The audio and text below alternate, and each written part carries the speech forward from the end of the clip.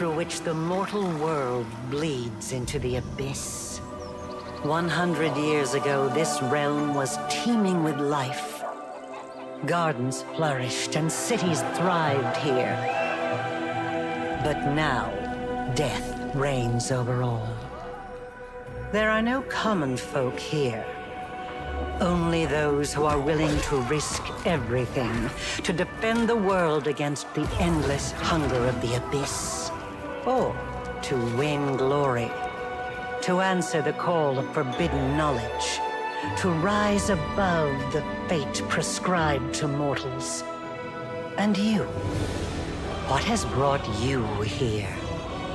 Are you ready to fight? Are you ready to lead? Are you ready to ascend? And if you're ready, which path will you choose? How will your power manifest? Will it breathe new life into the corrupted lands, or kill them off for good? Will you be a beacon of light in the darkness, or an island of chaos and madness? Who will follow you?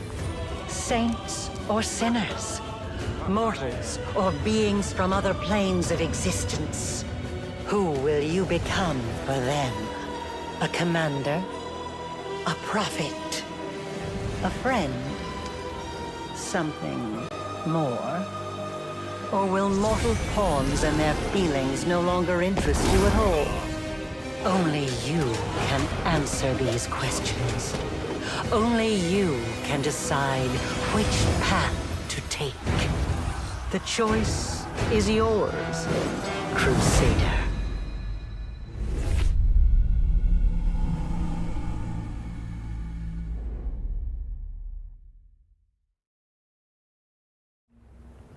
The world wound. A cursed land that threatens all life. Not a wasteland or the site of a natural disaster, but an abscess through which the mortal world bleeds into the abyss. 100 years ago, this realm was teeming with life. Gardens flourished and cities thrived here. But now, death reigns over all. There are no common folk here. Only those who are willing to risk everything to defend the world against the endless hunger of the abyss. Or to win glory. To answer the call of forbidden knowledge. To rise above the fate prescribed to mortals. And you? What has brought you here? Well, alright, give me a second, folks. I was looking at my graphic settings, but it didn't get any better. Let me load back into Pathfinder, Race of the Righteous. Or Wrath of the Righteous, rather. I'm trying to improve my pronunciation, but not 100% sure it will ever happen. I have some bad speaking stuff that has evolved over the years, and it is pretty hard to get rid of, especially if you have a certain way of saying things. After a while it just comes out. It comes out as it wants to. Right.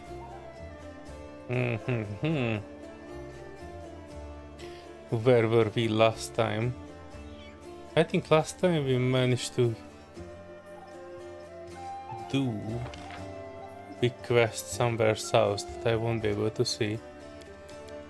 Oh, what? I always want to click on this to see the world map, but there's no way to go there or click on anything else. That is alright.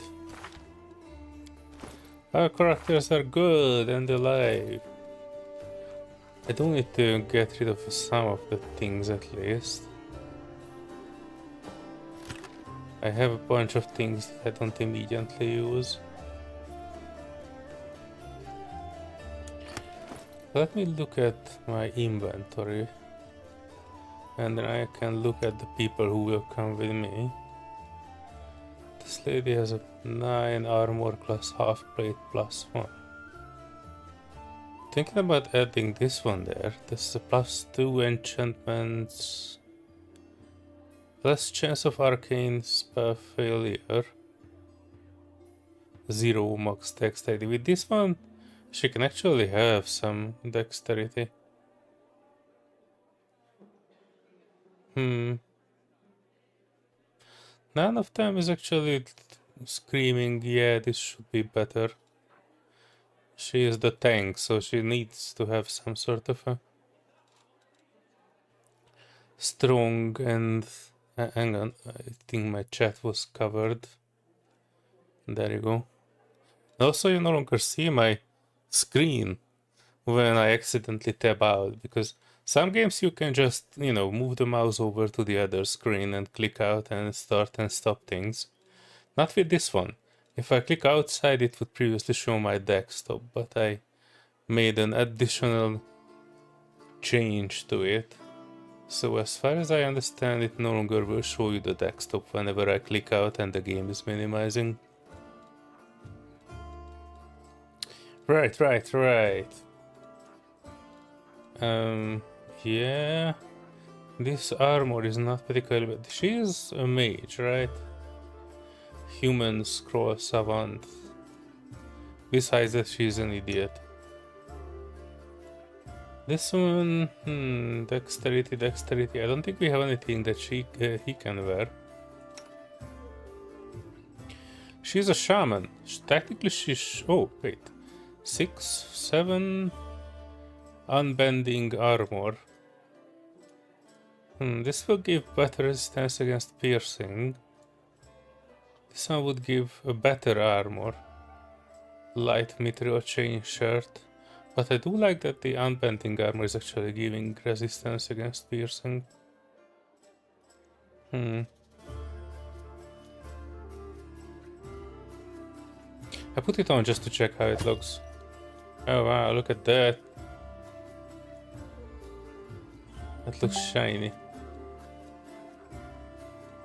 Oh, hang on, one more tab out. I forgot to mute stuff. Hang in there, folks.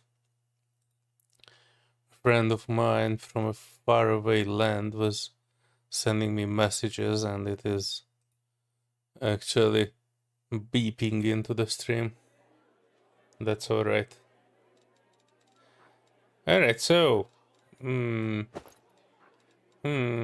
hard to tell.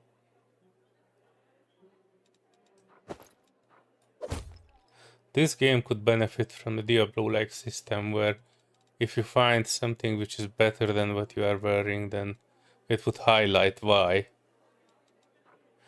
But that's alright. I try not to complain much. Oh, but she can actually use this one, which is a buckler +1.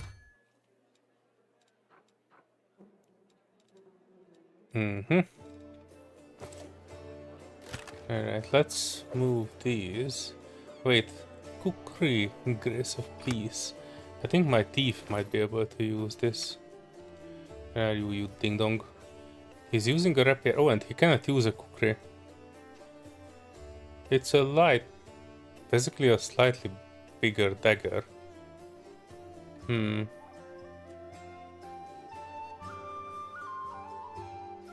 Cold iron, finesse wielding. Can be equipped by this character.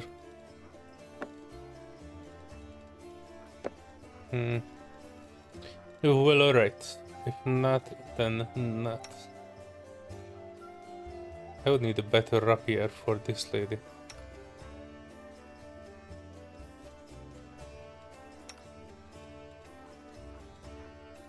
She also can't do anything with the cookery.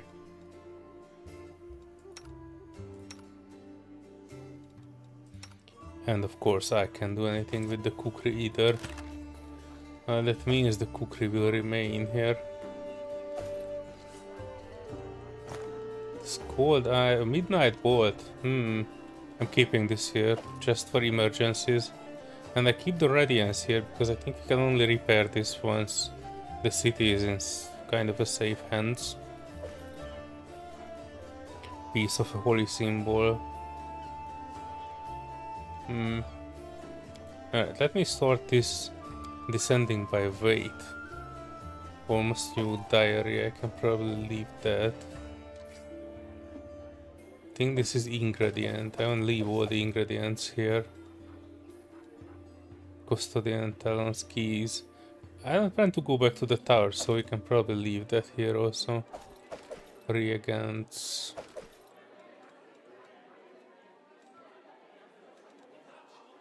Hosila's orders. Well, her orders probably will be disregarded now that she is dead. Masticated letter. Oh yeah, this is just the instructions for the tower.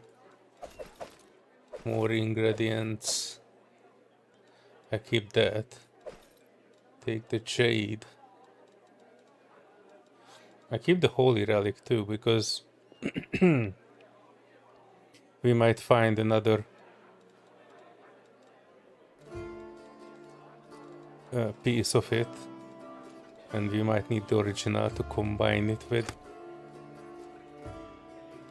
If she has anything new to say. Oh, nothing new. I'm gone. Well, alright. Let's venture out. Oh, wait, I wanted to check something. Oh, never mind. I see my bank balance and I know that I don't need any checking of anything. I am poor as I am in real life. Poor as the Elden Ring crowd usually tells maidenless. I don't necessarily mean poor though. Alright, let me sell that buckler that I no longer need. Wait. Wooden plate. Yeah, that can be sold. Special hopes. And where is that buckler? Edible moss. Okay.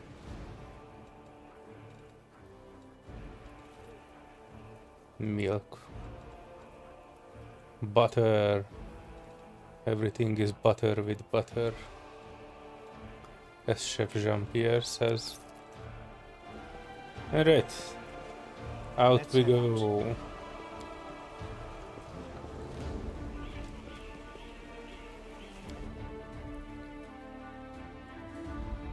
The line between fascination and obsession cannot be seen up close.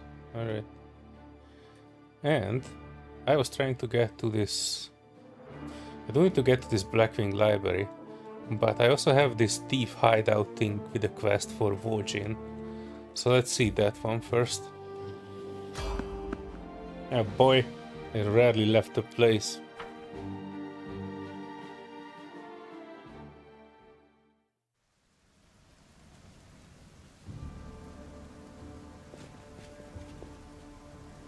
Let us be careful.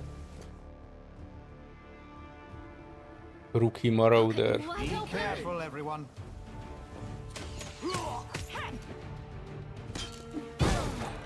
Oh boy. Into the fray. Alchemist was throwing us an alchemist fire. Let me throw back a magic missile on it.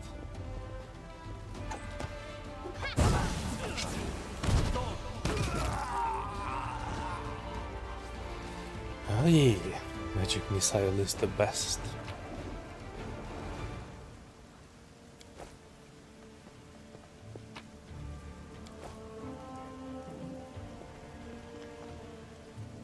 Tread lightly.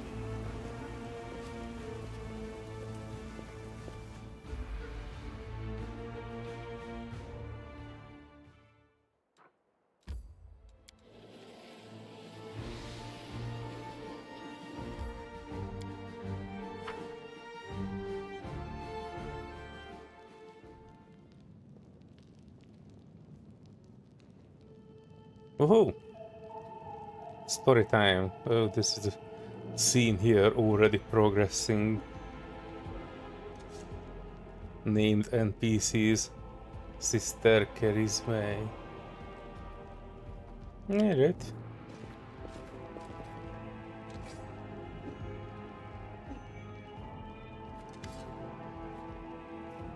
Basement is dark and dank. You are immediately struck by the hostility of the gathered tieflings. 5 of them are kneeling along the wall, separate from the rest. The tall woman who had been cleaning her fingernails with the tip of her knife greets you with narrowed eyes. Brother WotR, you got my message then. Sorry I couldn't swing by sooner, dear sister. It was just one thing after another. First I was in shackles. Well, no, I was still in shackles. And I was being watched. And then the chief got me out. And I came here straight away. I know you've been waiting. Enough talking, or else we'll be here all night. So we had a clear plan. We were going to wait for nightfall, slip into the shop, grab the goods and leave. Even if the neighbors called the guard, there was time to get away. But what happened? That bitch Irabat showed up almost right away. She knew we'd be there. Somebody betrayed us, and I have a good idea who it was. What do you have to say? Make it quick. Oh, they think that my thief was the betrayer.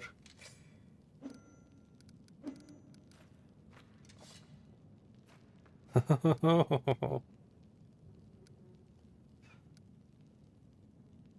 burden of proof lies on the accuser. Worship doesn't have to prove anything. Alright.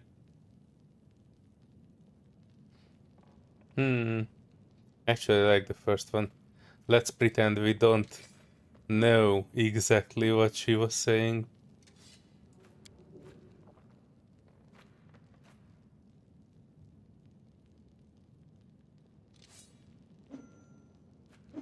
He speaks. Of course I speak. I'm the leader of this group, you ding-dong. I thought Wojcik only bought you, so he has someone to hide behind if the things went south. Yes. He knows the name of the traitor. Every gang that Brother Wojcik has been part of has very quickly came to an end. Their hideout location was passed to the guards, or their competitors found out where they could ambush them. Wojcik is the only one who always comes out smelling of roses. If you think about it, you come to the same conclusion. Well, alright. I can choose a lawful decision here.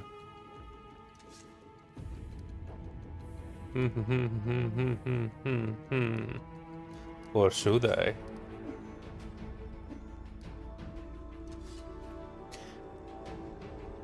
I do agree with this sentence that burden of proof lies on the accuser. I might choose this even though I'm not really a lawful person.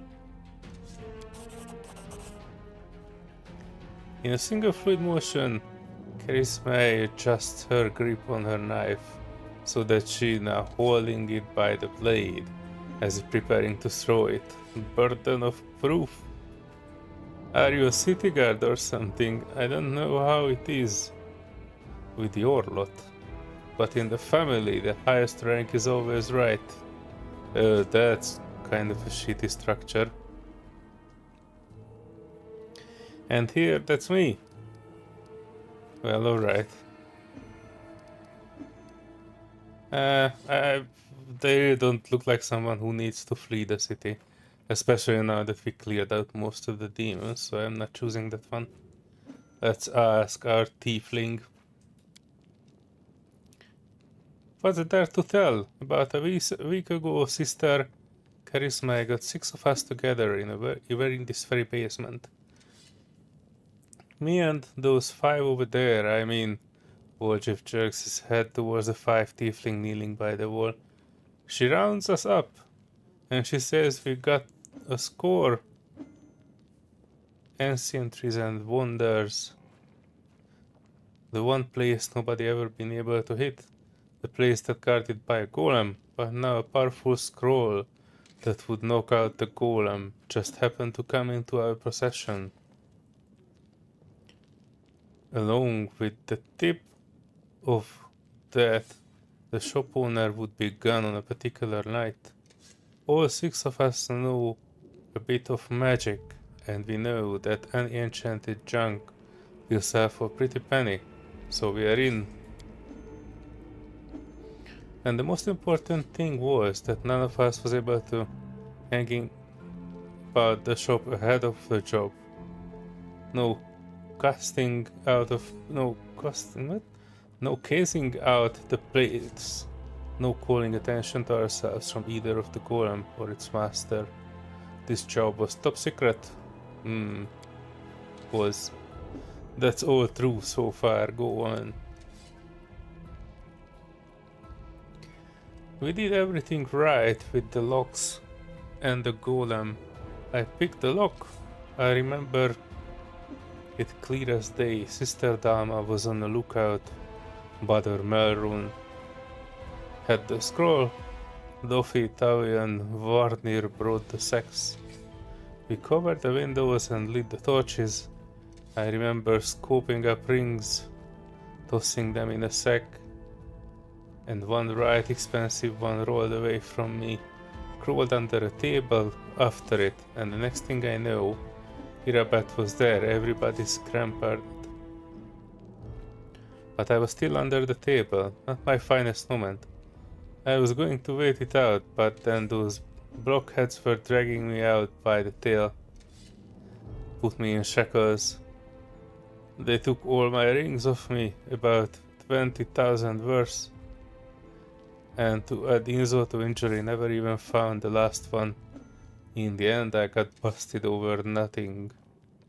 Well, is it really nothing if you were actually there and doing the act?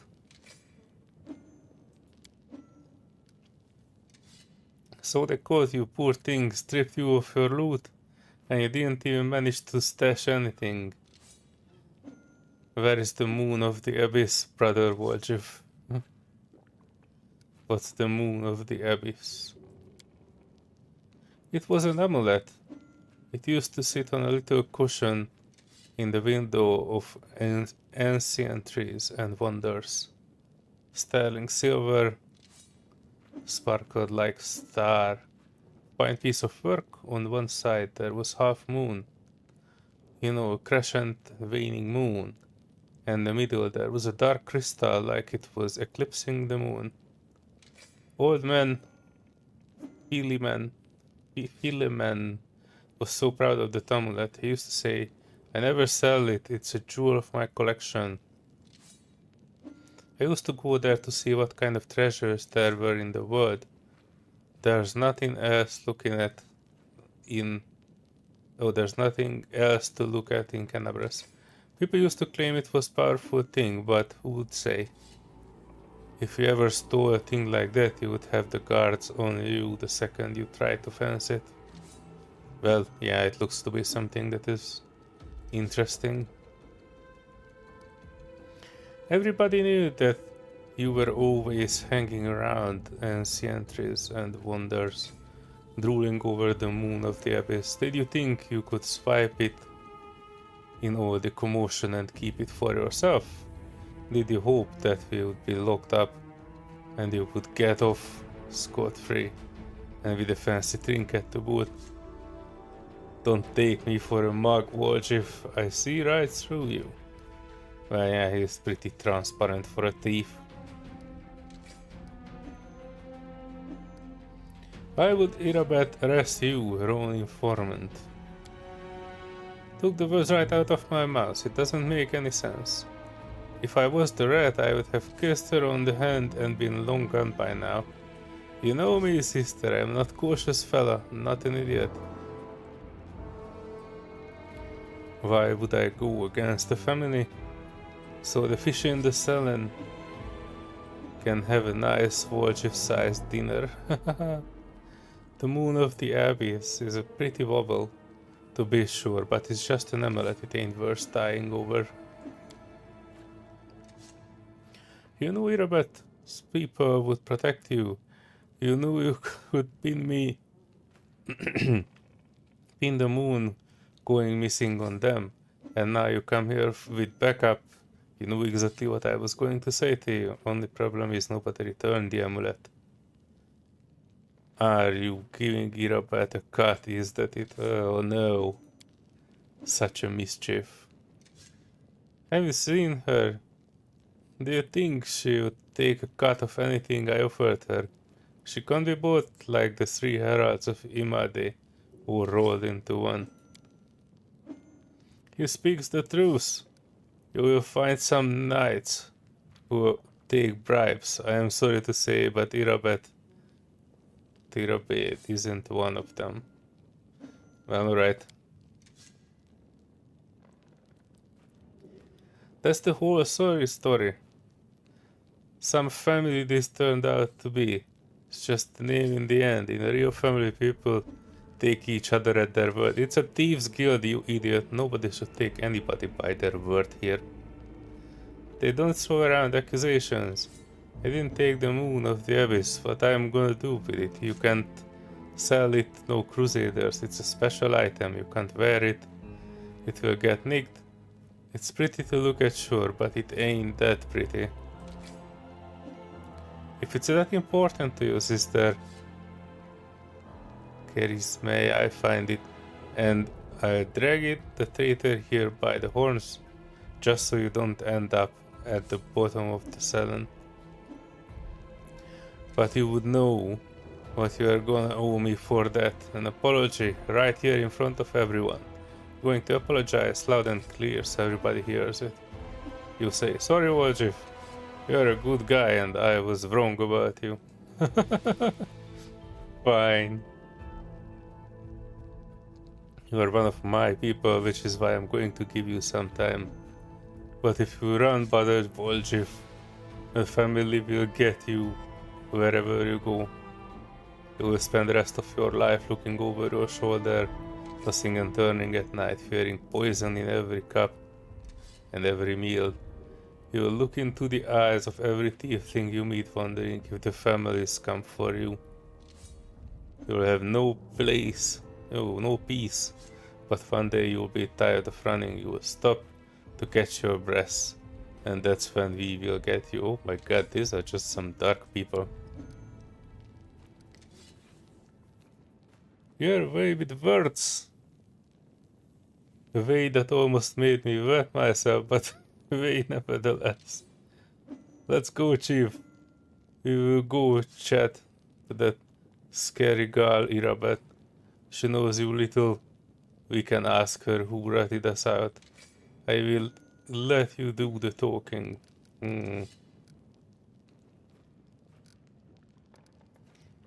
Well, alright. We can kill them all. Let's find the real traitor. That sounds interesting. Don't want to get chewed up by demons.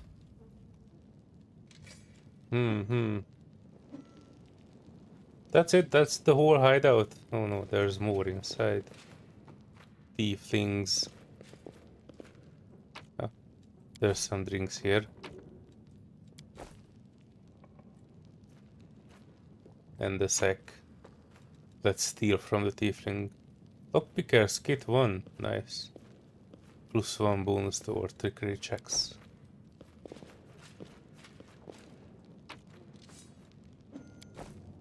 Some powder. Well, this was easy. I'm gone.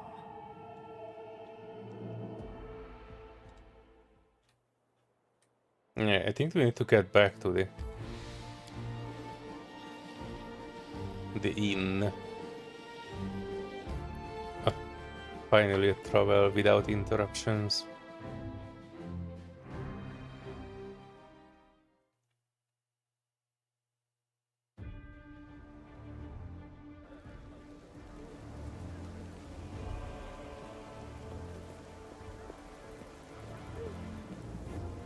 Follow my steps.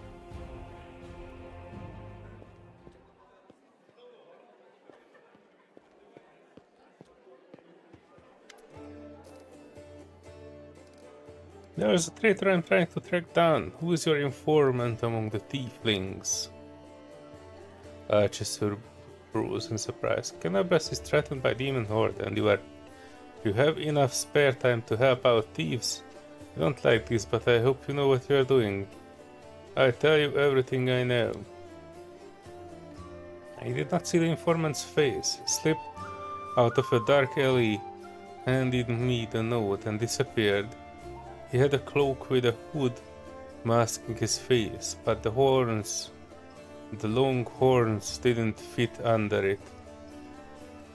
Well, that doesn't tell me much. Most tieflings I've seen so far had huge horns. There should be a guardian golem in Ancient Trees and Wonders. The shop they tried to rob. The owner gave us a construct's code word just in case. The golem itself was destroyed, but the head... What? Hang on. There's a golem outside. I thought that's the golem. This time the head seems to be intact, so I can interrogate the thing and find out what it saw. Code word is Hand of Irori. Alright. The shop's owner must have escaped, but there's a chance you will get lucky with the golem. Well, alright. Pum, pum, pum, pum. Out we go. Let's head out. Because there's a golem outside. And it does look like coming from the jewelry store.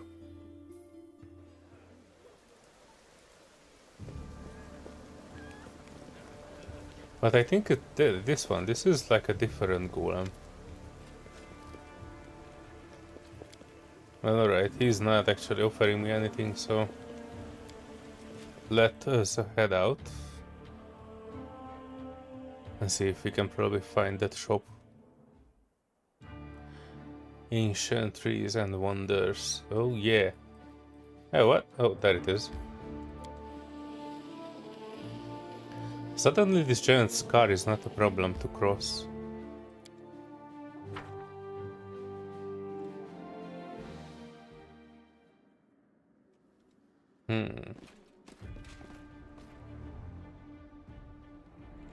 Hello? Is anyone there? Oh, scroll of blessed weapon. Nice. Get me out of here. Oh, someone. Pull me out. Hello? Okay. Hello? Is anyone there? What a discovery. Polished oak shelves, showcased magic rings, amulets. Now all that's left are grubby handprints of the robbers. You ding-dongs destroyed everything. Please get me out of here. I found something. Some scrolls have been torn apart, have been trodden. Hello? Muddy boots. Hello? Is anyone there? Demonic heart. Nice. Oh, a ring. A gold ring. Nice.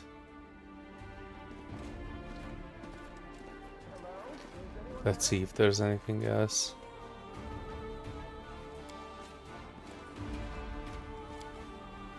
Unique weapons and armor previously displayed here. It's unlikely their new owners even know their true value. What a shame.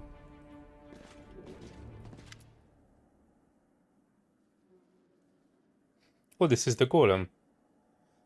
A formerly well-appointed shop. Oh, hey Sanity. Literally just saying hello and getting to bed. Apparently someone needs rescued near you. Yeah, I know. But he is not in any danger at the moment, so I'm just progressing with the story. That's perfectly alright. Go and rest. See you at a later time. Thanks for stopping by.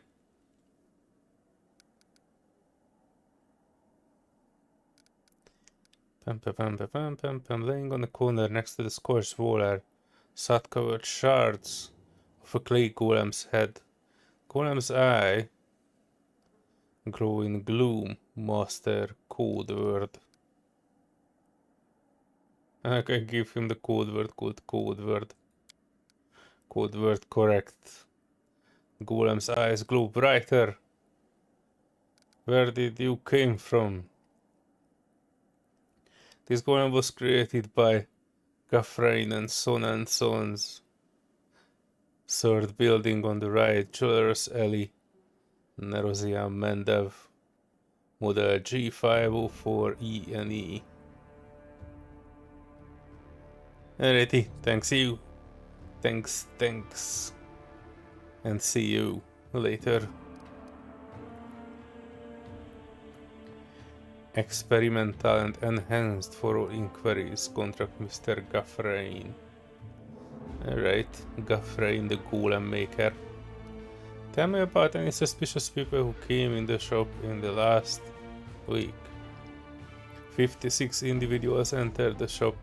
Human female, old, gnome male, old, human female.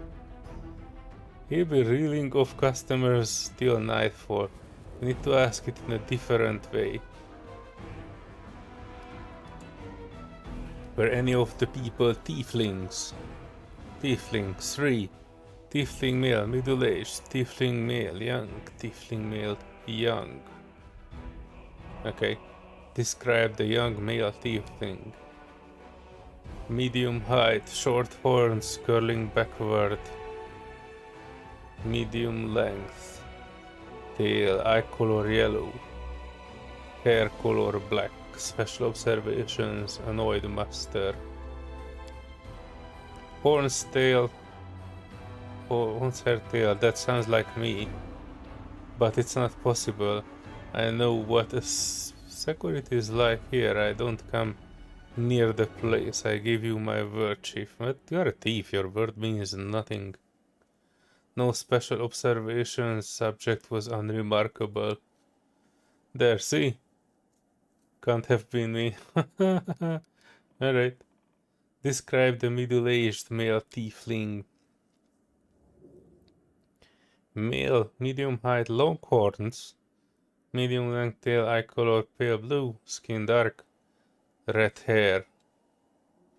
Either I did say that we are looking for a long horn tiefling. I kind of forgot the rest.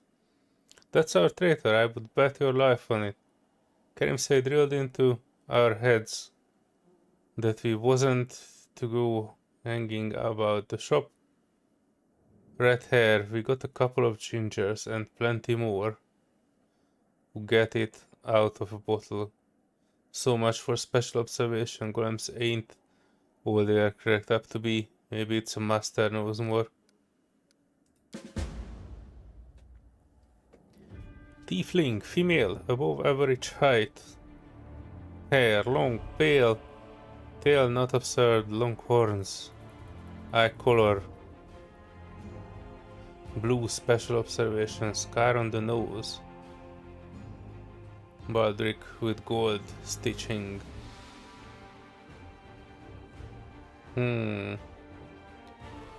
So it's long pale hair.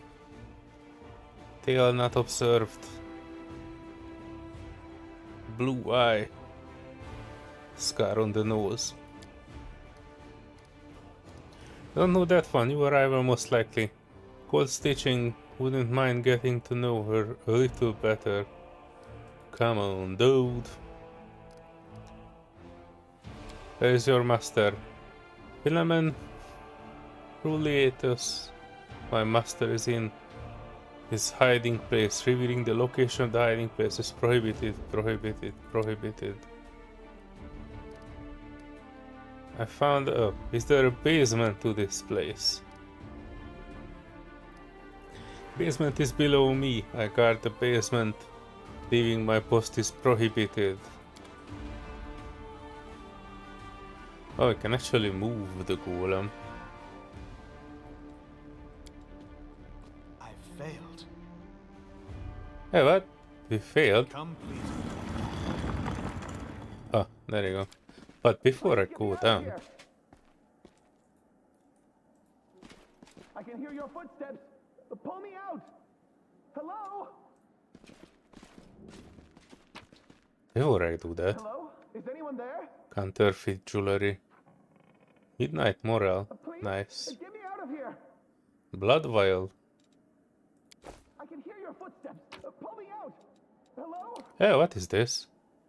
Pipe fox. Oh, it's a pet. Hello? Is anyone Provides there? plus inside bonus, knowledge arcana. Oh boy. Okay. Get me out of here. I can hear your footsteps. Pull me out. Hello? That's another tiefling, I can tell. Hello? Is anyone Alright, there? let me. Where is the pet? I'm gonna put another pet out.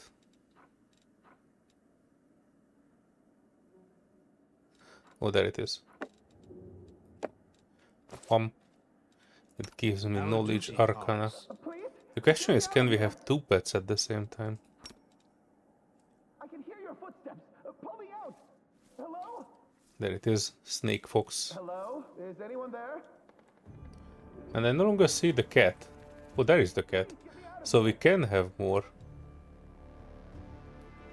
I can hear your footsteps. Pull me out. Hello? What is this doing? Will it put it back? Oh no. That's alright, that was just a stuff. Alright, let's talk with the dude now. Get me out of here. Free at last. I thought I'd be flattened like a pancake under that rubble. Much Finian, the obliged. talking Damn, weapon, what? But my head is still foggy for some reason. What's with all the hubbub in the city? The name's Finian. I'm a Pathfinder. If there's anything I can do to help, I will. A Pathfinder? That's right, Finian Dismar, Pathfinder and Crusader. I roam around the world wound wherever my tasks lead me. Scouting mostly, but this last while I've just been hanging around in Canabras, waiting until I'm needed again. I'm bored out of my mind, but at least this shop makes for better lodging than some inn. What's that supposed to mean? I just told you. You want to know where I hail from, is that it? Well, I'm from around here, actually. We Kelets of the Star-Eye clan fled when the World Wound troubles began. But I couldn't stand by while the demons wreaked havoc, so I came back. Kelets of the Star-Eye. Or did you mean to ask about my weapon of choice? My best weapon is every weapon. I'm a skilled and capable fellow, if I do say so myself. I can swing a sword and poke with a spear, but what I am best at is communing with the spirits. They call folks like me phantom blades. It's like a spiritualist, but with a twist. It means that some spirit took a liking to me at some point, and it can turn into whatever weapon I need. Handy, eh? I don't need any whetstones or enchantments. Doesn't take up space either. Although, to be fair, it's not a barrel of laughs. The spirits that bestow this kind of power don't come from happy places, and they're not exactly bright-eyed and bushy-tailed. They usually appear after great battles that leave few survivors.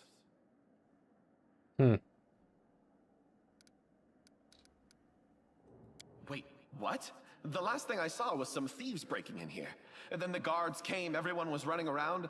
After that, it's a bit of a blur. Right when things got intense, they dropped the cabinet on me. I couldn't even help the owner. I was just lying under the shelves like a dimwit until you came along.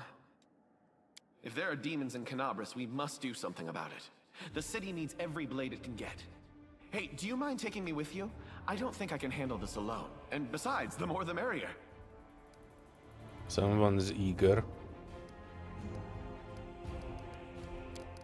I've been waiting here so long, I don't even remember anymore. Just sitting and waiting for any word from the Pathfinders, but it looks like everyone has forgotten about me. The shop owner is an old friend of the Pathfinders, so I've taken up residence here.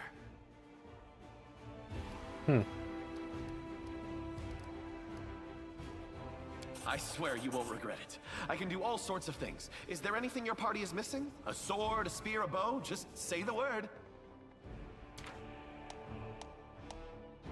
Finian, the talking weapon. You now have a unique companion. Okay. You can access him through a special button in your inventory. Click on it to start a dialogue with him or change his form. He can take the shape of any weapon, and you can then give him to one of the characters in your party. There are no limitations in changing Finan's form. Finan will become more powerful as his personal story progresses. Alright, that sounds good. Let's check it out. Where are you, my boy? Probably in weapons, right? Oh, Finan, there it is.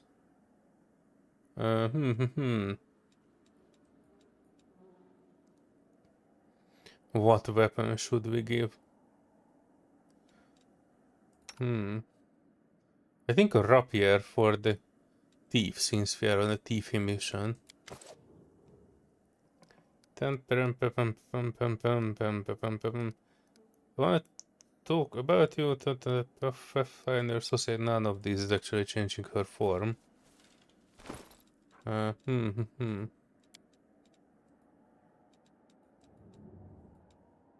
Do I need to throw something in there? No. Oh, there it is. Club, dagger, long spear, rapier. Oh yeah. Oh yeah. Look at that. Wolgif's rapier. So magical. Yeah, let's get down to the basement.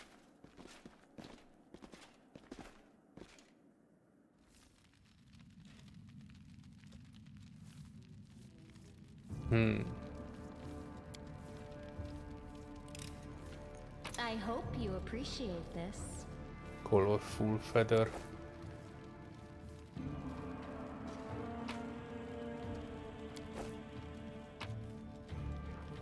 Wine. Let us be careful. Oh, there it is. The owner. Marauders, bandits, scavengers, shut the fuck up, man. We are here to help.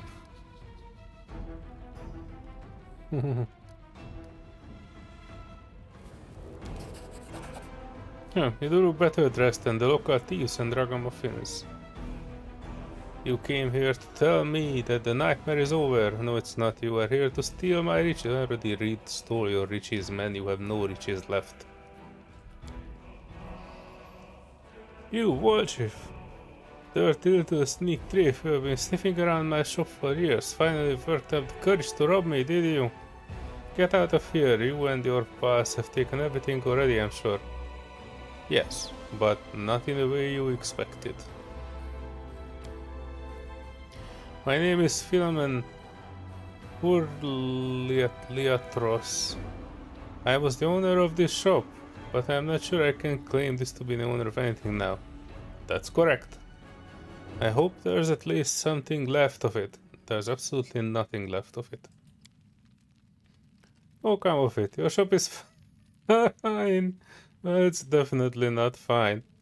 There's literally nothing in it. Whatever was not stolen, I stole it. Not even the furniture is safe now. Ransacked maybe, but nothing a bit of speed and polish can fix. Where were you at the night of the robbery? Do you think I robbed my own shop? I was here in the basement. I was told to make it look like I would left. What? The watch was very keen to get their hands on those tieflings. They seem to be multiplying all over Golarion. So of course I did everything they said, and I have been stuck in the basement since then. The golem wouldn't move away from the door, no matter how much I yelled at it, but then I thought that it was all to the good. Somebody came by after the guards and caused the ruckus upstairs, bellowing like mad, taking advantage of my absence. Tell me more about the tieflings. Why should I tell you anything? Because I'm obviously not slitting your throat right now. You are not from the City Guard or Eagle Watch. Bluff. I'm not even sure. Do I have a bluff? Oh, I don't have any bluff.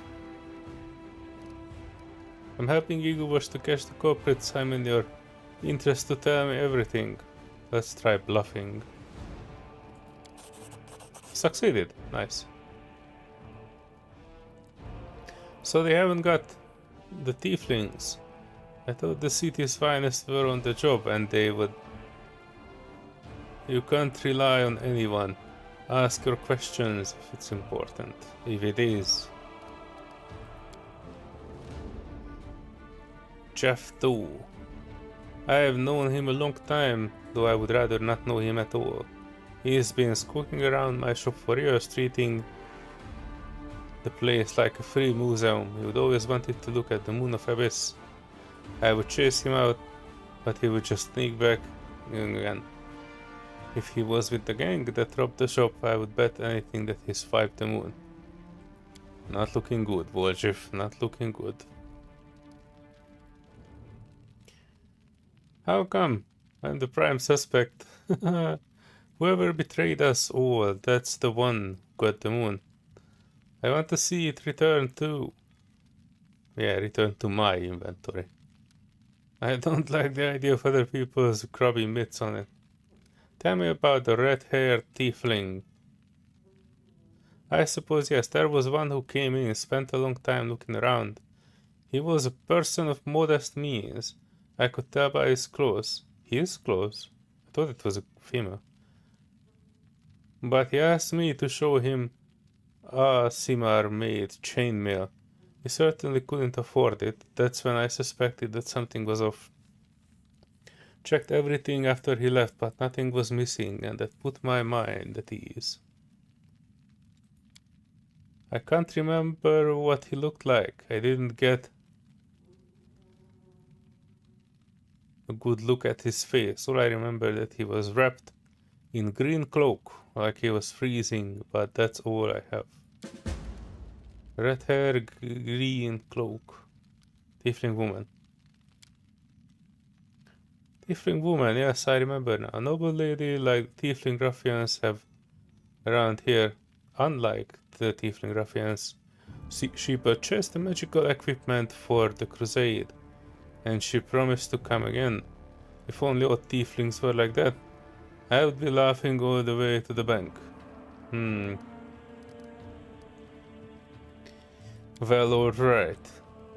If that isn't enough to help you catch the thieves, then I don't know what else to tell you. Alright.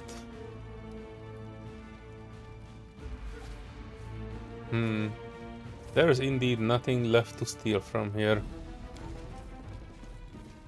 What did my journal says? Oh, deduce the traitor's identity. Now the tieflings are in a hurry to confess to being a traitor. Gathering evidence is the only way to prove. Red-haired tiefling who wears a green cloak is the traitor. Now all that remains is to put the pieces together and expose the culprit. Sentinel golem so dark-skinned. Oh yeah, so that was basically it. You just need to get back, I think, and talk with the tieflings.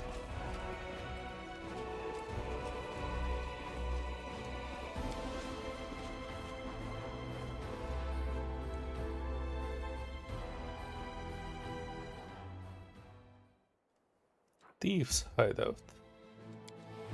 Zip, zip, zip. Oh no. No time for debates. You should have listened to reason. More over there.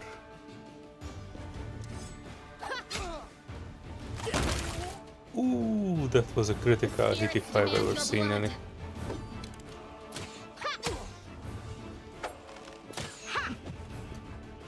Hang on, we do have this. Oh, we actually have something better. Burn, burn.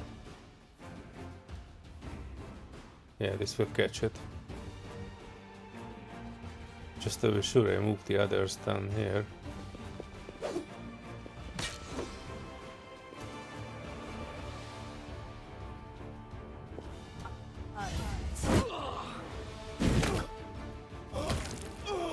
Aha! Witchy magic.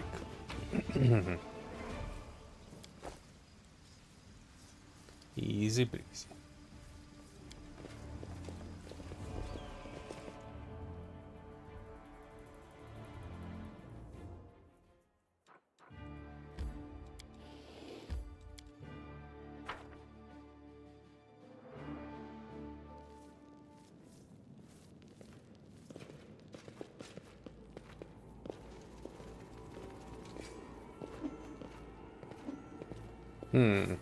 Hang on, what did the journal say? The journal said, red-haired tiefling wears a green cloak.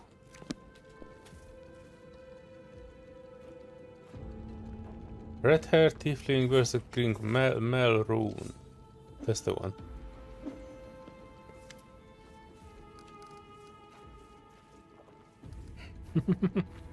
Take a good look at the suspects. Tieflings are tense and ready to reach for their weapons. The only redheads are Maroon and Duffy. Dark-skinned tieflings are Solear, Duffy and Maroon. Duffy, Maroon and Tavi have straight horns, but Tavi is female. Only Warren and Maroon have green cloaks. So that basically means Maroon.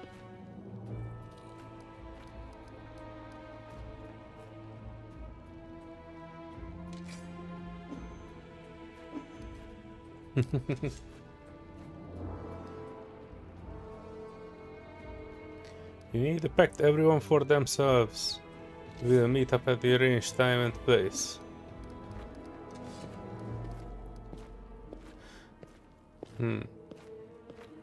Well, alright. It's Maroon. Red-haired tiefling wears a green cloak. You'll pay for this. We'll get you in the end. Alright. Oh no.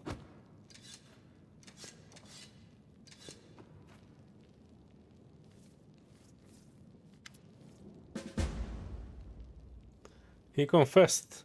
Someone connected to the cult of Baphomet ordered him to steal the moon of the abyss. And the best idea he could come up with is to drag us into it. He got the scroll to take out the golem, he betrayed us to Irabet, and that he could swipe the amulet in the chaos. He thought we would get nicked and he would slink off to meet up with his customer. Yeah, right? This wasn't too bad of an investigation, I think. We've got the moon of the abyss. Let me look at it one more time. All life I've been dreamed of holding it in my hands. He said, when he got to the window display, the moon was gone. He is lying, of course. He had time to hand the moon off to the person who ordered it. Bloody cultists. Don't really give a toss, just glad he got to the bottom of this. Oh no, can I join the family? Oh no, I don't want to join the family of tieflings, I'm a wizard. Clear out of this place, sooner the better. City is dying, don't want to die with it. City would have already died if not for the people who stood up and defended it with their weapons. Oof, lawful paladins. Am I right? So defend it, I'm not stopping you. Oh, we can actually convince them.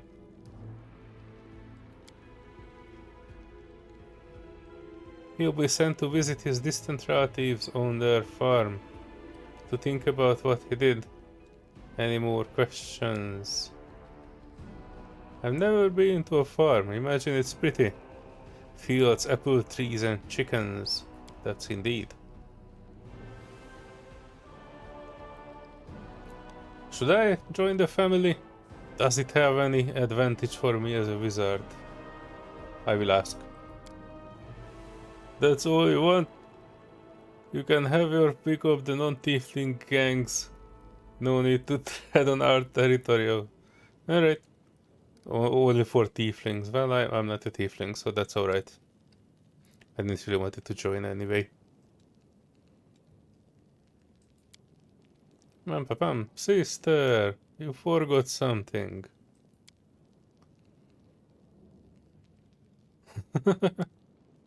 An apology. You promised an apology loudly in front of everyone. We're alone now, but I still want to hear it. I am sorry, I suppose, for being wrong about you this time. Don't think that just because you didn't act like a jerk this one time that clears out all the rest of your record. Oh, that was a pathetic apology. A non-apology. It was a corporate apology.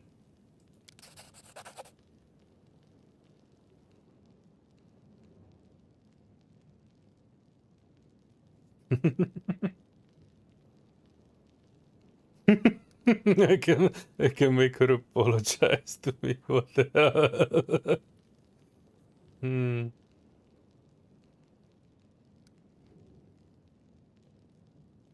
No, I'm okay with this. I don't want to get any deeper into this, and I don't need her apology.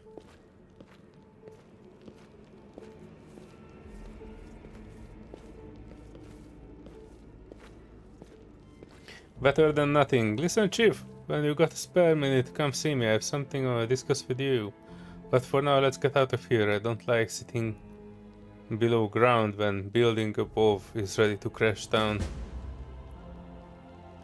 Well, alright. Oh, the tiefling's already cleared out. Lightly. I was wondering if they left something behind, but I don't think they did.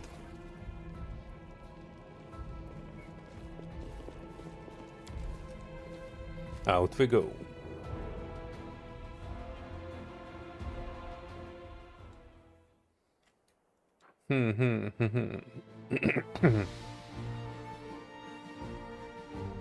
Oh yeah, I can talk to War Chief there, or better yet, biggest collection of books in the fields of demonology.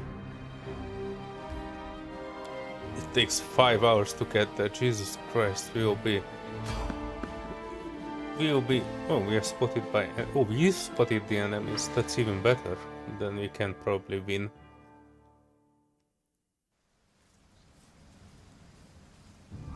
Did we? Don't look like we have spotted anything. Oh, spiders. Can we retreat already? You.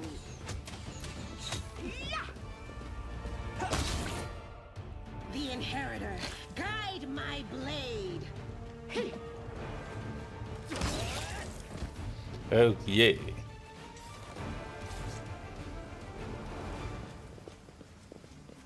I'm gone.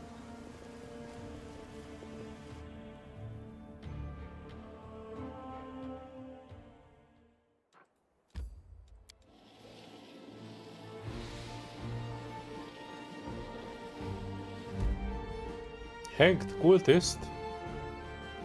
A corpse wearing the robe of worshipper of Deskari hangs from a signpost. It's been here for a while, but the bag on its belt remains undamaged. You can procure some reagents. Nice.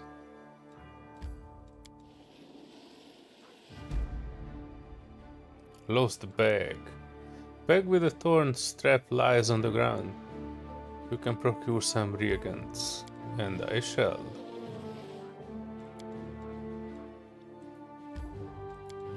And to the library we go.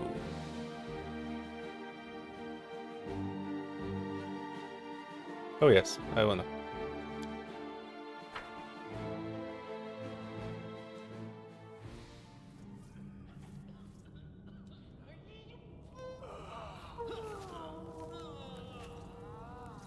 There are noises of dying. What's that there? Oh, a free book. Terendelev, Guardian of Canabras. Oh, this must be interesting. No shortage of prominent figures, both those who have long passed away and those who still reside within the city walls, but it's safe to say that the greatest guardian, well, I would argue she was not a particularly great guardian. She died without hitting a single blow on the enemy. Silver Dragon. Among metallic dragons, silver kind is particular as high moral standards, although like most of their kin they often remain indifferent to the matters concerning mortals. They find it unbearable to watch impassively as injustice and crime are committed with impunity. Gazing down upon Golarion from above, Terendelev has seen her share of injustice and violence, but no tragedy disturbed her peace more than Mendev's war against the Warwound. Drawn into action by her curiosity and her interest in the Crusaders that paid for others' peace with their own blood, Terendelev swooped down from the mountains and walked among the humans, taking on their form. This world must felt so odd to her, so different from her own. Luckily for her, Terendelev was not the only dragon living among mortals, and the wise cold dragon Alaseliax became mentor for Terendelev and her sworn brother Sevalros, who later mysteriously disappeared from history and human memory. Then how do we know? During her life amidst mortals, Terendelev performed many heroic deeds. She fought terrifying abyssal spawn, kept Canabra safe from enemy onslaught very badly, and personally saved crusaders in need. In one such excursion, she herself fell victim to demonic taint. Onlookers reported that her shining silvery armor darkened, her eyes clouded, and her speech and movements became ruthless and crude. But so great were her spirit and determination that she achieved the impossible. She overcame the seed of evil planted in her very heart and returned to good once more. Today, Terendelev is a symbol of the resilience and stalwartness of Canabres, which serves as a stronghold for crusaders and humanity's bastion in the war against the demon threat. Yeah. She was not a particularly good one. Pharisian horror.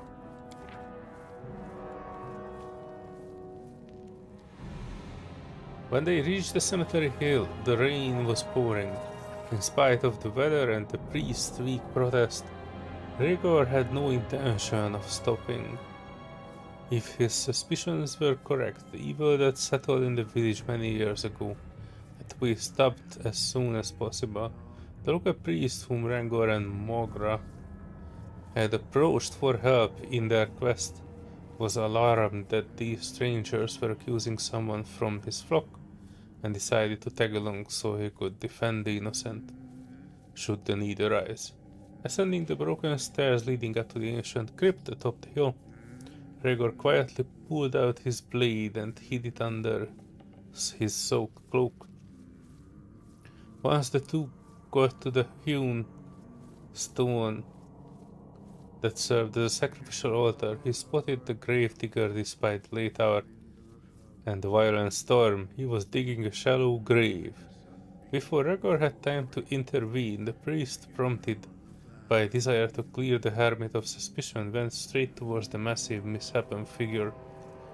Gravedigger turned his head at the first sight of Gregor and Mogra, started moving with speed that didn't match his proportions. He leaped far forward, and the shovel cut through the cold autumn air, striking the priest's head. Oh. Pieces of skull and bloody scraps spattered forth, and the gravedigger, letting out an unintelligible roar, lunged at the outsiders. Mogra, who had already raised her hands, froze in terror. The gravedigger's gaping mouth was filled with dozens of rows of sharp, needle-like teeth, and the sorceress's weakened mind was struck by a murky scream of abhorrent blasphemy in an otherworldly tongue. How do you know it was a blasphemy then? Pum, pum, pum, pum, pum, pum, pum, pum. Gregor, however, had kept his composure. Dodging to the side, he slashed the corpulent body as if cutting open a rotten, bloated shell.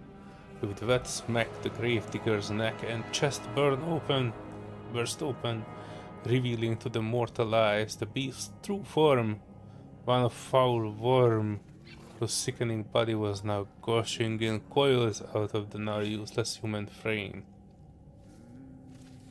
The cemetery keeper was an abominable worm-like demon, alright, created from the souls of despicable scum that in life used to defy graves and disturb the desecrated, the deceased in the vilest of ways.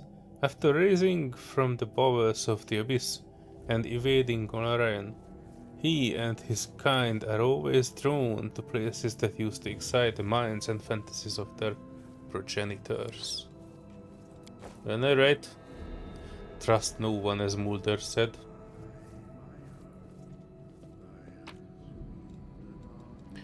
Oh wow, look at that, padded armor.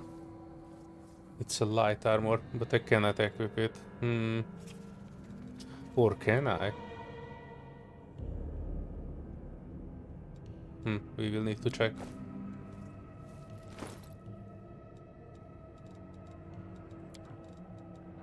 Yes, I cannot. Light armor padded. Plus 2 bonus on concentration checks. That's not bad at all. Unfortunately, none of these ding-dongs can make any use of it. Queen of Poland, notes from my travels in Norse and Avestan. In the knowledge that the best place to observe the effects of the exoplanar energy entering our world is the region formerly known as Sarcoris.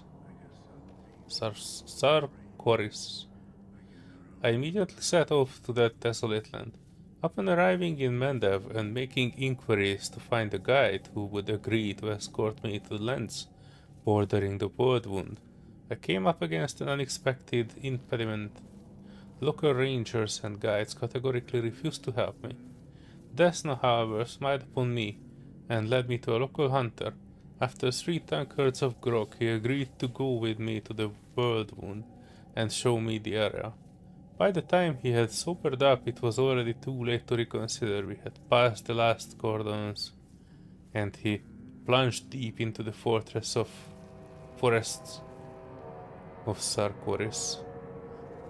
Even thousands of miles away from the planar rift itself, an attentive observer can discern the anomalies brought about by the whirlwind. Insignificant differences that became more and more pronounced the closer one gets. The first thing that struck me were the unnatural trees that looked as though they had all been sketched from a single exemplar. Then the quality of the air changed. It tasted different than with every inhale, from sulfur to caramel, from acrid salt to spoiled herring. According to the almanacs I had consulted on my journey to Mendev, one of the first signs of the Whirlwound's creation was towers of black smoke billowing up from the rift. Terrifying sight above the southern steppe, and the tales of my guide confirmed that the effusions of ash and poisonous fumes continue to this day, although I did not expect the air there to taste like one was standing between a confectioner and a crematorium. As we journeyed on, we encountered the remains of dead livestock, dogs, and even people. Some skeletons bore the marks of demon claws, while others had clearly expired of rather more original causes. We even came across two perfectly mummified corpses that looked as though they had turned to stone. Skirting around the sparse and foreboding forest, we came upon a plain that was bisected by a series of unnaturally uniform hills. I would have been only too happy to study said phenomenon, but alas, after several paces my guide was hoisted up into the air and quite literally turned inside out. After shedding my blood-soaked frock coat and the encumbrance of my souvenirs collected along the way, I hastily withdrew. That was probably the good decision.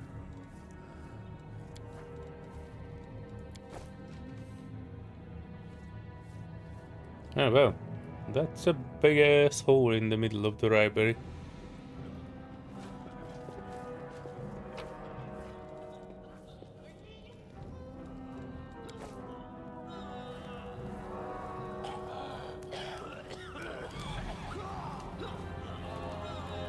Barrel of flammable alchemical substance. Okay. What the hell?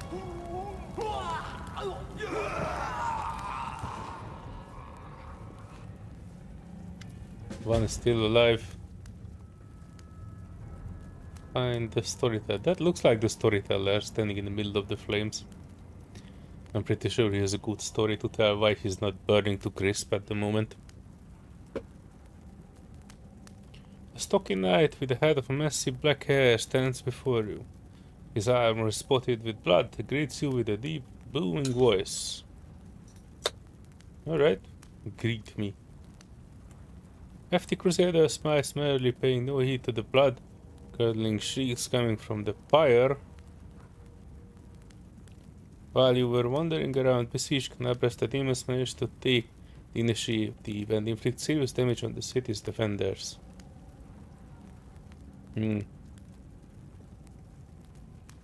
These vermin infiltrated the crusade. What? Wait, they burn well enough, don't they? Cursed traitors. Arilu's minions. These vermin infiltrated the Crusader forces and aided the demons from inside the city. But I caught them. Captain Caleb Sazuma. And those men are my subordinates. Probably shouldn't have burned them then.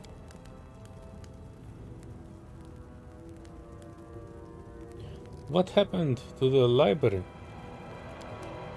Demons showed up and carried everything off. I wasn't here to see it myself. I was fighting in the square. But these filthy traitors told me everything. My fists made them quite chatty. So what to torture them? Do you think those methods are worthy of a crusader? Under ordinary circumstances, no, but look around. The city is burning. Now is not the time for squeamishness. Who are you punishing? Look around you, the city is in burning ruins, so many innocent lives lost, and all because of abominations like these here.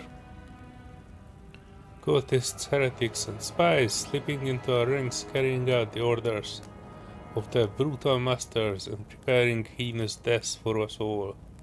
They want to give us over to demons just like Arilu did with Sarkoris. They deserve to feel the flames licking their legs. You came up with a nasty words to use against people. You call these heretics cultist spies, so you don't have to call them people. Good people just like you. You would feel bad for doing this to people, but not to heretics. Without those words, you wouldn't be able to burn them. That's actually a quite good observation. I know I like this switch for some reason.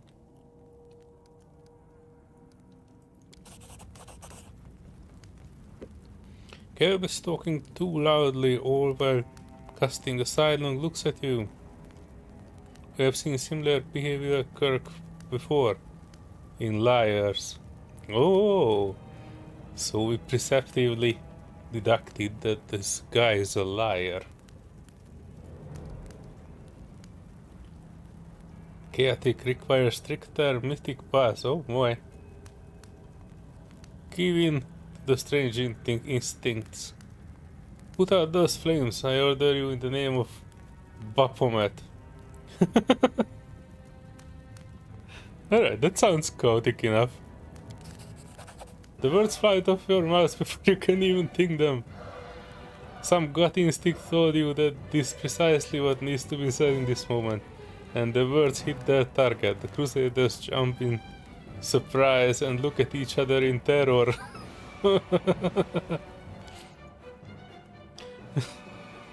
Wolf glares menacingly and Caleb. Didn't you know, Morta? We are everywhere.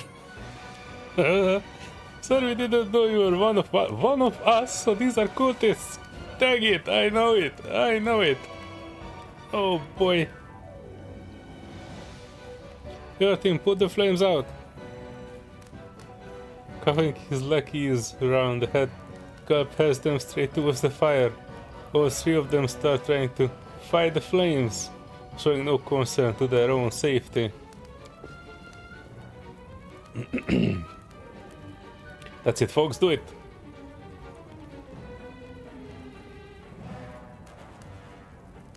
An inexplicable feeling of rightness flows through you. You enjoy seeing the look of oafish terror in their faces of the Crusader and his lackeys when you rebuke them of their fecklessness.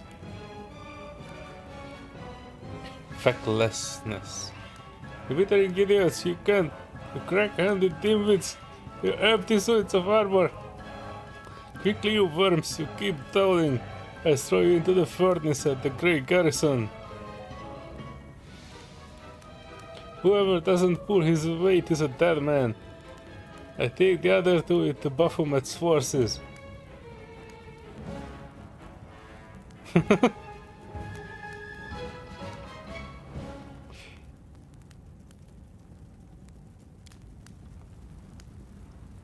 Caleb grunts in wordless terror and desperately fights the flames.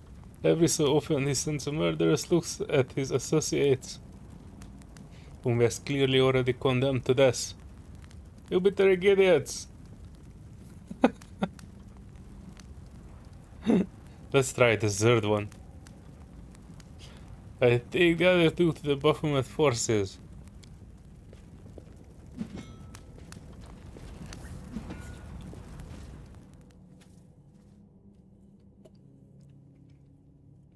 With a wary look in your direction, Caleb abandons his own attempts at quell the flames and turns his forces to thumping and kicking his subordinates to hurry them along.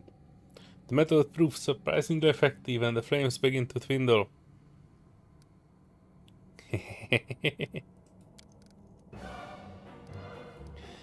You watch in satisfaction as Caleb and his two lackeys rush to put out the alchemist's fire. Their armor becomes covered in soot, and welts rise in their skin from the flames. Succumbing to the other strange oratorical impulse, you chivvy them along with barked orders in florid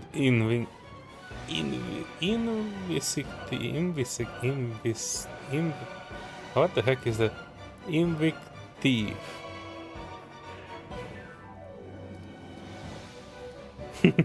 This one on the left isn't pulling his weight. We have no room for sluggards. Caleb, deal with him.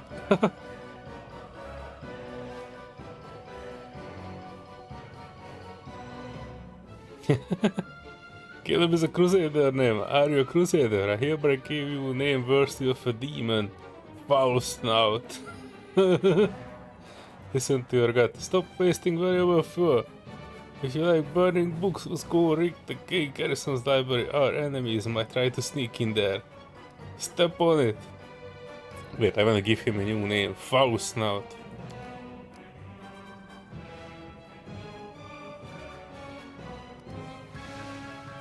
Thank you, sir. Foul snout furrows his brow in a display of menace, trying to show his brutal determination to take on the Crusader forces put together. Report. Who are you? Collapse Azumal,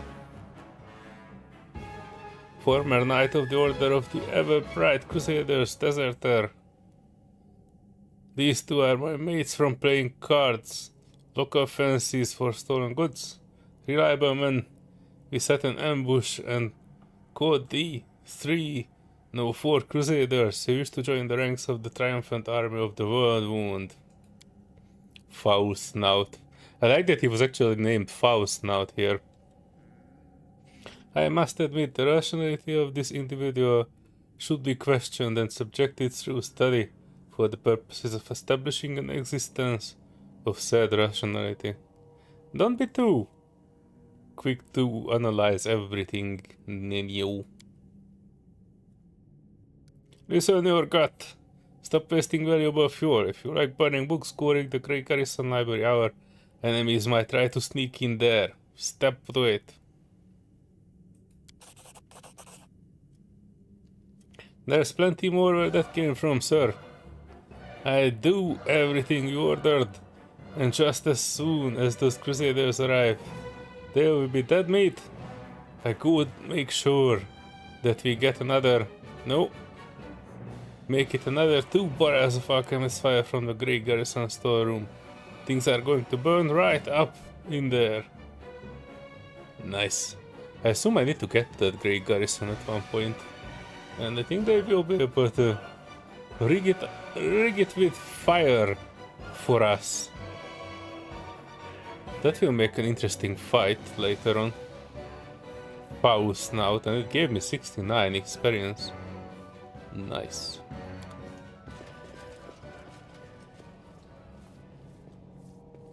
And who are you who forgot to burn in a raging fire? Storyteller. Blind elf stands before you. He looks extremely strange. His face wears its years heavily, which is unusual for members of his race. Thinning grey hair, red beard, slightly milky eyes, pale, papery skin, yet he was still forgot to burn. Covered in each spot's spine, curved by the passage of time. This is not how elves typically age. The use that graces the faces of elves even on their deathbed has totally abandoned this decrepit specimen. Yeah, he looks weird. That is an elf with a beard. I guess the worst can be found even among the best. Oh, Camilla, come on. Bearded elf, how very intriguing. If you please, I would like to pluck out a hair of your phenomenon manifesting on your chair. In the interests of science, of course. The old elf holds out his hand in your direction, in the perennial gesture of the blind, greeting you with an unexpectedly strong and calm voice. Hello, I am Storyteller. Not even the Storyteller. Oh, we have an extra stuff for it. The Storyteller is a mysterious elf traveler who arrived in Canabra shortly before the Descary attacked. The strangest part about him is not his blindness, but the fact that he looks ancient, even though old age typically does not affect the appearance of elves. This enigmatic figure harbors many secrets, and we are here to dig them all up. Wish to thank my rescuers, that is you, if I am not mistaken. You are not mistaken.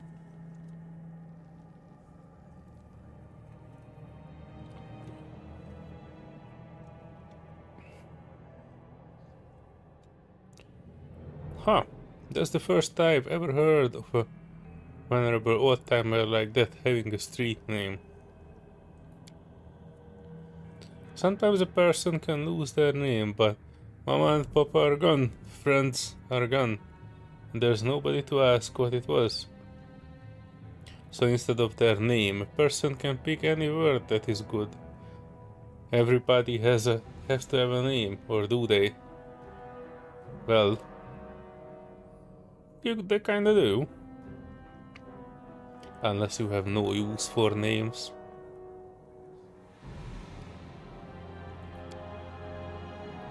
I prefer to call me storyteller. It is very accurately describes the sphere of my occupations and interest. Most of the places I have been, I am known by that name. When I was little, my mother and father used to tell me stories, but I have no one to tell me stories now. Sometimes grandma does it in my dreams, but I always forget them in the morning. Can you tell me? Yeah, that's a good question, Amber. If he's a storyteller, he can tell us a story. The corners of the blind elf's mouth slowly creep upward. For you, I may have a story to tell, but perhaps it is you who has a story for me. Oh, that's a weak excuse for not telling a story. To tell the truth, I myself do not know. I felt the heat, it was so strong. I waited for the pain, the burning, but I was unscathed. But the smoke nearly did finish me off. It may be some form of magical protection against fire, but I don't know what that means. I may have acquired it. Just another oddity for my collection of inexplicable. The guy doesn't know himself.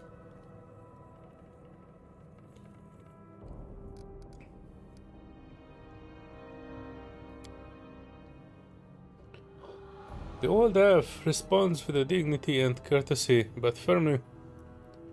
In thanks for my rescue, of course I will render you service in turn. Whatever it may be. However, at this moment, I wish to be somewhere safer than the present surroundings.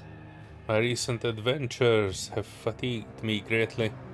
I would be grateful if you could help me to a safe shelter. Well, I guess we need to drag him back.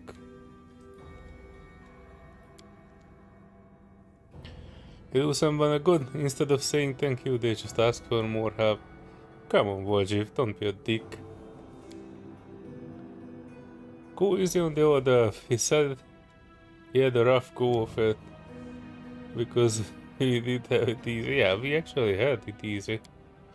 We defeated every foe we got across. We cannot not have him. If it was to me, grandfather elf, I would throw you over my shoulder and carry you. Don't have a shoulder. This is no place for old folks. Or as they say it in Hollywood, no country for old men. Taking you to the defender's heart. Struggle to keep up with your young legs. You better struggle. Do you want to go to the defenders? I have not looted the other side of the room yet. Hang on, give me a minute. Old man. There are some dead people here that needs looting. Follow my steps. Yeah, and more books. Or just things to loot.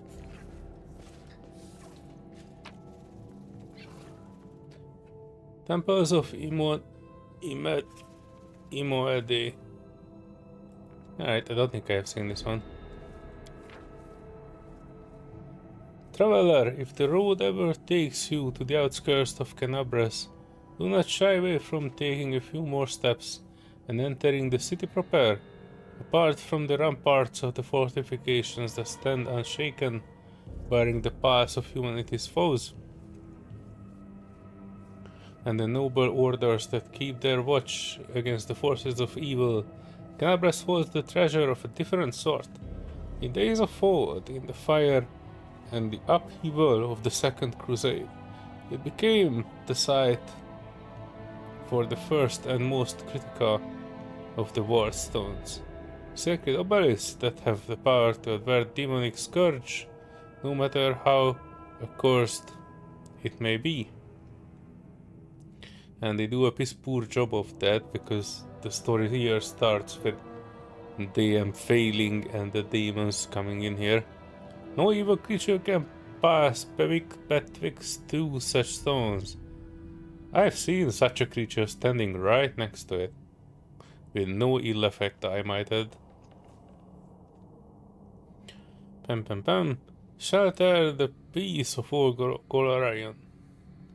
Even while demonic magics are powerless against them, for the abyss cannot cross the unseen curtain of the ward stones. They crossed it pretty well. Should we arrive at the right time and the virtuous and respectful towards those who guard the ward stone, you shall be granted the great honor of sharing in one of the rituals that support the magical strength of the holiest obelisk. This artifact and the spells invested in it are most sacred, for every ward stone was raised by the herald of Iomede himself, the closest of her servants, one who is selflessly devout to the inheritor's cause and the Crusader's great mission. And even if you cannot reach the Warstone, do honor Iomede's splendor in the Canabres' churches and pay those who respects the humankind's protector and the sacrifices made by the Crusaders for the good of our world. Well, alright. Wait, what's the difference between collect all and... Oh, I can just collect. I think it's the same.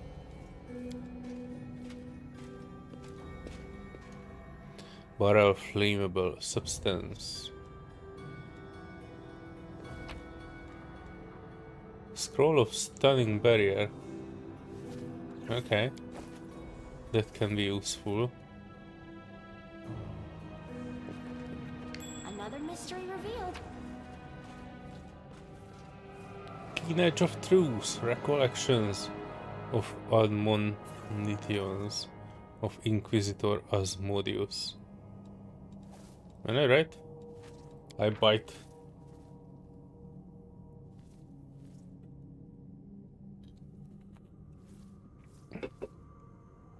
The demon lords, whose names are known to mortals, number no more than a few dozen. Far more numerous are those who aspire to that rank and their own abyssal realm, but who as yet are unable to make a bid for such power. There are hundreds, possibly thousands of such demons, but their names are known only to experienced demonologists and those unhappy fools who decide to sell their souls to the abyss and fail even to find worthy patron for their trouble. Time and time again, one of those weaker demons will secure resounding victories, scale the heights, or should that be sink to the depths of the demon hierarchy, already fancy themselves a demon lord when they soon make a misstep and die of inglorious deaths. The fate of such demon could serve as a lesson to the rest, but if demons possessed the capacity to learn from their own and others' mistakes, would they even be demons? No. Stubborn refusal to learn in one of major flaws that distinguish the bedlam of the abyss from the well-oriented hierarchy of hell. The demoness Isiagna, she of the sevenfold swarm, serves as the example of such fall from grace. One of the many daughters of Lamashtu. She possessed 7 bodies, 7 mortal women of the various races of Golarion, each with an ant's head, controlled by one hive mind. She commanded various insects, forming crawling creatures with ants were a special preference. The author of these words witnessed the oath of obedience sworn by cultists of Isiagna with his own eyes. The witless initiate was forced to meditate while sitting atop of an anthill. However, the human sacrifice is being carried out by his fool's brethren around the little town I was serving in at the time were far from amusing. It required no small effort to destroy the cultists who had been summoning ravenous swarms and spreading madness in the name of their mistress. So what became of her? What fate befell Isigna? The particulars are unknown, but consensus holds that the mistress of the crawling swarm ran afoul of the master of the flying swarm, the far more powerful demon lord Descari. Only Lamashtu's intercession saved her daughter from this, but not from abasement and the loss of her powers. Consequently, most of her followers forsook for the cult of the Mother of Beasts. Today, Insignia is worshipped by the handful of individuals who possess stubborn predilection for sitting on ant hills, and even to them she can't grant only minor spells. Well, not a worthy cause then. Not a good god to worship a puny god. Or demon in this case. How to make money during wartime against demons. Oh, this can be good. My mentor and training partners used to feel sorry for me. I had enough power to summon and hold a lesser imp at best. Would you call that real magic? Huh. But there's nothing a smart lad like me can't use to stake out his reputation and make his fortune. There's one particularly nasty sort of demons called Arbicandilus. They are made of the souls of vandals and destroyers of art. In demon form they continue to do the same. When they are beautiful pictures and statues, they fly into rage and desecrate them. I once overheard a conversation on the street between two art collectors. They couldn't decide whether they should patronize a young and promising artist or a famous maestro whose best days were behind him. So I made them an offer. How about we place two paintings side by side and I summon an Arbicandilu. Whichever painting it attacks first... hang on. Whichever painting it attacks first would naturally be the more beautiful. The key was to banish the demon in time before it destroyed the painting, but that wasn't going to be a problem for me. The collectors agreed to run this experiment according to my plan, and thus my legacy began. 3 months later, not a single art event could do without me and my demon servant. We were invited to exhibition openings, appraisers' workshops, and auctions. The more enraged the demon became on seeing another carving or slapdash daub, the higher its price soared, and they paid me well for my appraisal. I often staged an artist's battles in which the demon would choose which of the two paintings it despised the most, and tickets sold like hotcakes. However, there was one unfortunate incident. A gnome and an elf came to me from Absalom, two young bright-eyed artists. They wanted to enter one of these battles, but they offered particular sculptures instead of paintings.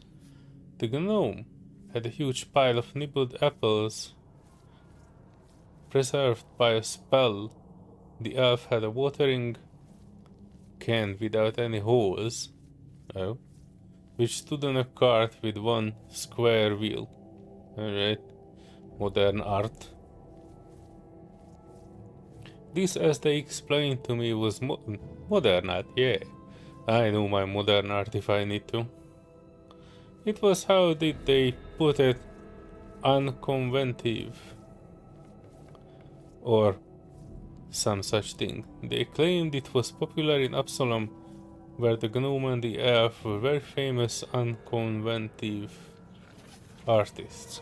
Well, my job is simple: to display their works, gather an audience, and release my demon from its prison. And that's precisely what I did, but the Abricandilu came out of his cage, looked at the apples, and watering can with the cart, and then looked at me like I was a complete idiot, turned around and went back into its cage with an expression of utter disappointment. It was nearly an international scandal. I was so upset that I even returned the money for the appraisal to the gnome and the elf. But it's alright, my business still thrives even without the Absalom clientele. Meanwhile, where are my more talented fellow apprentices? Half are still crouched over books learning what they can. The other half went off to those ridiculous crusades and perished. They never considered that demons can be used to make money. And a lot of it. I think I will soon buy myself a little palace and cover its walls with the works of the famous artist. Oh boy, that would not help for a long time if your demon would see that palace. Yep, one more here. Let's head out.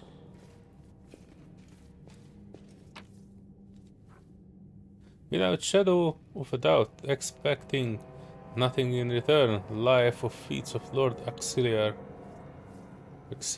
Tresbot. If biography. That's alright. I have time. I have nothing but time.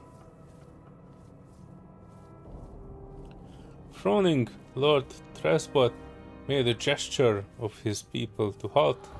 Everyone froze. No one dared to disobey his order, even one given with his eyes alone. Lord Tresbot loved to say that he could only win when his whip frightened his soldiers more than the demons and clothes, and he succeeded like no other in enforcing discipline. The Lord approached what we took for a scarecrow from afar, left in the middle of a wasteland by an unknown farmer. Picking it with his sword, the Lord made a sign to approach. It was the body of a young crusader, a boy not 20 years old, horribly broken, disemboweled, with shards of bone sticking out of shreds of skin dangling in the wind. Horror washed us from the stake eye sockets filled with worms. Blech. Contemptuous smirk crossed the Lord's face. "Guard," he said through his teeth. Fled from the battle, the demons caught him and surrendered without a fight. And here are his useless fellows. The Lord kicked an inconspicuous bump under his feet and it roared, revealing an open helmet's visor with greenish-grey mush inside, swarming with insects. He shriveled and looked down, realizing the ground underneath our feet was a mix of shards of metal, pieces of flesh. "Guards," the Lord was saying, "cowards and weaklings. They were doomed even before they approached the Whirlwind. They should never have left their comfortable homes. What did they achieve? They delivered the demons a hot lunch, that's all. Let's go while the slugs waste their useless lives. Someone has to win this ridiculous war." Without turning away or heeding the disgusting crunching sound underneath his feet, he strode forward. We hurried after him, trying not to step on anything that was until recently part of someone's body. Ew. That guy was an idiot. Let us be careful. Knowledge. Done. Some monstrously large demonic blade fell upon the library, splitting the ruins in two and leaving an enormous black scar.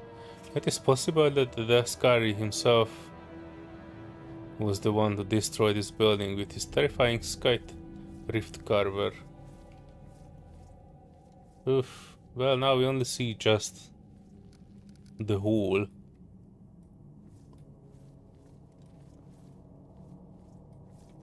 Nothing else. Tread Alright. lightly. Come on, storyteller. Let's go.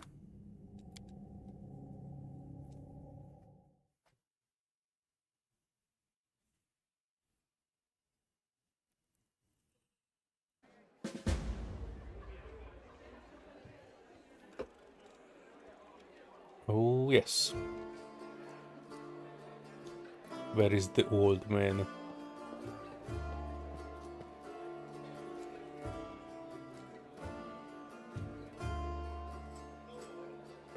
Did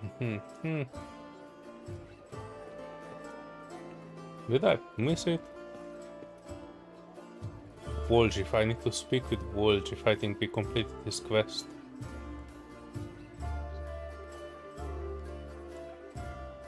Where the heck is the old man? Alright, let's talk with Wolgif. That seems to be an easy way. Wolgif, my man. I got something to show you. Ta-da! A real beaut, isn't it? Chain appears in his hand. Silver amulet shape of a waning. Oh, you freaking dick! You stole it. Oh, for fuck's sake! We were defending this dude, and it turns out he was the thief all along. What a absolute piece of shit this guy is. Come on.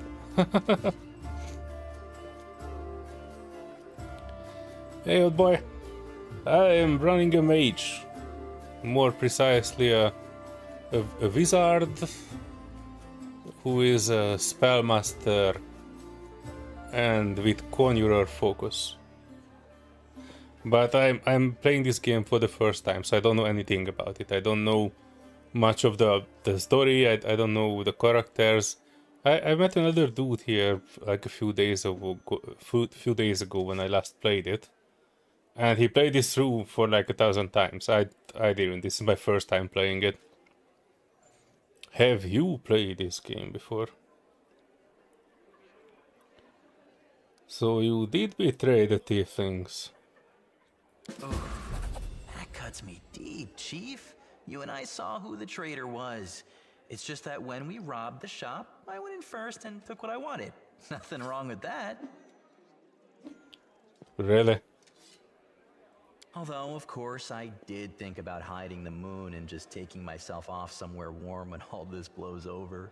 But only because I want to see the world. Is it a crime to want to travel? Huh? Is that what counts for treachery these days? No, but you could have mentioned you took the freaking amulet. I thought I would have another quest of finding that thing. You just made it easy. Since that night, Chief, Melround didn't even set eyes on it. While he was dealing with the golem, I sneaked past them, and that was that. Come on. I do hope that it's like a pretty good amulet. Do you really not remember it? Oh, I thought you would appreciate it. It's from the old man Fileman, the owner of the Ancient Trees and Wonders shop. It's the pride of his collection. The Moon of the Abyss, an amulet with a rare crystal crafted by an unknown maker. When I think of how much this thing is worth, it makes my head spin. It's an amulet. I would much rather see it and check out what magic it does. Thieves have their ways. Please tell me it was not a prison wallet.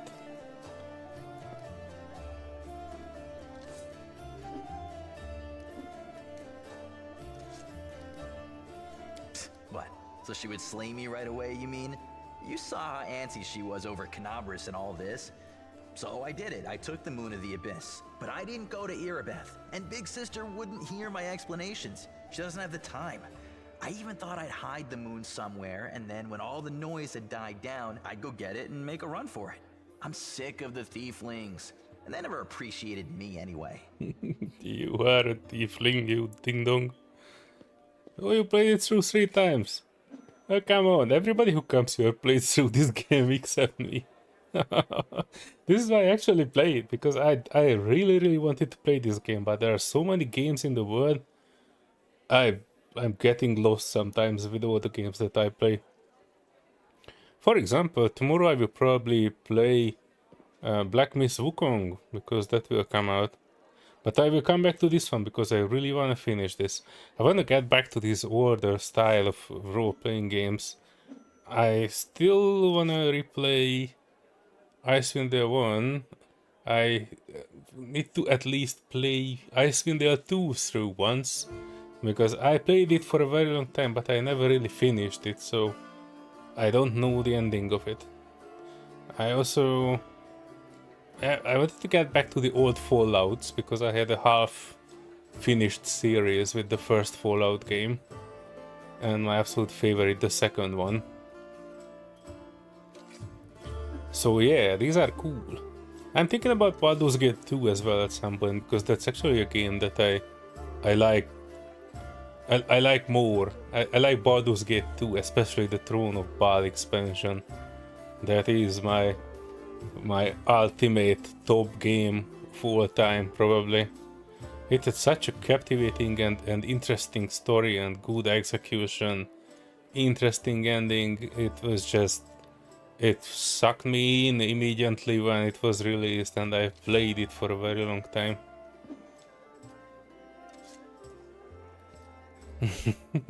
Yeah, that's right. But you know, still, whoever comes to, I'm checking about. You know, I have another screen, and I check out the viewers and the people who are coming here, and whoever was, you know, new and commented on this stream, they were just people who already played this game through multiple times.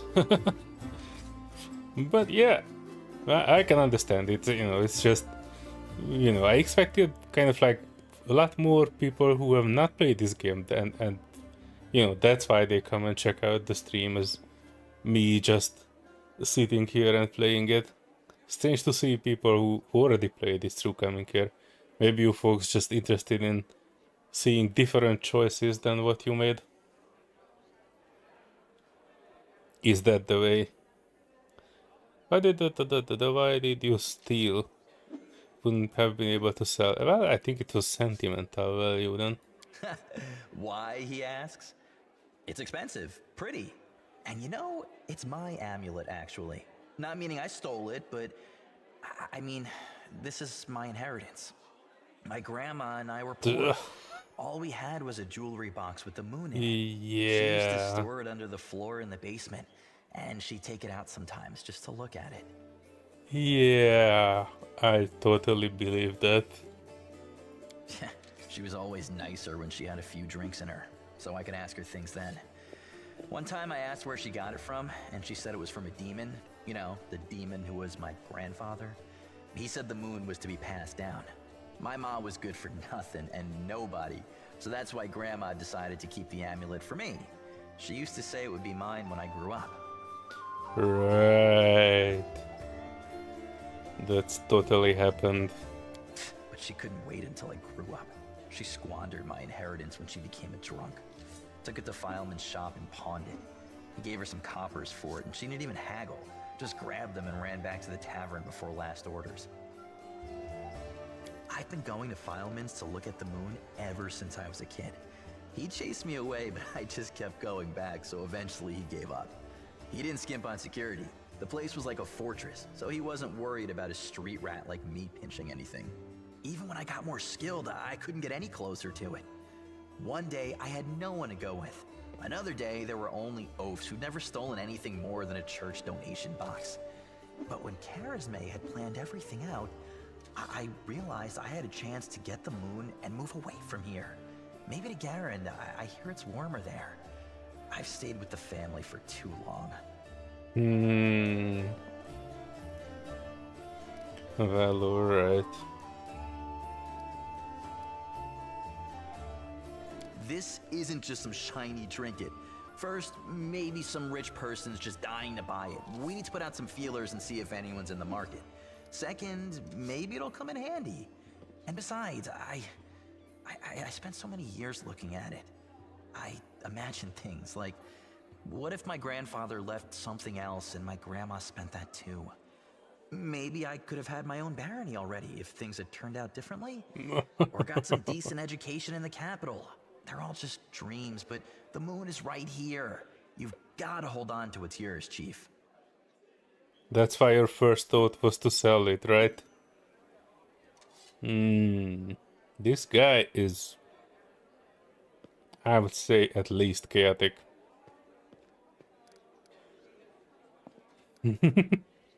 Alright. You deceived the people who considered you a thief. A friend, sorry, not a thief. That's not the way you treat your friends. Uh-oh. Stealing from thieves isn't even stealing. Alright. Well, it was not a nice thing for him. That must say. Not because he lied to the other thieves, but because he actually lied to me as well. Well, not lied, but, you know, didn't tell me that he has the amulet. Kind of like he leaded me on it. Family, friends. You know, some people don't believe in gods, so gods don't exist for them. And I don't believe in family. All that heartwarming talk about sticking together. Ugh. People like to say those things, but when push comes to shove...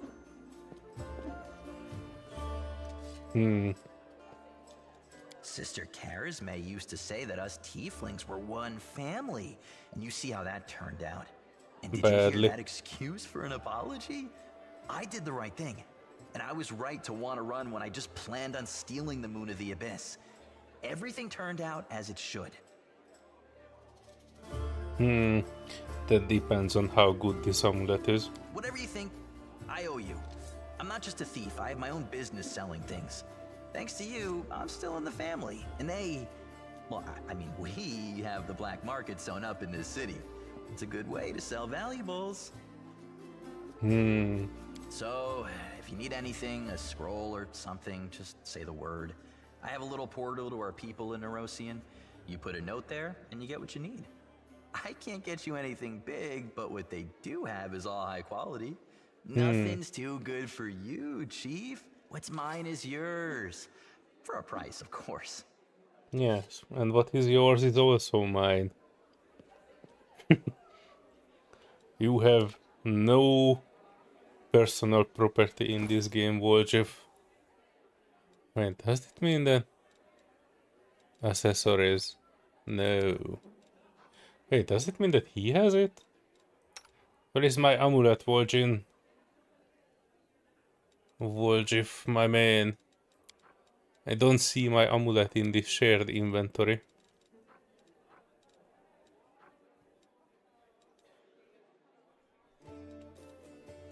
Potions.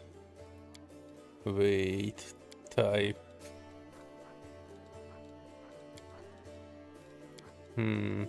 No accessories.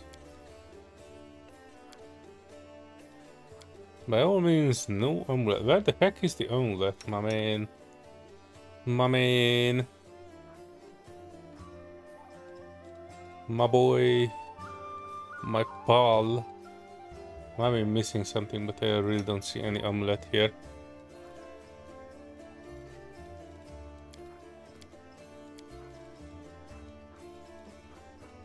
Is this? Oh no, that's a counterfeit one.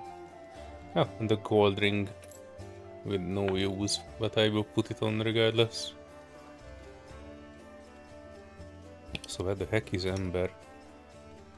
I can give this counterfeit amulet to her.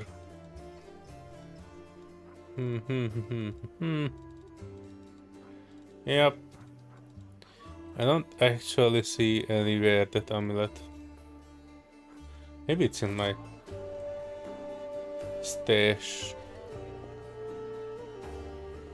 I need to check.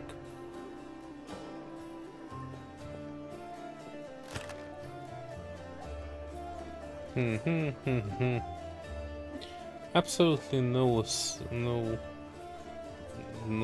amulet, no Moon of the Abyss. Let's see, we might be able to poke at some things. I don't want to sell any good magic items even if I don't use them. Maybe one day. I never know, maybe I met with some NPCs that I can hire. Ember, anything new to say? No. Storyteller. Oh, that's my dude. That's what I was looking for. Is that you, Savior? I recognize your footsteps. Determined footsteps befitting a determined person. Allow me to thank you for saving me. Please accept this humble gift. Storyteller's ring. Nice. So I do get some bling out of all this. Please accept this humble gift as a token of my appreciation. Irabat has explained why you were looking for me. I warned the authorities of Canabres that the local warstone had been desecrated. They waved off my warnings and paid for their inaction. I have examined many wardstones, but only in the one guarding Canabres did I sense a flaw. A spot of corruption inside, vulnerability the demons will surely use. They are unable to spread the blight inside the wardstone.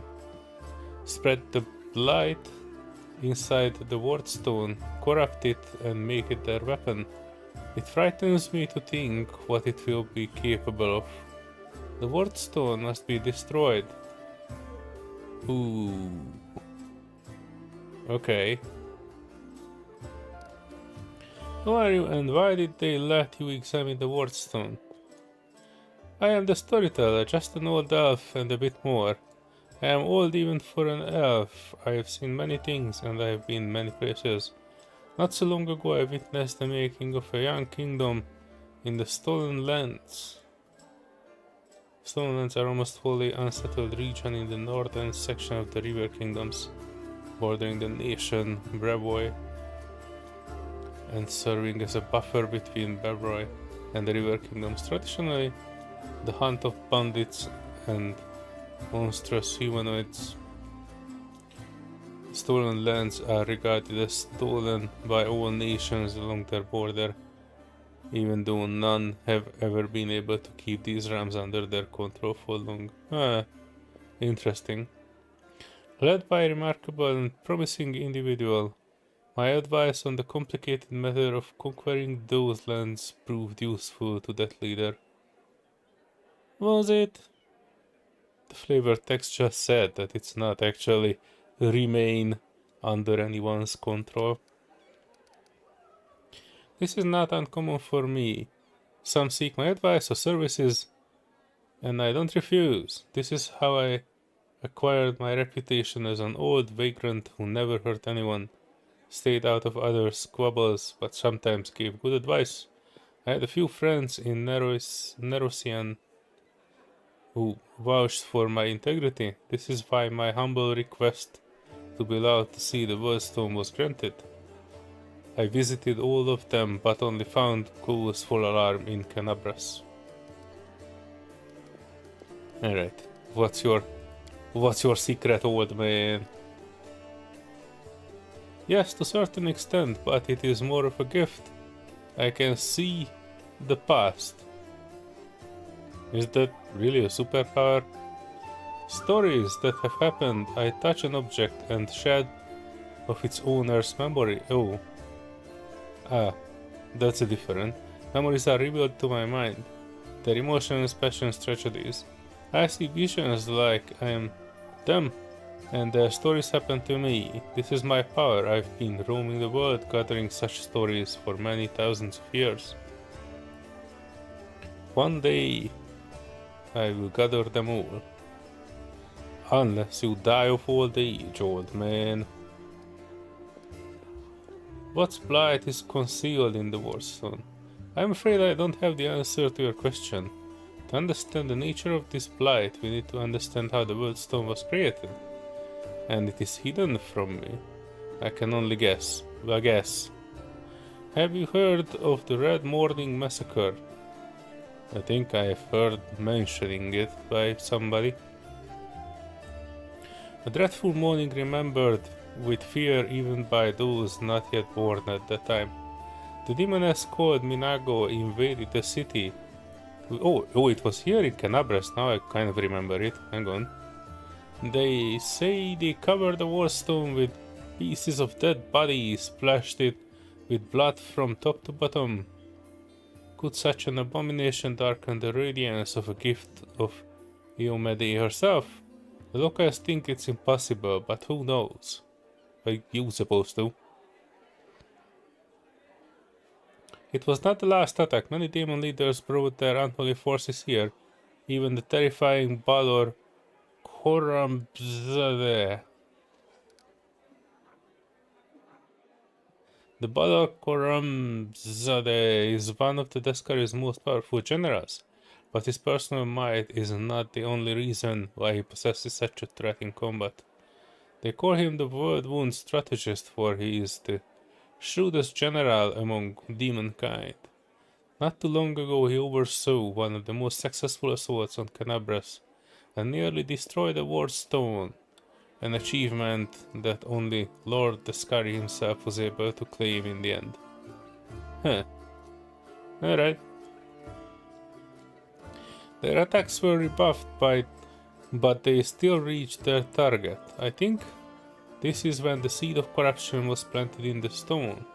It wouldn't have grown on its own, but Descari himself was now come to take advantage of this weakness, to open the abscess that has been festering for years, unnoticed by the people of Canabras. And when the Demon Lord struck the blow, the weakened stone gave in.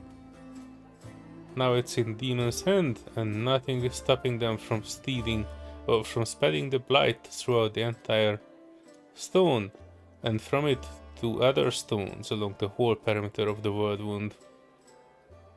Huh. Alright, it's a predicament for sure. This one is here to protect the world from the World Wound, but we actually need to destroy it, leaving the rest of the world unprotected. Alright, I wonder how we will climb out of that hole. Why do you travel to the Ward Stones? I tried to see their stories. The visions I had when I touched the Ward Stones were unclear. I saw hundreds, maybe thousands of different stories at the same time. Oh, the Word Stones might have been forged by the soul of peoples, maybe. They followed each other like flashes of lightning. It was impossible to separate them. I couldn't understand where one of them ended and the next began. Well, I don't have anything else to ask from this dude. In that case, you must make every possible effort to destroy the corruption. Unfortunately, I don't know where to get the instrument powerful enough to banish it from the Ward Stone. I kind of have it already, or something. I have angelic powers, I think. And I can call forth a sword when needed. I think that was how I was starting this game. So as I know, there's nothing like it in Canabras, but the demons might have something. Oh. Burning City. Search the place where Terendelev died. Oh, that's the current city. I thought I need to go to Demon Land.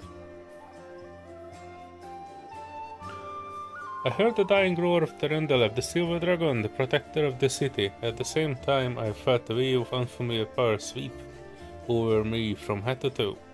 I would advise you to go to where Terendelev perished and search there for something. Sorry, I can't be more specific, but intuition and a strange sense of rightness tell me to point you there.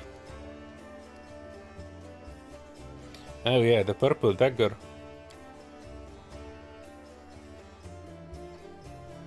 Even from here I can feel the strange energies emanating from this object. If you don't mind, I will examine it using my method. Old touchy. Using my method, I will try to see the past of its owner, their emotions and shreds of their memories. Maybe it will help us better understand what we are dealing with. He's touching the knife, fingers clamping around the hilt with hungry, masterful grip. Face comforts into evil grimace. Oh boy. His voice distinctly raspy. Hunger. My many legs bring me into the lair, to my mother's feasting hall, her swollen body overfilled with food, so huge that I have to look at it with all my eyes at once. On top is her scrawny little head with a long beak that is always yearning for more food. Oh, holy hell, where are you going, my man? Oh, You feel feverish and your chest, where the mysterious wound concealed, feels hot. Mind is flooded with a wave of visions that repeat the words of an old elf. Ew, I see some blood splashing around. Mother greets me with a placid screech. Stupid, greedy wretch, whose only achievement is my birth. A creeping, wingless creature. It's your fault I have no wings, a symbol of greatness. Birthright I should have received from my mighty father. Mother points me to a crowd of whimpering subjects, suggesting I fortify myself with their pathetic flesh. Not today, I summon my spawn, and they fly to me, enveloping me in their teeming cloud. Like dark buzzing wings, they unfold behind my back and lift me up. Mother has always been stronger, but she did not expect this. I dive on her and rip her limp, bloated body with my claws. Ichor splatters, the bones burst on my heels, sink into her flesh. I clench her pitiful tiny head and tear it off, along with the shreds of meat. Victory! I am the strongest. These are the memories of Descaria, I think. Victory! I am the strongest. I am son of my winged father. The elf grimaces with distaste. His voice becomes normal again. Appealing. Stories like that are the most difficult ones to keep with me. Well, duh. It's a demon lord story. The storyteller opens his mouth to answer, but sudden spasm crosses his face. New vision, a much stronger one, engulfs the old elf. Malevolent undertones vanish from his voice, and it's gone. It grows more determined and tired. Even looking at the walled stone is difficult, despite corruption nesting in it. It still has an aura of strength. Your fingers clench the stone hilt, so tight it hurts. A little spot on the flawless surface of the war stone draws your attention. It looks like a butterfly, corruption in the guise of something utterly harmless. But it will grow. You swing and stab the butterfly with the knife as hard as you can. Your fingers clamp painfully. Hole invades your ears. Light, white light everywhere. The stone knife falls from the old elf's hand, out of breath. He drops to his knees. He is trembling, terror on his face, so unlike his unusual, dignified manner. What was that? That was not the past, that was something that is yet to happen, or rather might happen. One of the roads to the future, in one of the possible futures. This item will help you to cleanse the ward stone, or to destroy it. Heh. Well, which one? If we can cleanse... Actually, the old guy was talking like there's no saving it, but I think there might be a way to save it. And if it is, should we? You feel a longing to take the stone chisel and plunge it to your chest, right into the wound that was opened up in it. It is hard to resist this feeling, but at the last moment your self-preservation instinct takes over, and you manage to keep control of your own hands. Ew.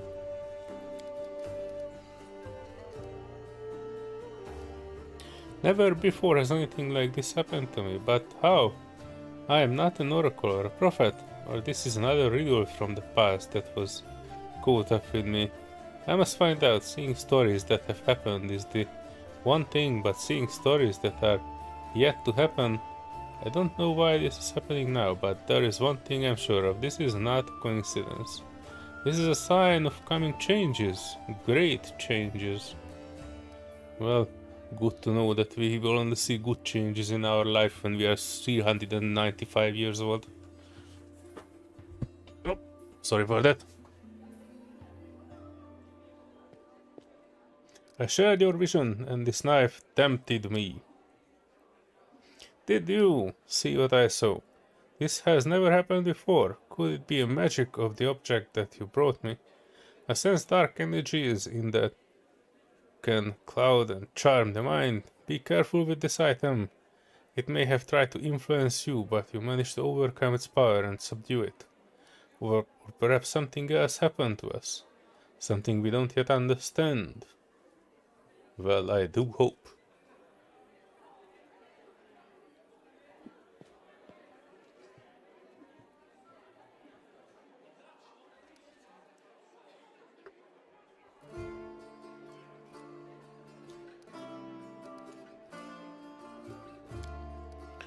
I don't know. Obviously I can, but nothing like this ever happened to me before.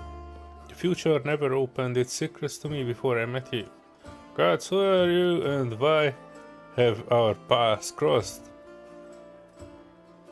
I feel this is not a coincidence. Something momentous is happening. Destiny is pushing us towards something. But what? Questions without answers. I swear this morning I couldn't have imagined what awaited me.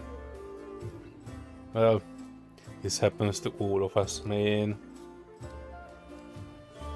Maybe it's the knife that gives you the power of divination. This knife is a powerful artifact, but I feel that its power is of a different nature. No, I felt the same as I do when I tell the past. This is my gift, but it manifested in a completely abnormal way. Huh.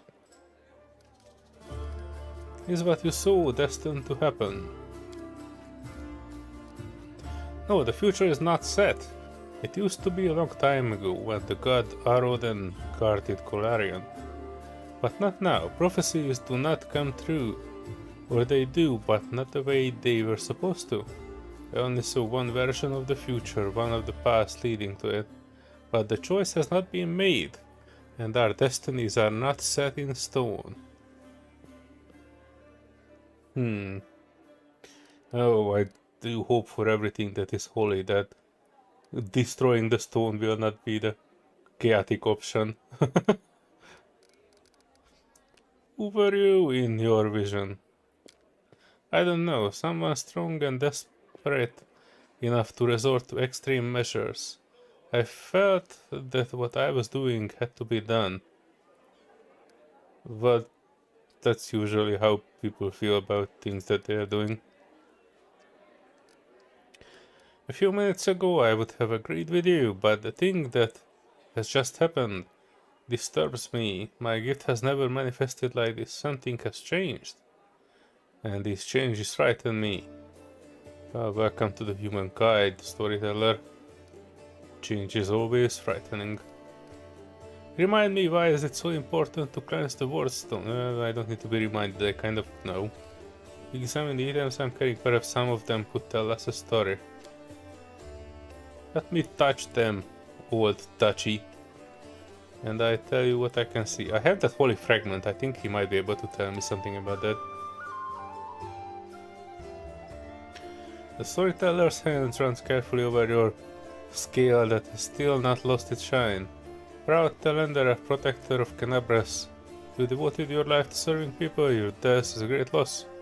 But maybe it will be able to find out something about you that is unknown to your many admirers. What a particular... What? Storyteller's hand touches Finian.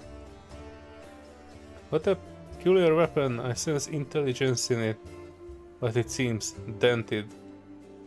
Oh, it's our talking weapon.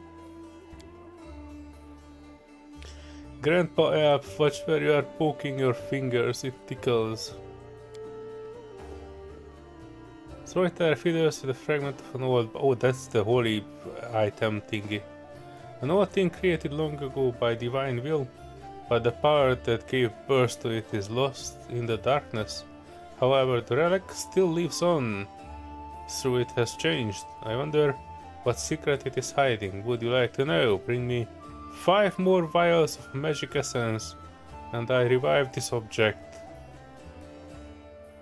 And with it, its story. Hang on. Vials of magic essence. I know I have magic essence, but I don't think I have a vial of it. It's kind of like an item. And it doesn't look like a bottle at all. Neath fire vials of magic essence, okay. At least it's saved properly. The elf looks at you with unusual impatience. Shall we? Oh, we can actually ask him to do for, you know, each of them. Oh, I don't have the necessary vials, I think. Storyteller touches the knife. Hunger. Oh, I think he already told me this one.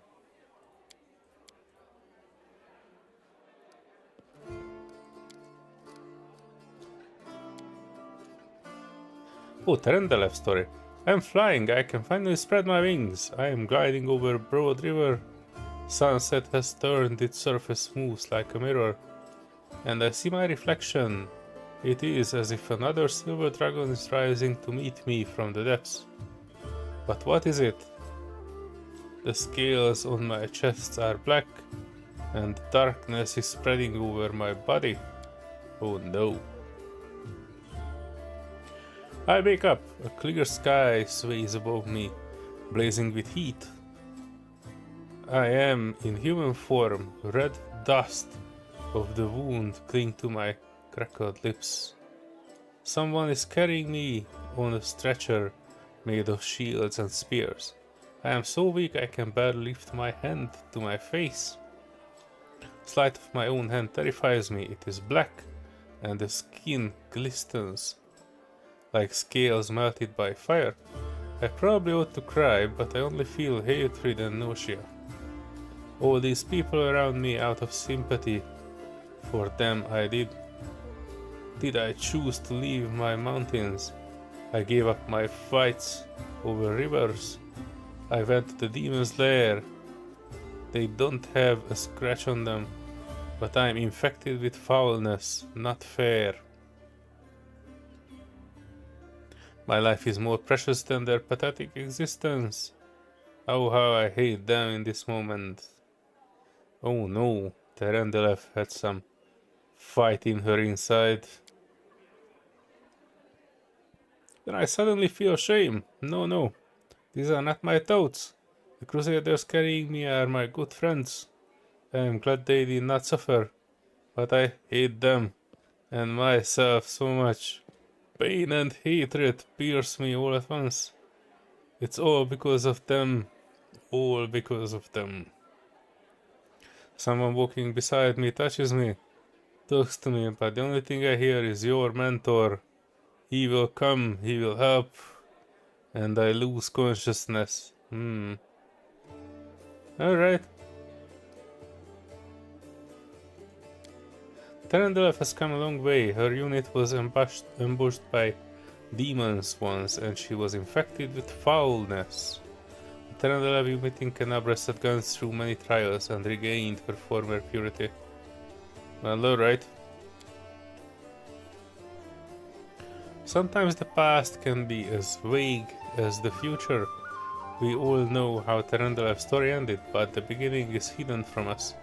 Maybe if you find something else that belonged to her, we will know more about her struggle.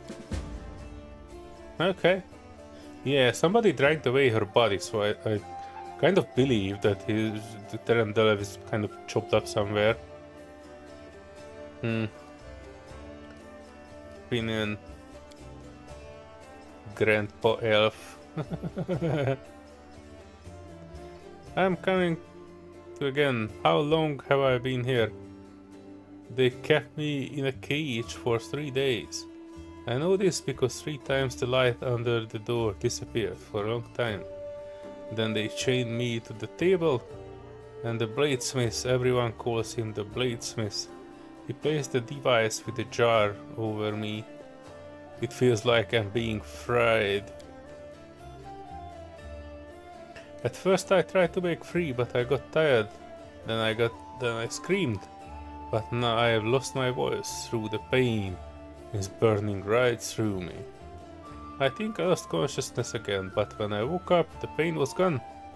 And I wasn't tied to the table anymore. I was standing near it, and someone else was lying on the table. Burnt corpse, covered with black crust.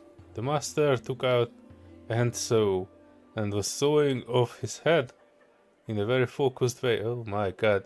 I think this is the moment when Finian became the talking sword. Should have run back then, but I couldn't for some reason. His burnt corpse had a symbol on his belt just like I do. An eye and a star. My favorite belt, a good one. Where would a stranger get one? It must have been someone from my clan. Some distant family member. Or you. The Crusaders. I was glad when I saw them. I thought they would come to help, but how? How was it that I killed them all? Someone told me to, and I obeyed. I don't understand. I understand nothing now.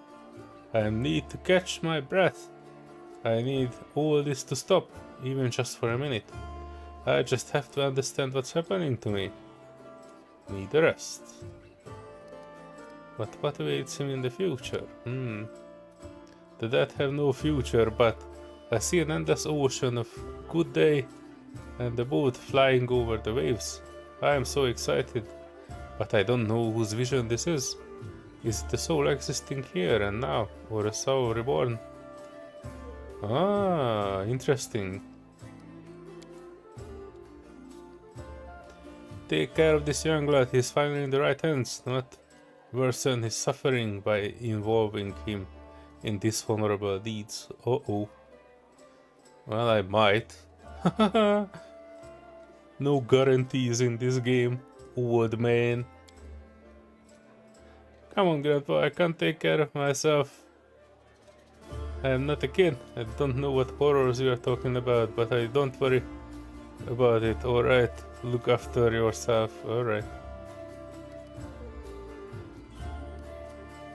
Need to find more magic essence. We have more important things to do. Alright.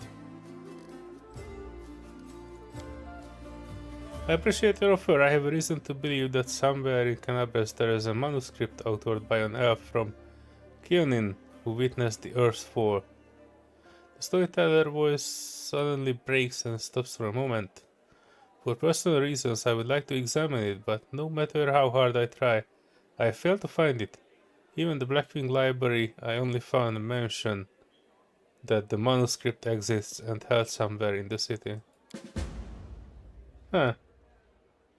Hang on, certain the notes seek are hidden in the Grey Garrison. Alright, we might go there actually. We have the time.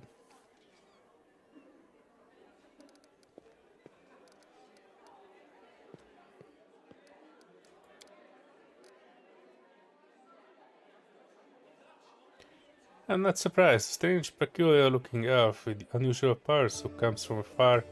Cole seems to have the collector of stories. Such thing usually sparks some interest. Before I would have said that I was a blacksmith from Kionin who lost his sight and then found its true calling in a new craft that is a story collector. But I have lately begun to suspect that those words are no more than lie. It's quite the irony. I never thought that I have cause to complain about my memory. It holds the stories of the entire world, but I have noticed more and more alarming signs recently. I encounter ancient stories and see myself in them. I don't remember those events, but stories cannot lie. So it means that my memory is lying. And I intend to get to the bottom of it. I'm looking for proof that my visions are true, and for the reason why my past has been hidden from me. Well, alright, probably that's why he needs that stuff.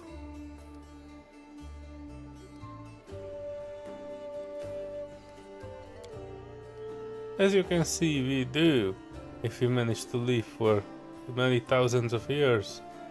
There are many but there may not be a single mortal in this world older than me. Well, alright. Understandable. What about the dragons? I always got along well with things. I used to be a blacksmith, that I know for sure. I always felt the essence of things, their spirit. For as long as I remember, I have always been able to feel the traces of memories and feelings left on things by their former owners. I don't know where this gift came from. Maybe having taken my side, the gods granted me another sense.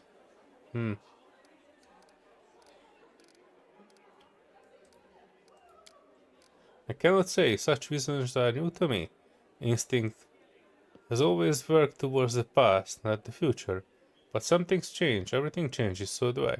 Perhaps right now the stories are yet to happen, and more important than the ones have happened already. Well, alright.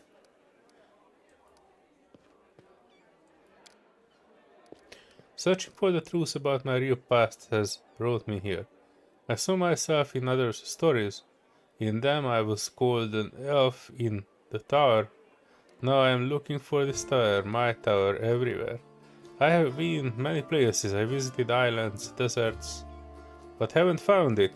There are many few uncharted territories on my map.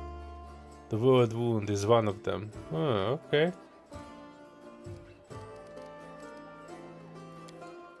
The same way a court philanderer collects his conquests. The way a healer has a personal cemetery of patients he failed to save. The way every person, including you, has a box of secret, most precious experiences deep down in their soul that no one is allowed to touch. The world is not made of things or matter even. It is made of stories.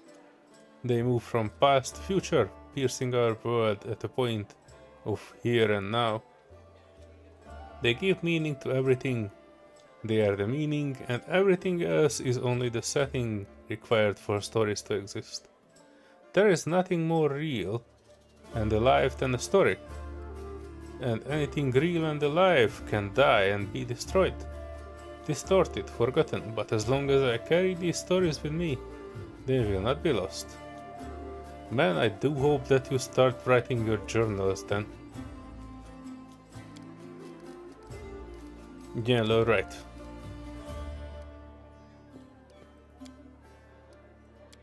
I was looking for a very odd thing. A rumor has it some ancient scroll or a book page about the times of Earth's fall held in Canabras. According to the legend, it describes the last days of a proud kingdom of Keonin, later abandoned by the elves fleeing Golarion. I have vague hope that events described in it will shed some light on my past. Alright. Well, maybe you should have something like this. Verse 4 is the name given to a cataclysmic event in which a shower of meteorites impacted Golarion in 5293. It resulted in the destruction of the human empires of Thessaly and Aslant, which were consumed by earthquakes, massive tidal waves, creation of the inner sea. A cloud of dust thrown up by Earthfall's impact settled in Golarion's upper atmosphere and blotted out the sun for 1,000 years. Oh boy, creating the Age of Darkness. Must have been fun.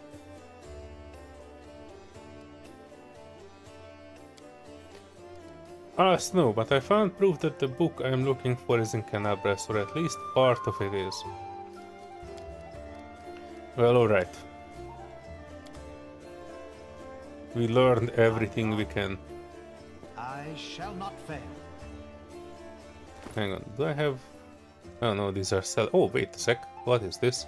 Storyteller's Ring. Grants the wearer +1 luck bonus to all saving throws. Oh yeah, boy. Give me that plus luck bonus. I have an extremely shitty luck, so I definitely need to. I need to have that on. Oh, but since we have that on, maybe our favorite elf can have the gold ring. If I ever find it again.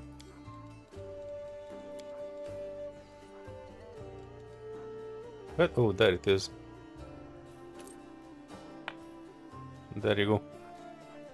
Now we have something to trade. She is wearing rags. We need to find her some clothing.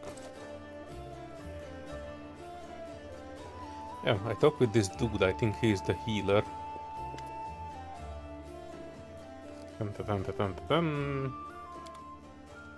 Alright. Buy all me junk. I keep the torch. Is that long sword? Long sword, short sword. Long sword. Rapier. Yeah, none of these I can use, I think. All the books. I think I read all of these books, so I can probably get rid of all of them. Even the magic books.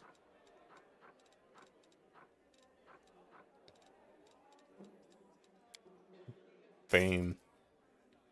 1000 gold. We are poor as heck. Scroll of raising the dead. 6000. Per scroll. Oof. Okay.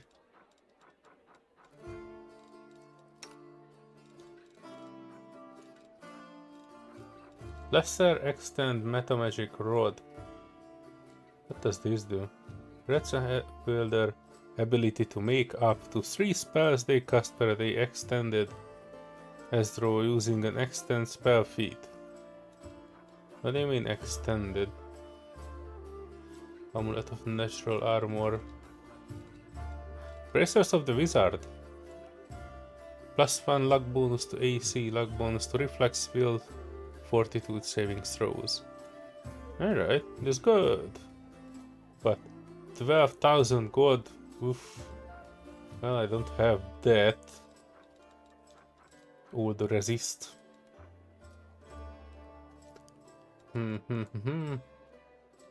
Resist. Restoration, Icy Protector. Guardian of Life.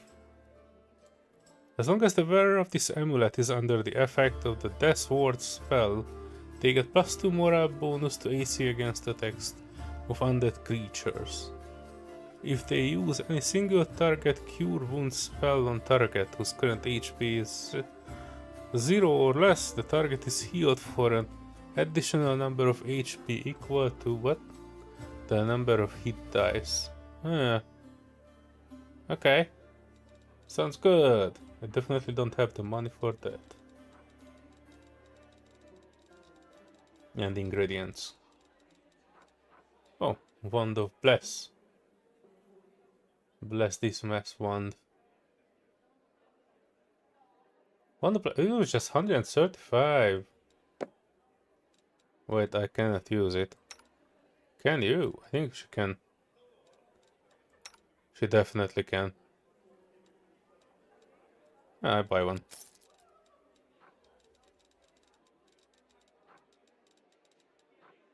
Ring of Powerful Blood Magic.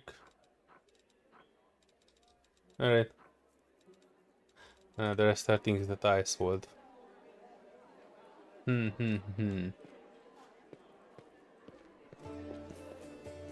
Let's talk with the lady.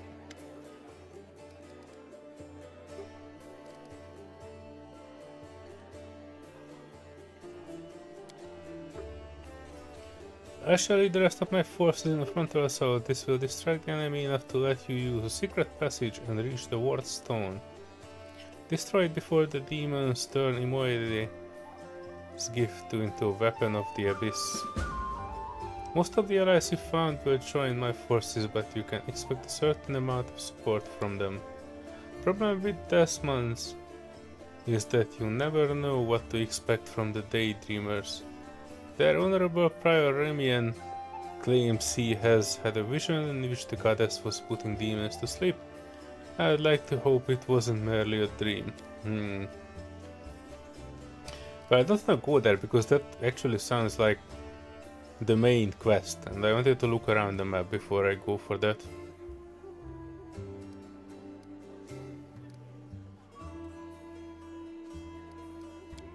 Right.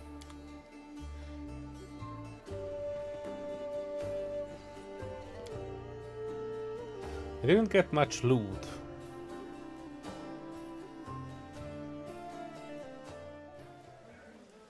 in the last one. Follow my steps.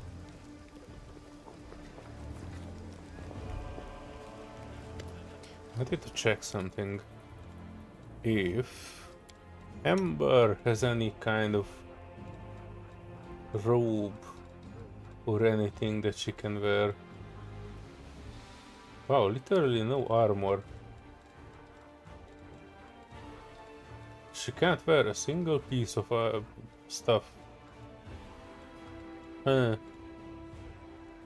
even spectacles. Well, alright. Let's head out. Let's head out.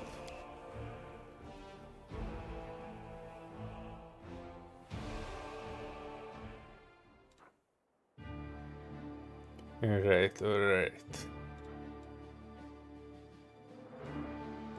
Oh man, the party house. Oh yeah, I wanted to check that one. Topaz Solutions. Triapade Residence. Wait, this is all Canabras, I think. I think Nenio had some quest outside of the city. But I don't actually see that. Anyway, let's go with the party house. That seems to be like something that I can do, hopefully. And after that I might even close the stream if there's nothing else.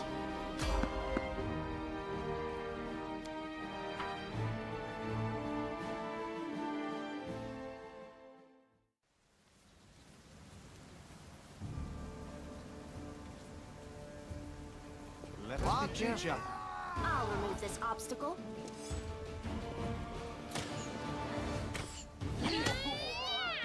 Ooh, that was a big hit. Oh, there are 3 of them. I've not even noticed the last one. Probably should put something in its hand.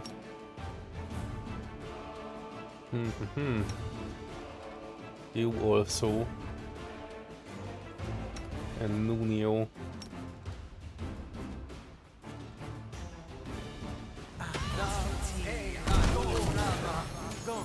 Oh!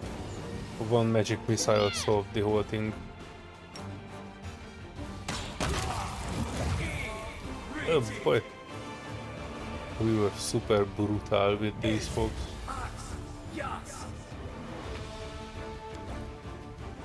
Is there... Oh, there's more. What the hell? Summoned wolf. But whoever summoned it has died. Oh, bloody hell, what? More summoned wolves.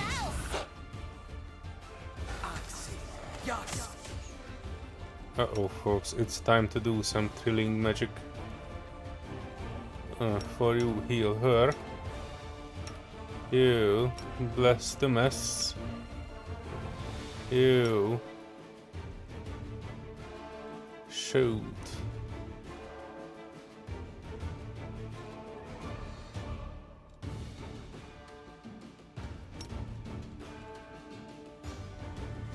Retreat.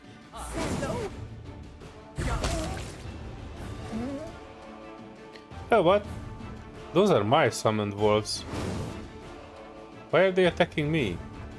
Summoned dog.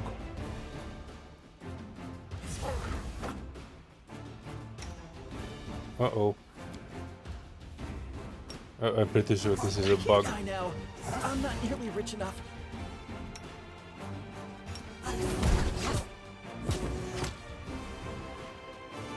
Yeah, wait, is it that the dude was invisible? What the hell? Hang on, is there like a detect invisibility thingy? Hang on, I had a spell for this. This one.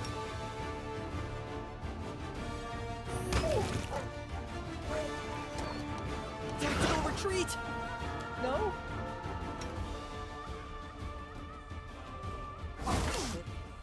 Oh, there it is!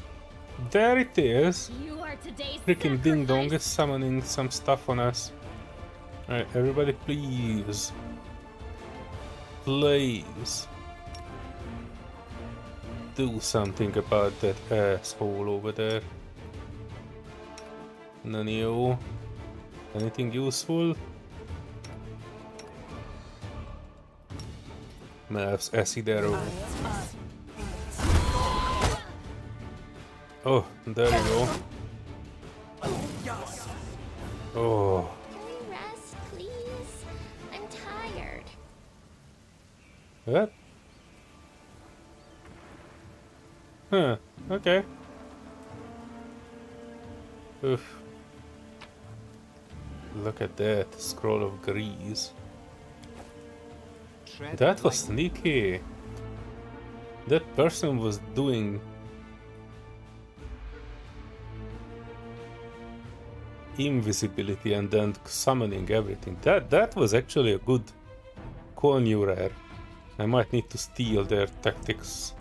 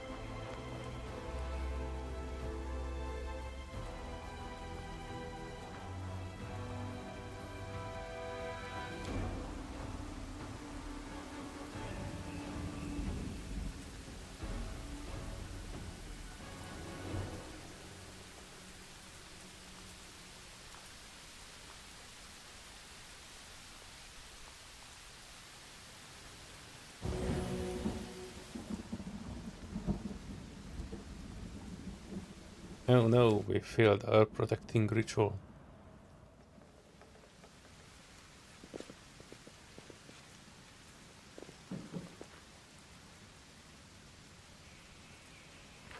Time to save.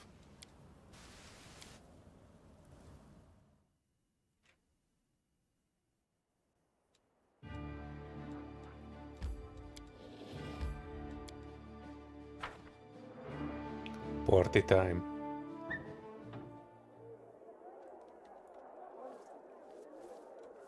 I'm gone. Oh, heavy party time. Oh, look at that. Attack! I won't let Dratchins. you hurt my friends. Accept your cadaver. Go for their hearts.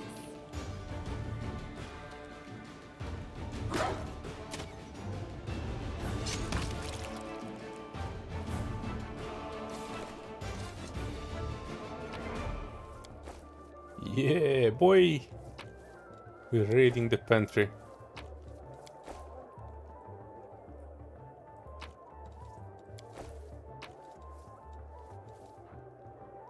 Touch of gracelessness. Okay. Follow my steps.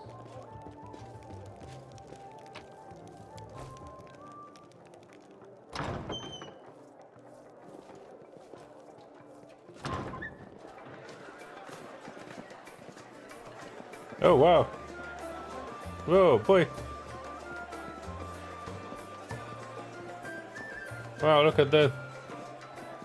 People just whipping it out right in the middle of it. And occultists. Oh no. Do not fear. Do not waver. They run. Oh, I don't know who this guy is, but they managed to KO one party member right in the middle. I mean, a new party member.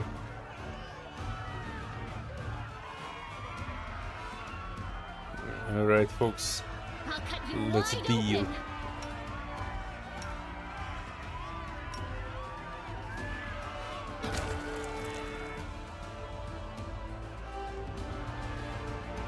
Yeah, and they're doing the battle music. Oranka. Okay.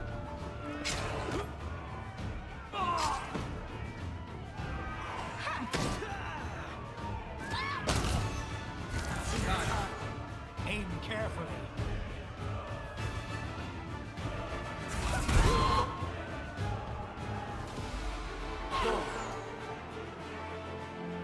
to the fray!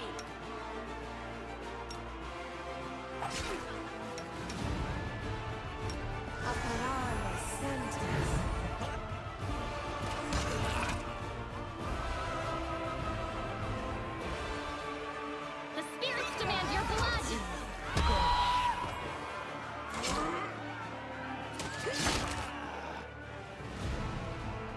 You are today's sacrifice!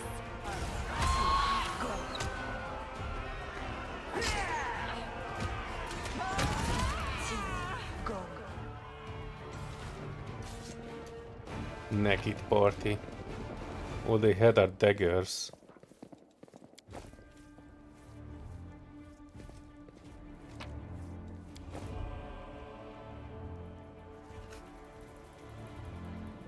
That's alright. The party goes on. Fine. Drunk nobles. Courtesan. Terrible tragedy. When those demons came through, they smashed a fine bot. Right. Courtesans, musician. Let's talk with this Oranka, named character. No, not a companion, unfortunately. I was hoping for a bard. Thank you, stranger, for saving us from the demons. And for your timely entrance. I swear I don't know who has enraged me more today, the demons or the also affable master of this house. I'm a friend of Eccles's. He asked me to find you and protect you. Not with those words though. The young woman claps her hands together. Eccles is alive! And he has made a brilliant new friend. It's a shame it had to happen now, when the city is under siege by demons, and those pig-headed inquisitors are pursuing us instead of doing something useful. Well, not really. I actually killed those inquisitors, so the only thing they are pursuing is a career in pushing up daisies. And let me get a drink, since we are at a party.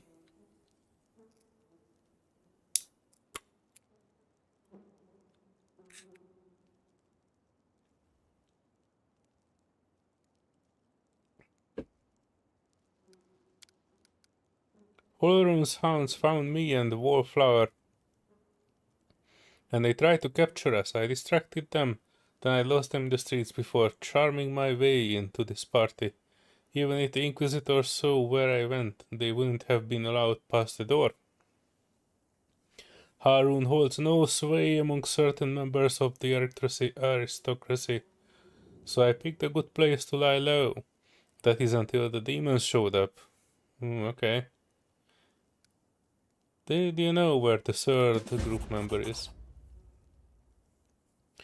No idea. If he knows about the demon attack, he won't just hide away. He will go out and try to help people. If he doesn't know, well, you have no chance of finding him. He is pretty skilled mage, but I doubt he will risk using magic. He'll probably do something the Inquisitors won't expect. Pose as someone. Disguise himself. We had a great section of masquerade costumes in the temple. Become lost for a moment, I know. I will tie my shawl around your arm. Wallflower gave it to me, and he will spot it right away and know you are a friend. If I were you, I would look for him in Canabras' market square. I think I've already been there, and I went up and down on that place. Well, alright. I'm a traveling bard and follower of Desna. Many of my fellow bards are ruthless misfits who wander the world, unwilling or unable to live a normal life. For me, that's only partly true. I have a wonderful family, mother, father, grandmother, brother. Right now they are far away, and I'm sure they miss me. But they have always supported me in my vocation, and they let me be free to roam. So basically you are doing the same as the other bards. You just have a supporter family. Because they knew that I couldn't be happy while there was so much in the world I hadn't explored. and so many places where people might need my help. Well, maybe. Bart, that's great. I love singing. Will you sing me a song? Sorry, I don't think it's a good time to sing along, sweeping epic. But I will gladly sing for you some other time. Well, that's the spirit. Tell me about the master.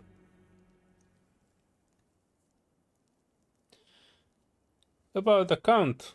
I have wanted to smash a jug over his head about 5 times today already. He just brings that feeling out of people. Lucky that I have both the intent and the jugs.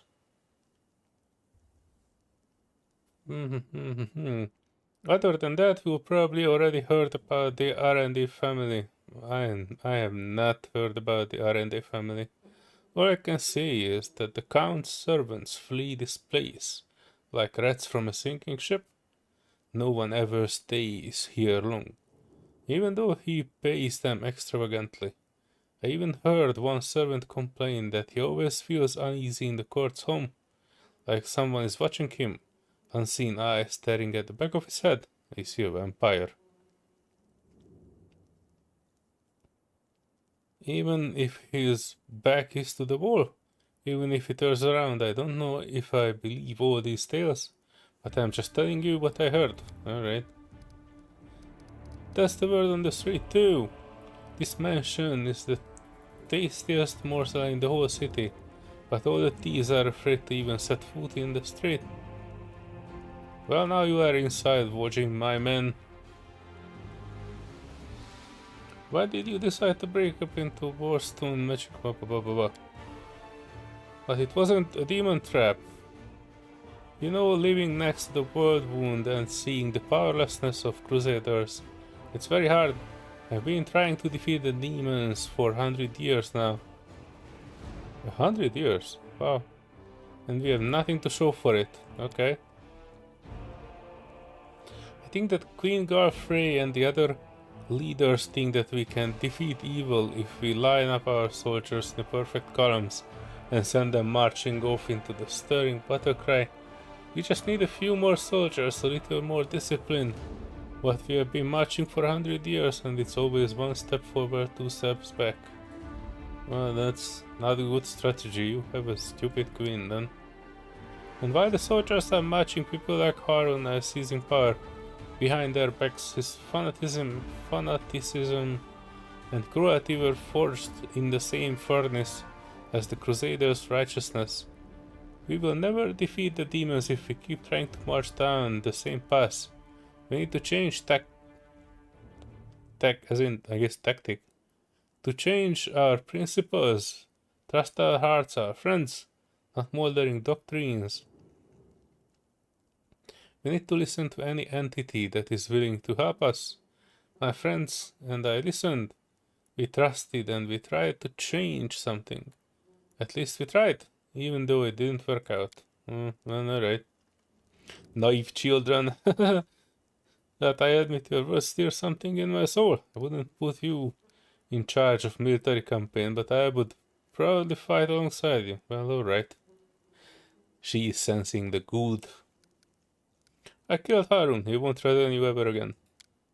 It's a shame it ended this way for him. Hopefully his successor will keep the Inquisitors in check. Well, if not, you know, we have another one to put underground. You can set somewhere safe on your own. It looks like the Inquisitors aren't busting down the doors just yet, and they are not hiding under the bed. I think I'm safe for now. I'll be fine on my own. I go to the Temple of Ikles. Inquisitors must have searched there by now. They won't go back a second time. Well, alright. Kinda just wanted to hire her, but at least we actually sorted one of our quests. Knowledge word 14. Intricate patterns on the harp depict the stars, the moon, butterflies. What? Hang on. Hallmarks of the goddess Desna. Okay. Drunk nobles. Courtesan, drunk noble.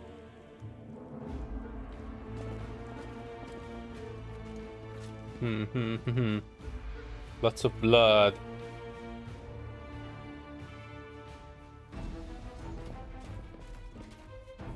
Mobility 18. Oh no.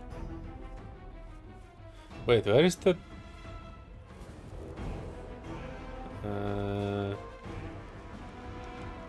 yeah, it seems the only way is through that. Let's give it a try. This is my kind of work. Oh, we actually did it. Hang on.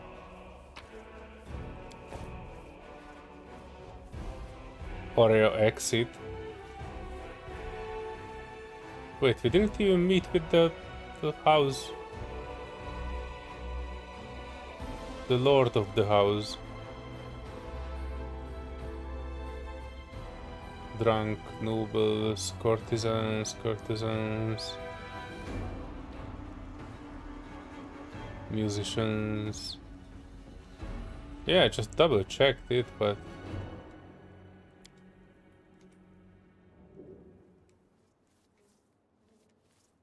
alright. Oreo exit done.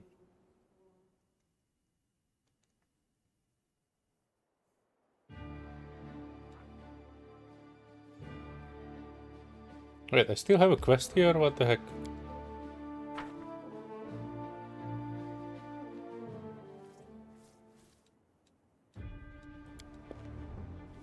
Pretty good, aren't I?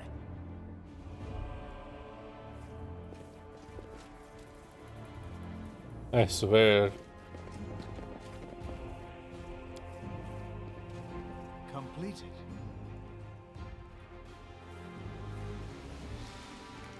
Is there a ladder I have not seen? That just goes out again. What is my quest?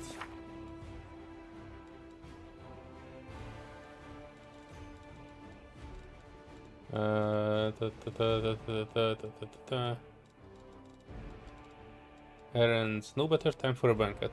Found Dayan R&D servant bags for aid. The master and his house guests are locked inside the mansion and it's under attack by demons.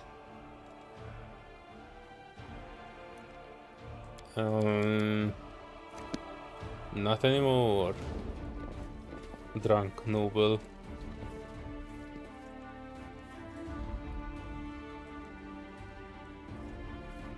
Let's head out.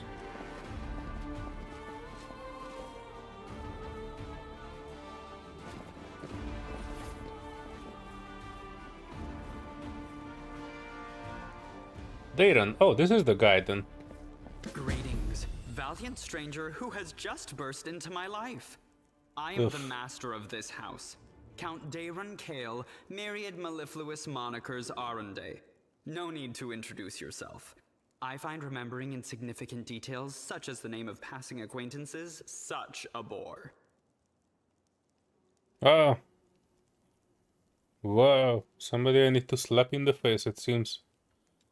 Greetings, valiant stranger. Now that we've finished with the niceties, tell me this. How did all those thrice-damned demons end up at my soiree?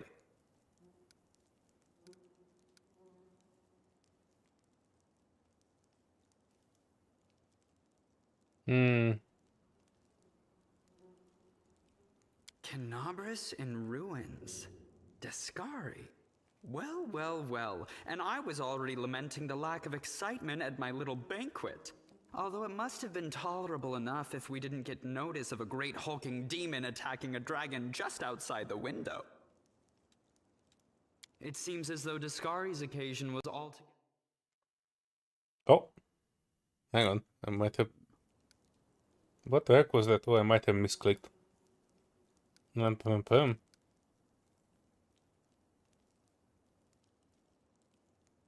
As a child, I had my very own pony, but I always dreamed of having a lamb. I was never allowed one. Sheep were seen as peasant animals, utterly unsuitable for the scion of a noble line. The trauma haunts me to this day.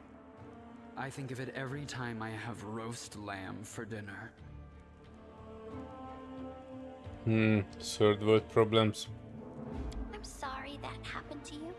Such a sad story. Amber, you don't need to patronize the idiot.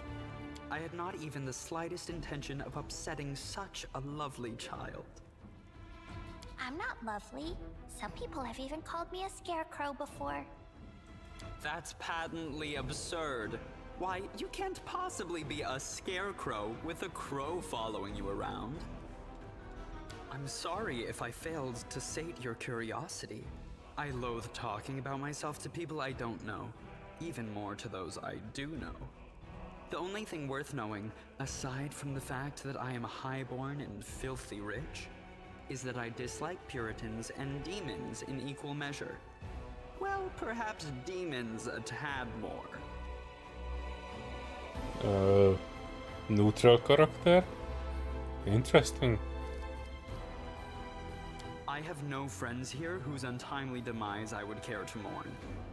The only alarming thing is how easily all this happened. I don't care for the thought that demons could come calling at my door at any moment.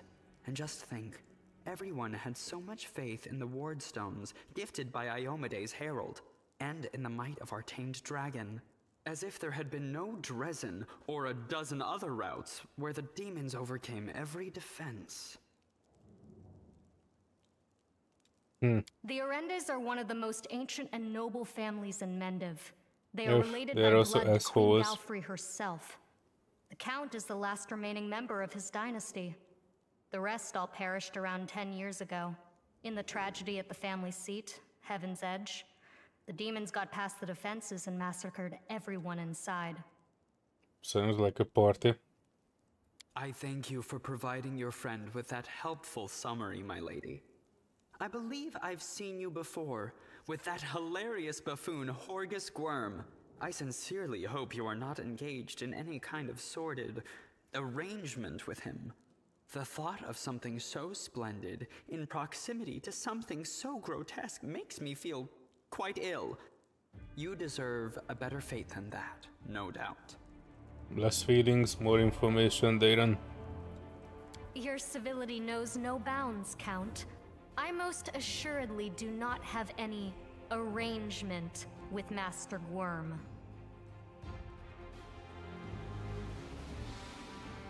F. You guys are a nice couple.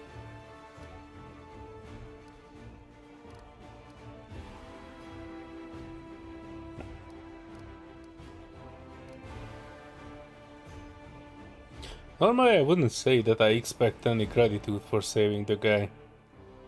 But we are low on funds, so...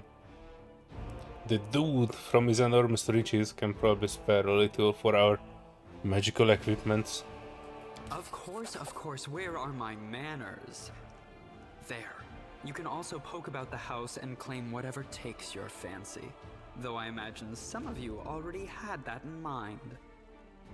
Oh no, we not only had it in mind, we already looted this whole house. Your friends don't seem to have pockets, so we were not even trying to get anything from them. I'm feeling very attacked right now.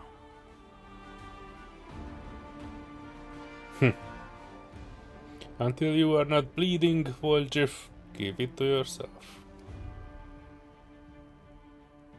I don't like you, die. That's a very simplistic way to put things. I like that this game is offering you the ability to kill everybody. But, you know, they could have done it in a more nuanced way, if that makes sense. I thank you for the invitation, but I am not quite as desperate as I may seem. At times, it is better to be surrounded by the repugnant mugs of demons than the sour and dour physiognomies of Iomede's righteous paladins. What about my physiognomy? Sour enough for his lordship? Don't worry, another few minutes with the dazzling Count here, and it'll sour like week-old milk. What's this? An attractive paladin with a sense of humor? You're a veritable walking scandal. Either way, my mansion is now safe. I have a pair of half-decent guards. I just need to drag them out of the storeroom and bring them to their senses. I ordered them to drink a love potion, you see? For reasons which seemed extremely witty at the time and in the state of inebriation I then found myself in. They can guard the house while the valorous paladins beat back the demon assault. They will beat them back, yes? Questionable, but that's why we are here. As regards myself, I feel like stretching my legs. I know rudimentary divine spells, I am no friend to demons, and I elevate any society that I deign to grace with my presence. I shall accompany you, only for a short time, of course. I have no desire to remain at the vanguard for a protracted period. What say you, my ephemeral but highly diverting acquaintance? After all, Lord Descari spoiled my party. I now burn with the desire to spoil his.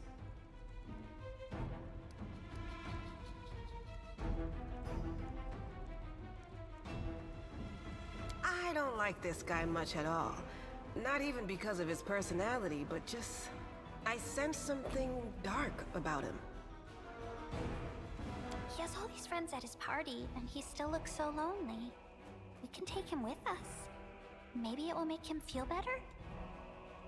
Don't ask me. Having him tag along would be like going for a nighttime stroll through the back alleys with a diamond tiara on your head. Even I don't like that kind of attention. The Count's presence can only benefit us. I think we should say yes. What? You're asking about whether to take this boy with you? The question lies outside the bounds of my interest. I knew you'll probably be the first one to be replaced by that boy. You were not much of a help in us. By the way, did you know that the young scions of noble families often sponsor the research of young scientists? What laudable passion for knowledge. True, the size of their donations bears a direct correlation to the hazardousness of the experiment being conducted. He doesn't look like a whiner, and he can hold his own, so he won't be dead weight. Yeah. I didn't expect you folks to talk about, you guy to raise your voice in this Mr. Weapon of choice. Capital. Good acquaintances that begin and end at just the right moment often leave the most pleasant memories. Wouldn't you say? No, but I kind of interested in knowing what class he is.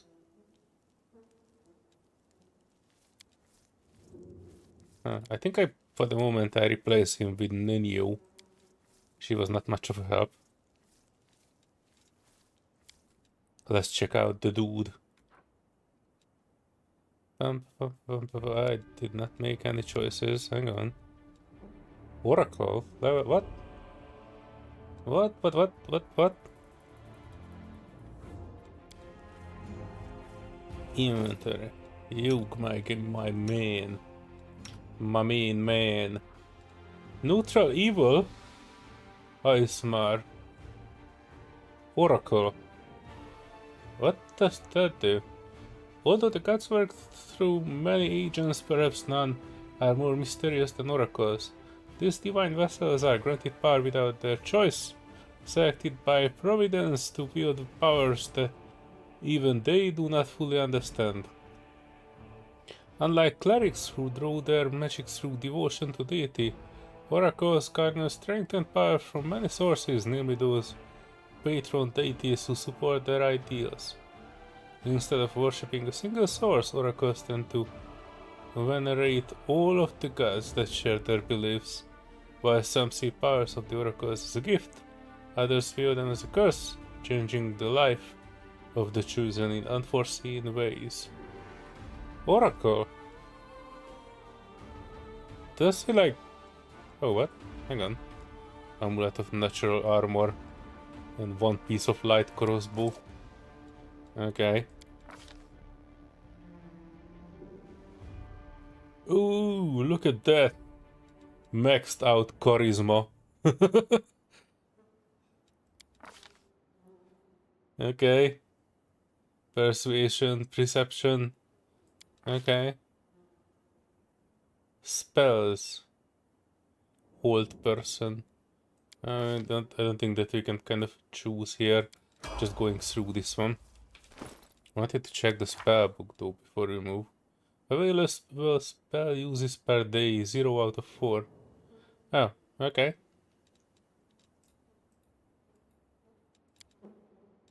So it's basically a cleric, he can heal. Kinda. Heal, heal, heal. Lesser restoration. I already have a healer in the... you know... in terms of this lady, but she was not particularly a pleasant company, so... I might thinking about leaving her behind. Or one of them at least. It was, you know, the natural evil part of this dude I'm not particularly happy with. But... you know... we will see how that goes.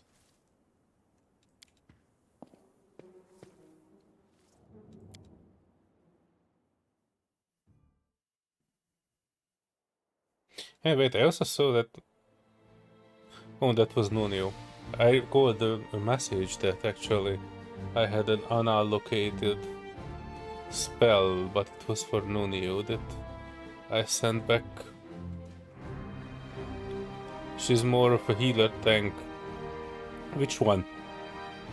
You mean the shaman? Or this dude? I think we're talking about the shaman, right? Healer tank. Well, she was not much of a tank. She was using a rapier. Something. And I was just, you know, trying to figure out which one to keep from these, because I only need one healer. And I have no idea if she is evil or not. I suspect she is evil, but I don't know. But this dude, unquestionably evil. What else can he be with this haircut? Wow, look at the golden hair, it just shines on it. Yeah, he was not really, you know, adding too much impression. He was an interesting character, but I don't really feel like keeping her. Especially because she's natural evil. He will not be a, you know, proper party member. It might lead to some interesting situations, but who knows. I have these two to check out, and I guess that will be the end of the stream, but we will see. Topaz Solution, Alchemist Laboratory. Yeah, this one is the closest. Let's check that one.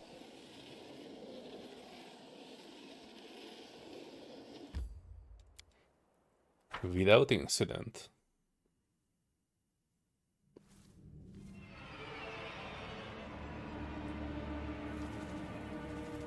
Oh yeah, I like this, when a game greets you with a gigantic bag of loot immediately.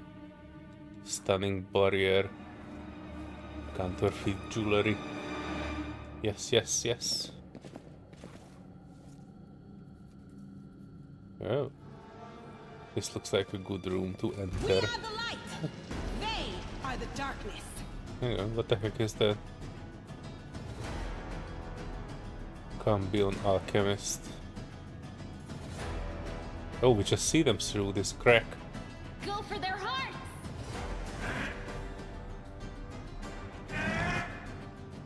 Oh, what? A mimic? What the hell? Alright, back. Back, you fools. Alright, attack the mimic. I'll cut you wide open. Miss. Oh. Wait, you dude's supposed to have mirror image. Put that on. Yo. Shield of Faith. What? He has 8 pieces of channeling energy. Nice. You, my girl. Battle Spirit, yes. Put that on. You.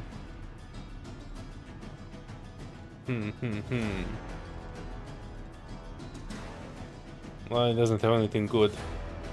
So let's just let her attack. You curse that mimic. It's all your fault. Oh no! Walljin, you ding dong. Wait, you still can heal him, right? Hang on. You. Big heal. On watching. All your fault. Oh no. Oh no. This dude is really getting out of it. Alright, small heal on Wojin. Do it. It's all your fault. Oh no, don't die. Oh, -5, okay. Ooh, -5, but he was able to get up. Okay. Shaman. Oh, sorry, I'm reading it. Shaman, a lot of her spells make her super tanky mid to late game. Okay. Yeah, but her personality. That is not particularly attractive so far.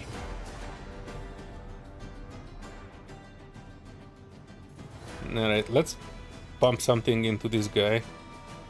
Oh no, he's already dead. I mean, dead again. Alright, let's do a bless. Yo. Do a big heal. Still on the guy.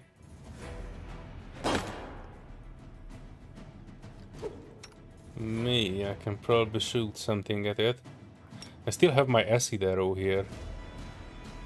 It should probably be good. Acid bomb. Ooh, that doesn't look good. Okay. That does some 6 damage here. If they right click an ability, they will always use it in place of the attack.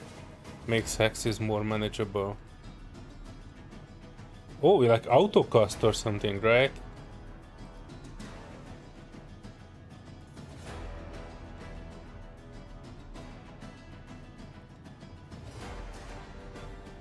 Oh, I see this here.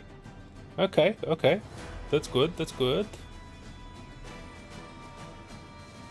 Well, we do need some mass heal.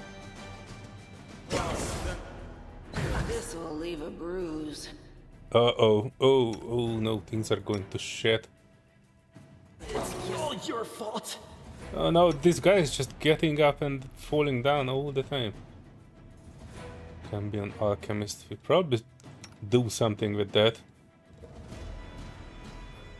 You do. Heal, heal, heal. You. Super heal. On this one. I probably should deal with this Cambion alchemist.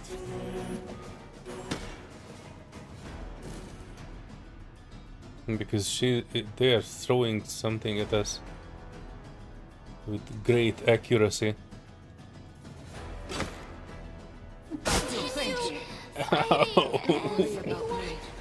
That physically hurt me. But the mimic is almost dead. Come on, folks. Alright, mimic is dead. We were right, she is actually tanking the whole thing.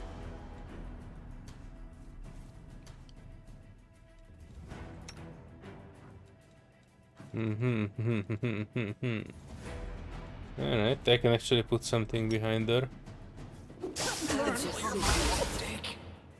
Or not. Dang it.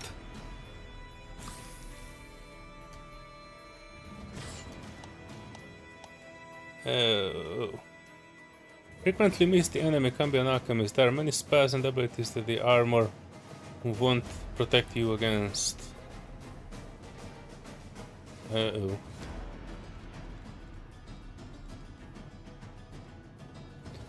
Boy, he's not even hurt a little bit.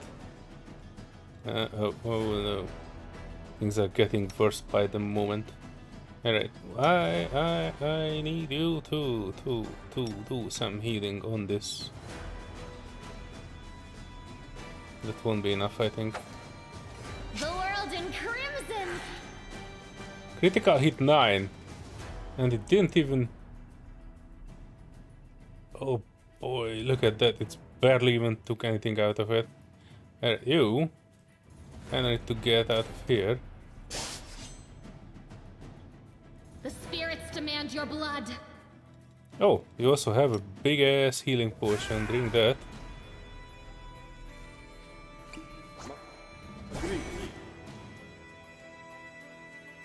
are today's sacrifice. Divine Zap. Alright, let's try this one.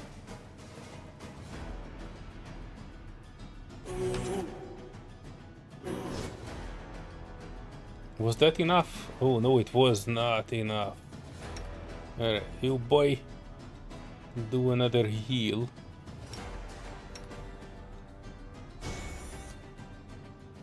Although I think I should be healed here. You know what? Heal me. Wait, would this help? Hang on. Channeling positive energy burst of heal all living creatures, 30-foot radius. Amount of damage shield is equal to 1d6 points of damage plus 1d6 points of damage for every 2 cleric level. Alright, so this can heal and I only need 1 health points. So I'll be better off with this. Okay. Do it. Do it. Oh, nice. Alright, and now that I'm up, let me add one more party member here.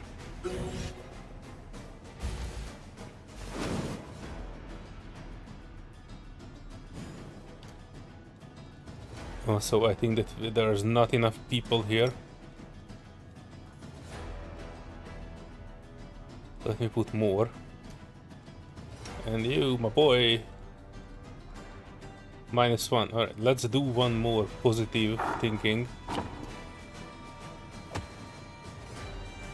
You with the rapier, go behind this guy. Oh no! Oh no, I see this big ass bottle on top of us. This will take me out again. Oh, that hurts. That hurts me very, very much. Alright, girl. Take a sip.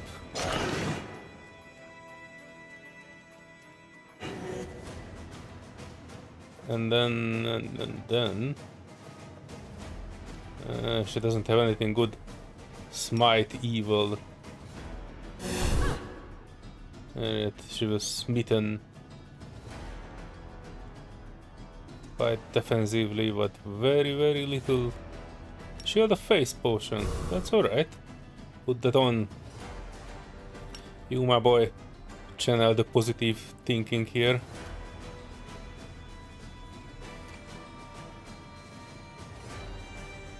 -5s on Vol'jin.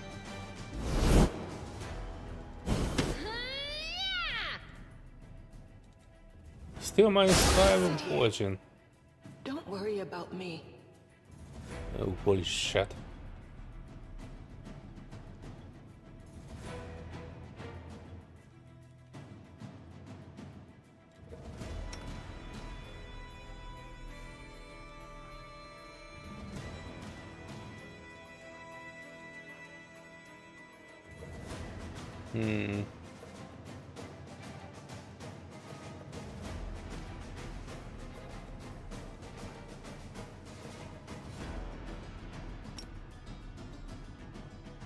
I'll cut you wide open!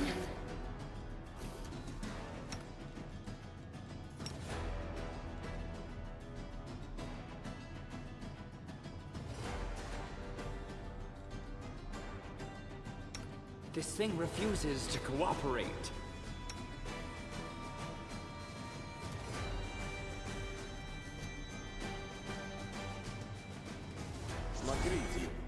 I'll just sit here.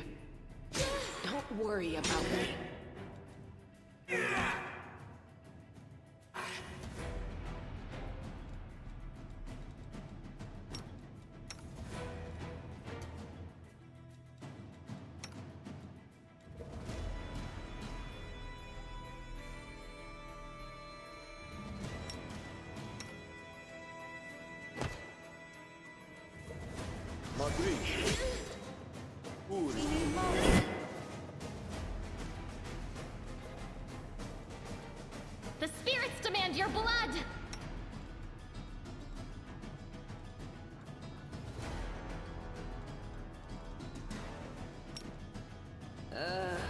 Did I mess up again?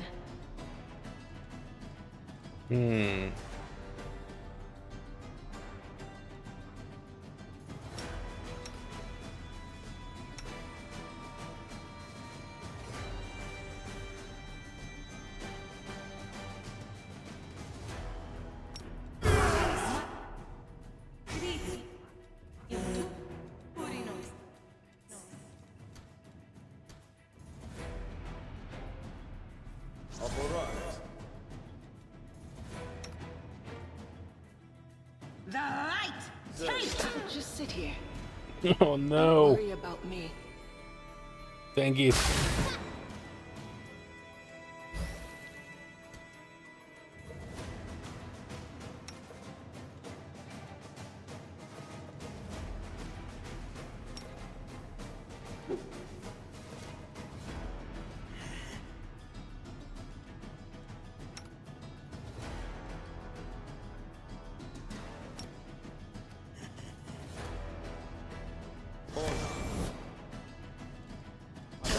Sit here.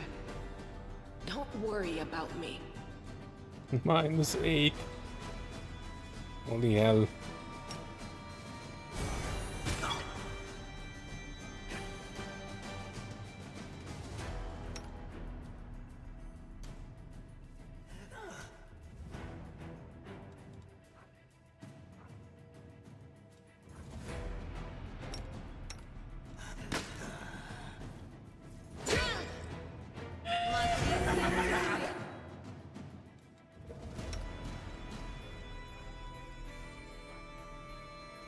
Alright, hit. You girl. The inheritor.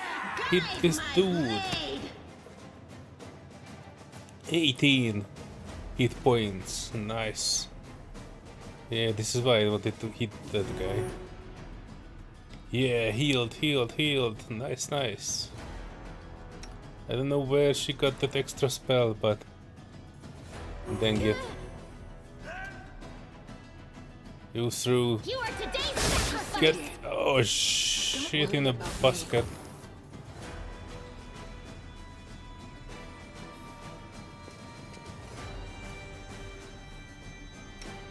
Alright. One more heal on this one. I'll just sit here. Don't worry about me. Into the fray. Just sit here. Don't Holy worry hell. about me. Finally! Jesus Christ. I'm alright. Can be an alchemist, and it only had just a studied armor. What the heck? Heavy crossbow, not even something good. Oh, the mimic. Entrapping longbow. Oh, yay, boy. Alright. At least I am a little bit compensated.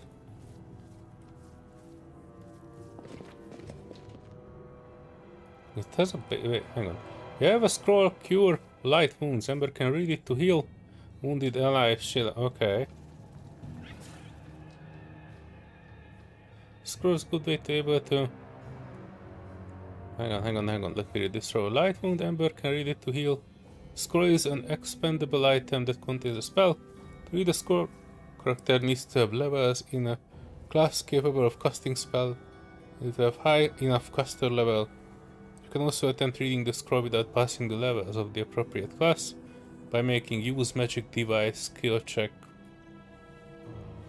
Good way to able to cast situationally useful spells without wasting character's daily spell slots on it. Use a scroll, drag it. Alright, I know how to use the scroll. Oof. Alright, this was a very hard fight. Decimation. Oh, okay.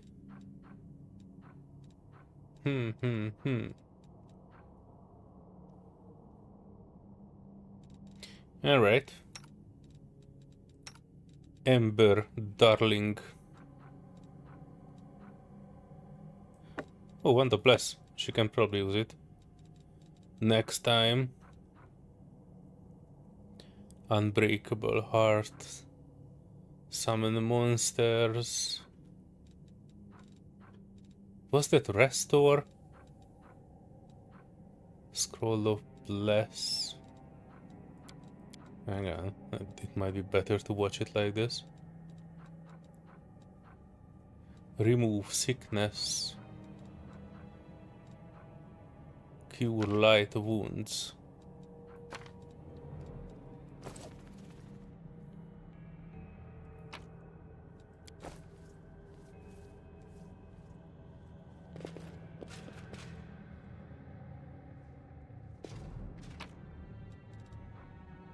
Fish on a stick.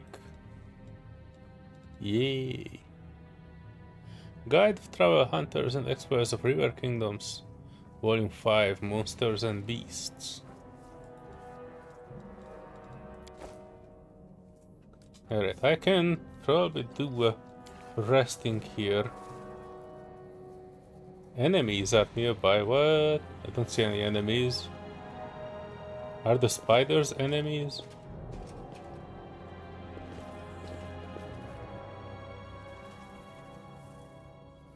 The spirits guide me.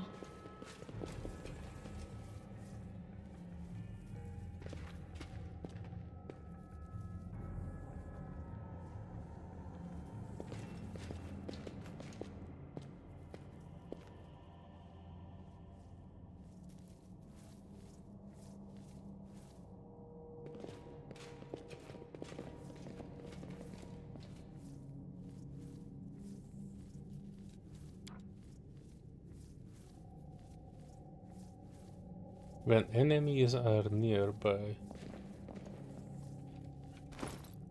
Alright, since we are here, let me check that bow.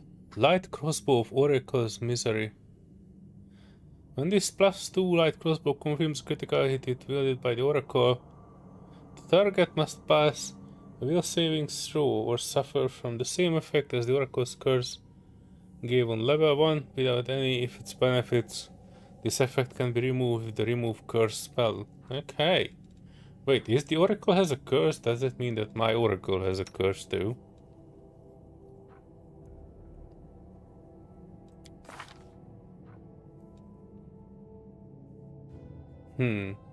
Try quick saving, then quick loading to fix the bug.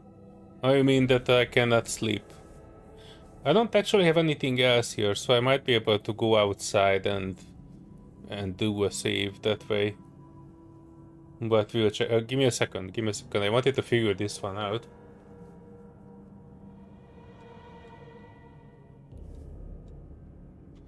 I read something about Oracle's curse, and I wanted to check it out. Falling victim of deadly demonic plot could be enough to give anyone a grim outlook on life and the looming threat from the abyss. But the young Count Daron is a contrary soul. He sees the world as a grand playground and seems to turn blind eye to self-sacrifice of the Crusaders. Feasts of frivolity, banquets and banter leaves like the world is ending, and it's very well might be. Alright, that's not a curse, that's just being an arse.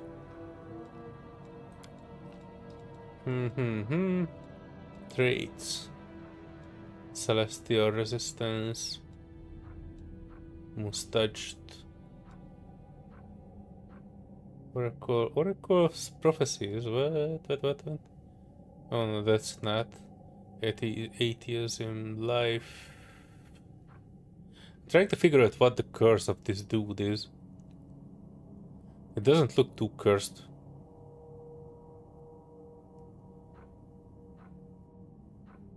Safe curing. Marshal. No. Class.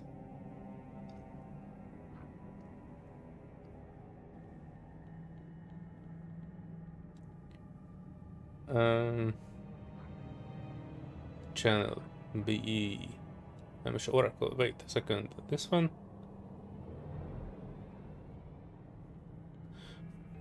I don't see anything specifically cursed like.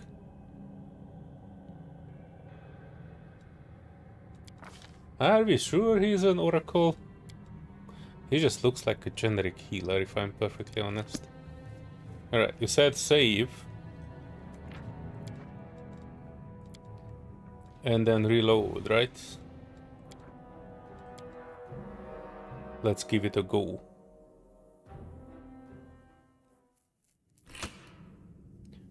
Hover over the powerless prophecy. Oh, okay.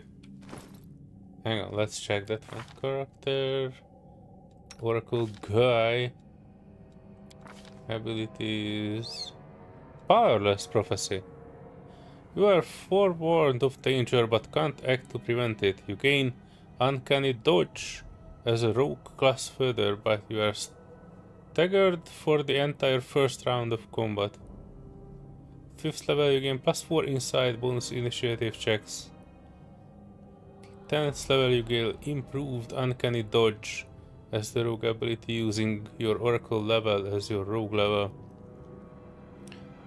15 you gain +4 inside bonus to all your saving throws and your AC during the first round of combat. Okay. This doesn't look like a particularly hard thing to live with. So he sees the future but unable to avoid it, more or less. So that's like feeling bad. Also, he is not really looking like someone who is feeling too bad. Alright, let's see. You can't camp when enemies are nearby. Can't help but notice that we don't have any enemies. Do not fear. Do not waver. Or are we? Hang on. Oh shit, another mimic. Wide open. Oh no, I am totally not prepared for this. Oh shit. Alright, heal, everybody. You, my boy. You are out of everything. You only have small heal. Let's put it on this one. You. Oh, you actually... Hang on. She can actually do big heal. That's good. And I cannot really do much, but I can summon a monster. Oh, I can actually summon a monster too as well. I saw the scroll somewhere here. Summon monster level 2. Yeah, boy. Out with the wolves.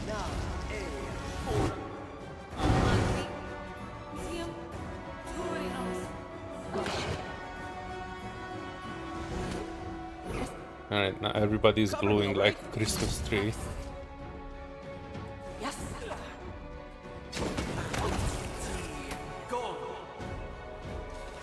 Oh yeah. A mimic without any loot. I was in this room before. How did I not trigger the mimic? This luggage here is also looking mighty suspicious. But I can sleep now. All is right in the world. Healthy meal. In these slots I can probably put something, right?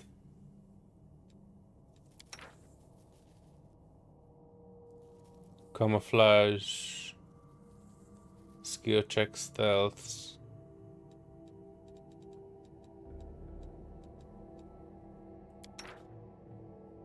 Protective rituals.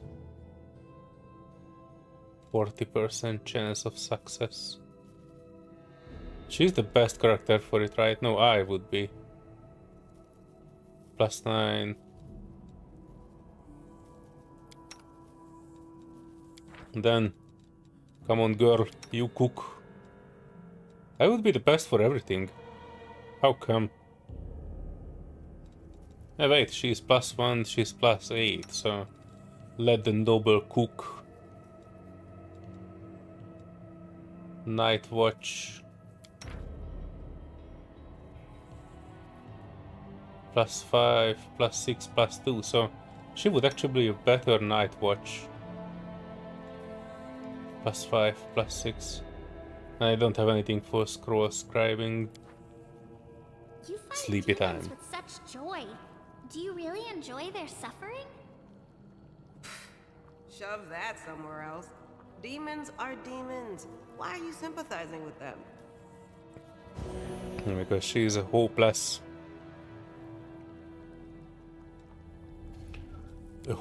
good character. Everybody is at the verge of dying, including me. It's almost midnight where I am, and I'm working tomorrow, so I probably need to get a sleepy time soon. But I'm coming here first, though. This seems like a very quick adventure. I think the Imoede told me, not Imoede, the other one, the Irabet told me that she and her whatever are having a house there. Marauder alchemist. I don't expect too much from these guys. But oh, there's another one. Rookie. I'm not even remotely afraid of this.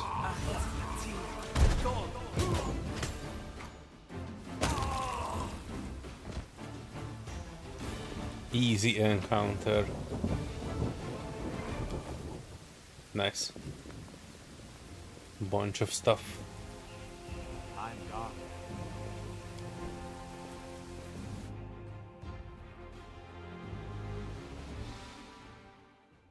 Before you hop off, thoughts and opinions of the beginning of the game.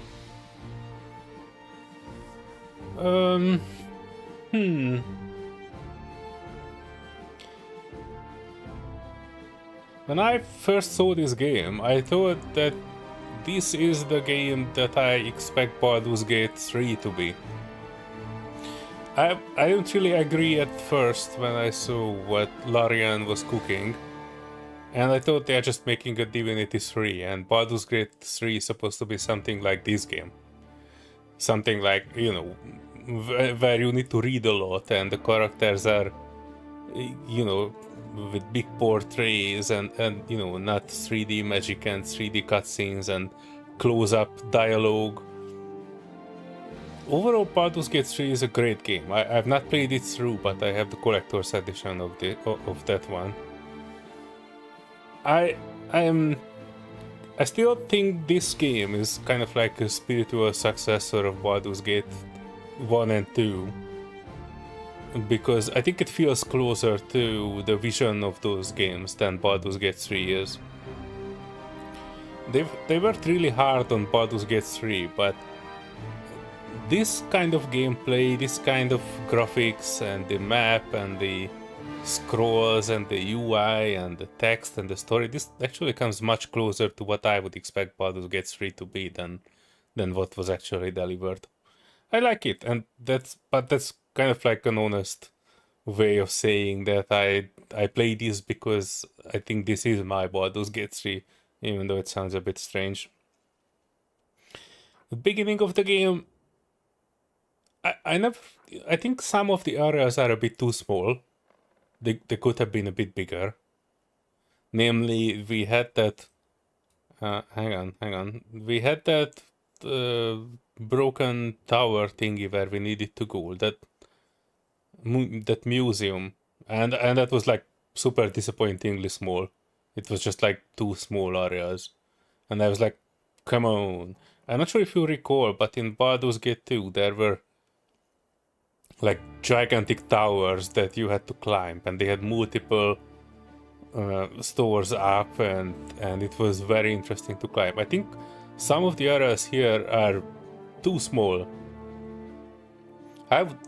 If I would have made this, I would have made every area at least as big as the marketplace, which is like something that is good for like a few hours to get lost in. So I kind of expect more large areas in it, but other than that, that's just a small complaint. I like the story, I like more or less I like the characters. I more like think of it as the characters are having how to say it, they have a unique story which is tied very well into the Pathfinder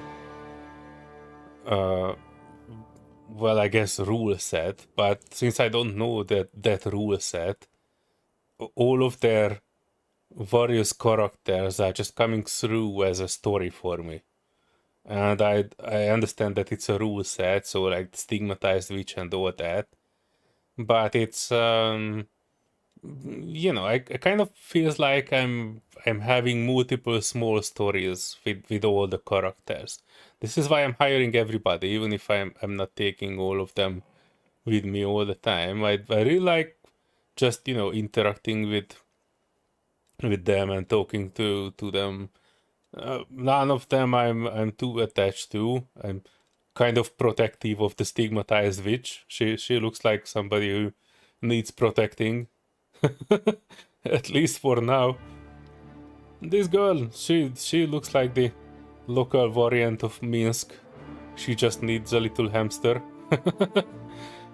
Okay, this one is kind of... I have a reservation for her, namely because I can't tell her alignment.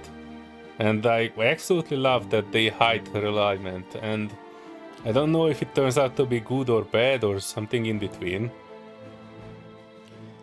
But I don't know, it feels a bit strange, but you know, I kind of want to keep her, even though I don't really value her input too much when it comes to dialogues. Vol'jin, she's cool.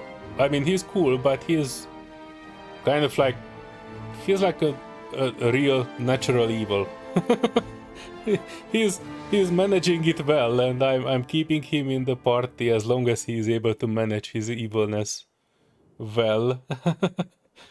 But you know, it's okay. I didn't really like Ninio, I must say. She was like an absolute total absent-minded person, and you know, when you are leading a party in a fantasy world, it's a strange show of lacking of IQ that she was trying to present herself as my master. I understand from a story perspective it is kind of a thing that they had to do, and I think it's an interesting way of introducing a character, but I personally didn't like Ninio. Also, the first two characters that you meet, more or less, the Spider Lady and the half lizard, half tiefling demon dude, Lin, I think, they were not leaving too much of an impression on me. First I thought that the Spider Lady is, I think her name was Van Duag. She was kind of okay, she presented herself as a logical person, but I didn't really like the part where she was confessing to be siding with the strongest person all the time. That doesn't give me too much confidence. If we run into someone strongest, will she stab me in the back or what? So I kind of didn't want her around, but I didn't want Lin around either. But then lizard guy just sneaked up with us, and he was not willing to leave. I like the stories, so overall I'm very happy with this game. I'm kind of a bit unhappy that I was not really paying attention when this was crowdsourced or crowdfunded. It would have been nice to get a physical copy of this game, and I do understand why people like that come here and watch me play this are passionate about it and played it through multiple times and sink thousands of hours in it, because it is indeed a very good game. And you know, I've seen quite a lot of games as being like a more or less variety streamer. And you know, variety YouTuber. I've seen quite a lot of games. I usually play around 40-50 games a year, and I like to think that I have kind of a perspective on what is good, and believe me, if something would be outrageously bad about this, I would say that. But so far, as far as the beginning of the game goes, I'm quite happy. I can tell the quality of craftsmanship went into making this game. the little details that they just made the UI nice. They have extra options in the settings that other games might not have.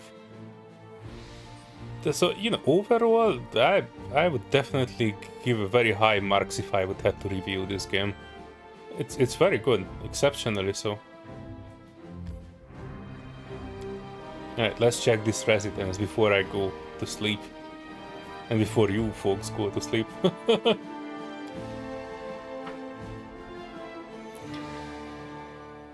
I'm happy to see that you say that it's an Act 1 thing, the small areas. And I also kind of weirded out by this snake fox thingy. I'm okay with the cat. I'm hoping for a dog at one point.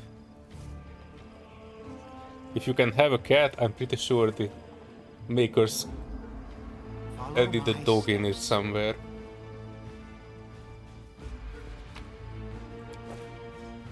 Bloodshot eye.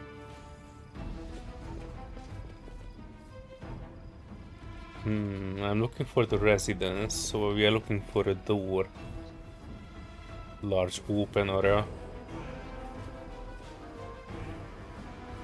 It looks like an entranced fighter, okay. Let's go up here then. Oh, that's just the area end.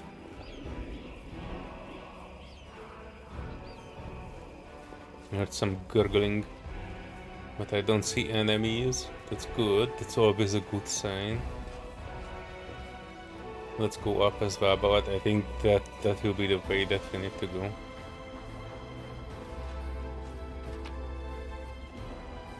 Water stuff. Nice. Two-handed. Yeah, I've not seen too many magic stuff before. I'm not sure I would actually use it. My mage is not a bottle mage. But I just equip it out of sheer willingness to use mage looking things. Alright, I also have this one that I have not added to anyone.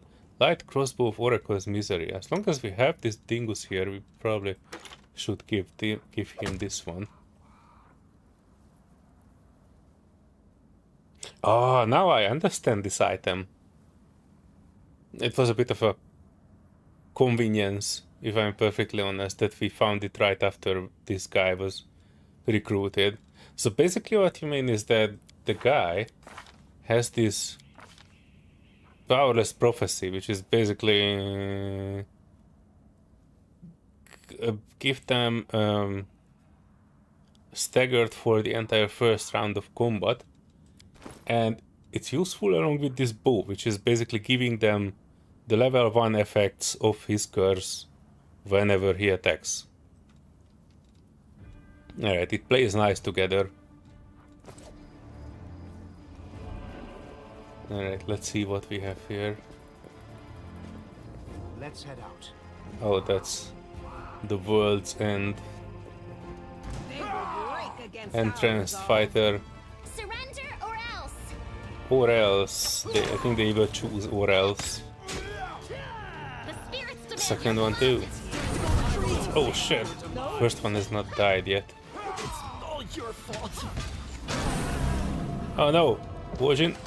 Oh, what? This will leave a bruise. I'll just sit here. Don't worry about me. Oh, what's happening? Hang on. Your character would have died. Breath of Life. Ooh, I actually have one more thing I can use to resurrect him. But I think we probably need to deal with this necrophage first. Oh, sorry, I thought this is just two small soldiers. We killed the first one so quickly that I didn't even notice that we have this dude here. Oracle curse. Oh, okay, I will check that one later. Alright, some of that.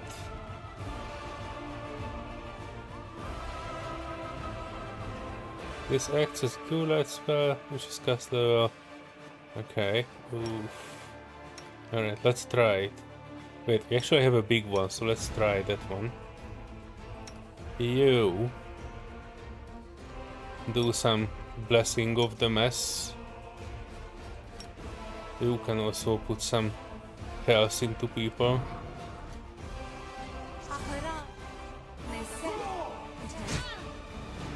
Oh shit. Oh shit, oh shit, oh shit. Hold person, paralyzed, freezes in place. Okay, that's... Oh wait. Wait, is that not a person? Oh boy. What a mess we managed to get ourselves into. Alright, ooh. Try the necrophage.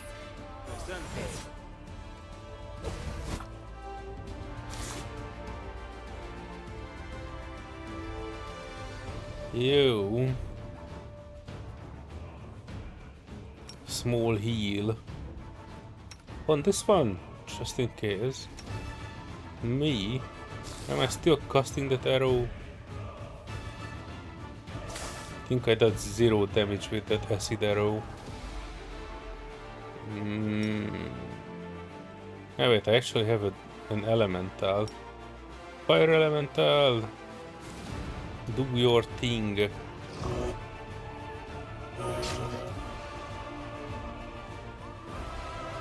Oh yes, she's up! Please tell me you have something to gulp down. One gigantic healing potion, that will do.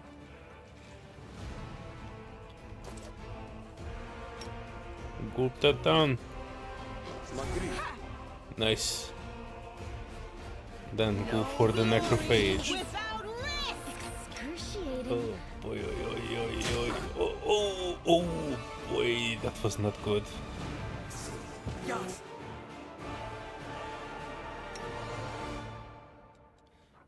Alright. Let's do a heal on this one.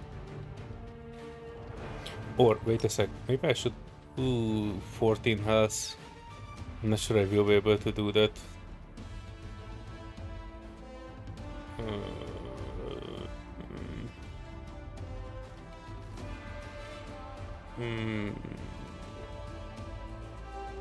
You know what? You will be my best weapon, heal yourself.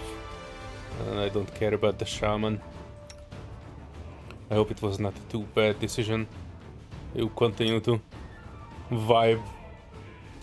Continue the positive vibe. You curse the toad.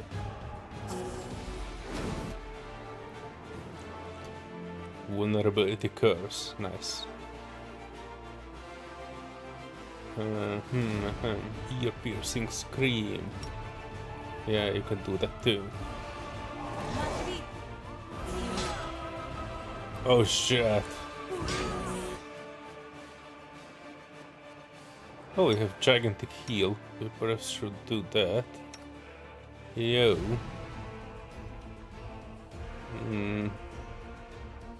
Oh, it has large heals. Alright, then we start pumping. Oh no, we cannot. Then pump into that.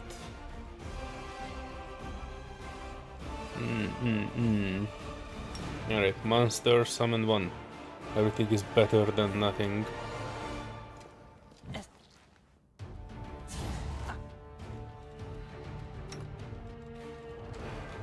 Actually, instead of me, this one should have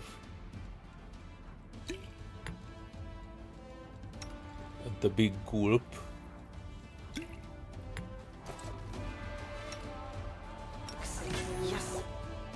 Yes. The inheritor, guide my blade. Let's do some damage before we all perish. Oh yeah, I'm summoning. You. Scroll of Mage. I think she doesn't have anything to hit them with. Divine Zap. Maybe that will help a little bit. I don't think I have anything else except that scream. And the burning hands. Ooh, okay. Alright. Let's do the zippity zap. And after that I move here and I will try to do some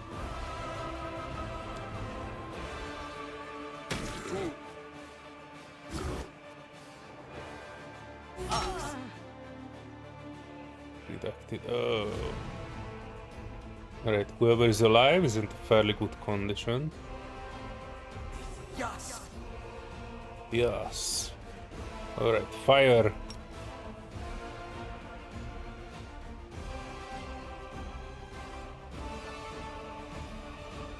Wait, is that...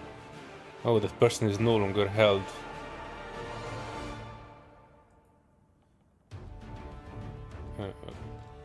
Gosh.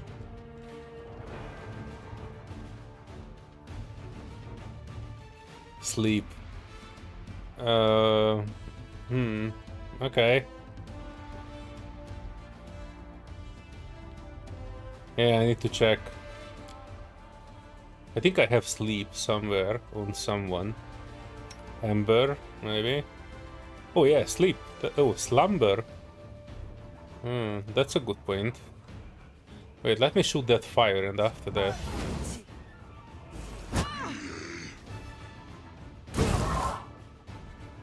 Oh, yes. Wait, was that a yes? What? What? Why is the necrophage healed? Abandoned flesh. Boy. Alright, I know the tactic. You will go to sleep. You... Wait, can I summon... Oh, yes. Give me another one. Let's see. Water elemental. Air elemental. You know what, I get... I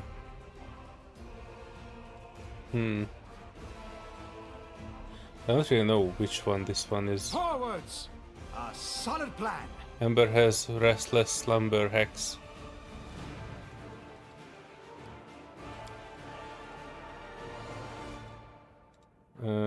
Jolt.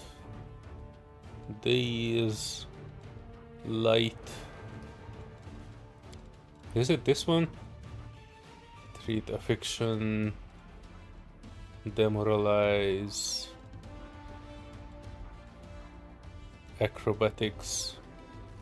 End of Apprentice. Oh wait, Ember you said. I see Slumber. Raven Familiar. Blank Point Shot. Touch of Fatigue. Stabilize. I don't really see that Restless Slumber, I don't see the normal Slumber.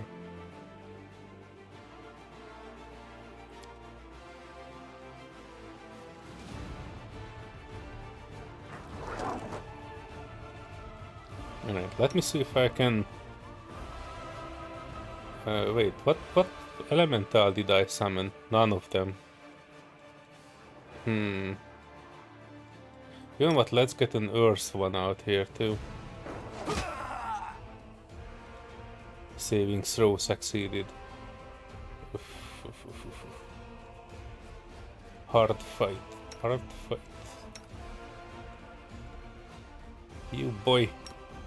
Continue vibing. You don't seem to be able to do shit. What happened?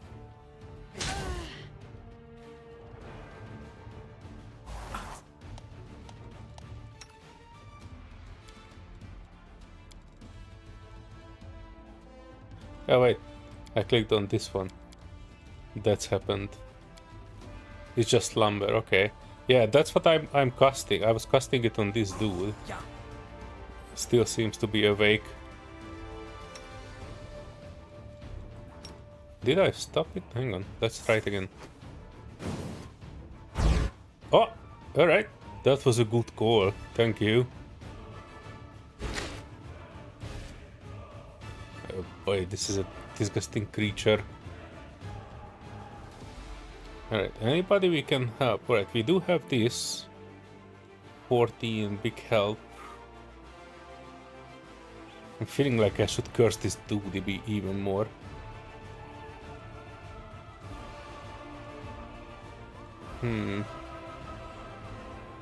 Let's try that fire again. Wait, did it? Hang on, this one... Oh, this will hit the guy as well, isn't it? I can't just aim it. Oh, I can actually aim it. Nice. It will hit the wolf though. But that's alright.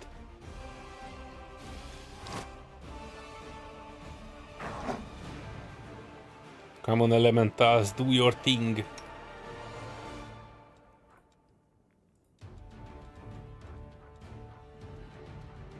What do I have here? Focused spells. Oh, I have this angelic light. You can see if that helps anything, because it can actually blind enemies, I think. Obscuring vision of your enemies. Temporary hit points. Enemies become dazed. Yeah. Let's show them how. Oh, there you go! Necrophage down. And that was the stone elemental, I think. Yeah, summoned Earth Elemental. Did the final blow on it. Right in its buttocks. So now we only have this dude here. Oh, not even a challenge. He was down and we immediately killed it. Wait, was that? Oh, Earth Elemental was the one who was killing everybody.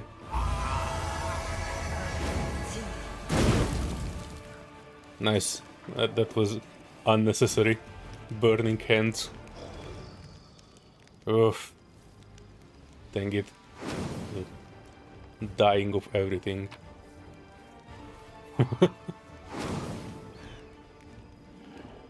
Right, boys and girls.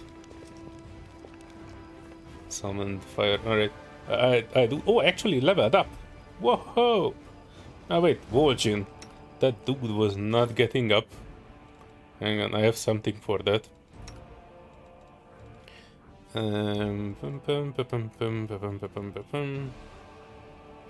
Aranka, sure, okay. Oh, is that something that I need to wear? No, hang on, what is this? Oh, it just needs to be in my inventory, probably. Alright, where is that? Gosh darn Terendelev scale. Alright, this one, you. Hang on, you. Yeah, that's alright. You. We'll make things right. You. This. On that thing now. Off. And now everybody is up.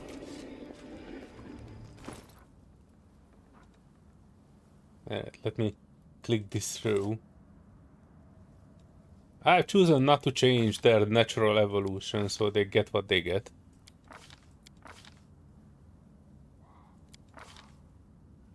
Scorching Ray. Burning Arc. Oh yeah, boy. This Burning Arc is good. I have seen it in action. Used against me. And it was good. I felt that Burning Arc. And let's see this one. The Paladin. I'm mostly interested in what they get. Divine Weapon Bond. Okay. Divine Weapon Bond Keen. Can add Keen property to weapon enhanced with her Divine Weapon Bond. Yeah, I actually have a weapon for her. We found that old Paladin sword somewhere that we need to reforge after the city is a bit better suited for living in it, not burning constantly.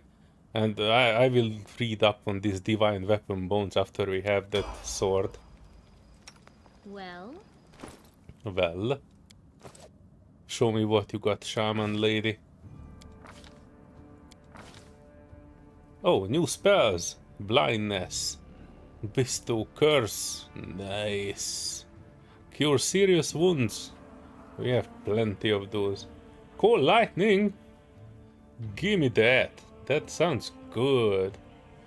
Delay poison, dispel magic, inflict serious wounds. I suspect that this could be something good. But I never use it. I think I had a bunch of scrolls on it, but I sold it. Remove curse, remove blindness, remove disease, soothing mud. Summon nature's ally. Alright, that looks good. Deep slumber. Next time. Next time, my dude. We will have so much fun with sleeping enemies. Dominate animal. Okay. Magical vestments. Okay. Oh, this is like an advanced mage armor, I think, no? It sounds like it. I'm most happy about the cold lightning and of course the curing wounds. Vol'jin, you don't deserve a level up, but we are taking it anyway. Acid arrow? Oh, he got an acid arrow and the scorching ray himself. That's good. I'm okay with that. Missed me already? No, not miss you already. Pam pam pam. Spell resistance, bone shaker, remove fear. Okay. And I saved the best for the last. Spellmaster. I'm just pumping it into these because they kinda look like good things. Persuasion, lore, knowledge. Every time I pick up something it gets immediately identified and I like it. Spells! Wait, is there something I need to choose here? Hang on. I do. Spell focus, greater spell focus. I kind of okay with spell focus. I'm not happy with the spell quantity. They give you all the harm scrolls because that's how you heal if you're playing as a vampire race. Oh, I didn't even know there's a vampire race. Okay. Alertness, spell. Allied spellcaster, what is that? With the aid of an ally, you are skilled at piercing the protections of other creatures with your spells. If you are adjacent to an ally who also has this feat, you get +2 bonus. Well, I don't have an ally who have this, so... Back to back, brute potions, defense, deceitful, deft hands, die hard, dispel, synergy, elemental focus, fast learner, great fortitude, history of terrors. Yes, I'm looking for something that I have seen further down the line here.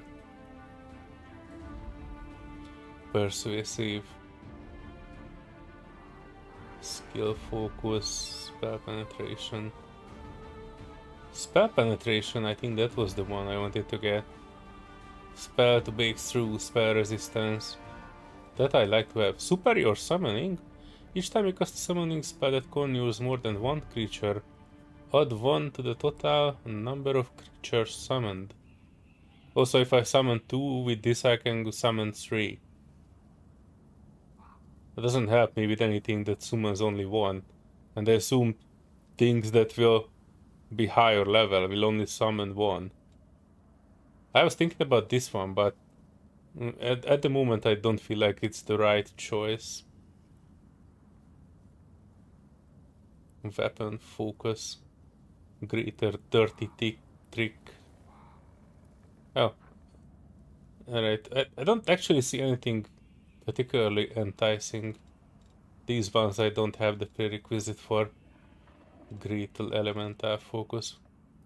Spell focus. Conjuration. Greater. Choose... Oh, hang on. Choose a school of magic to which you have already applied the spell focus fate. Any spell you cast of this school are very hard to resist. The problem is I've chosen conjuration. And I don't think that conjuring an animal has any resistance whatsoever. So do I really need greater spell focus?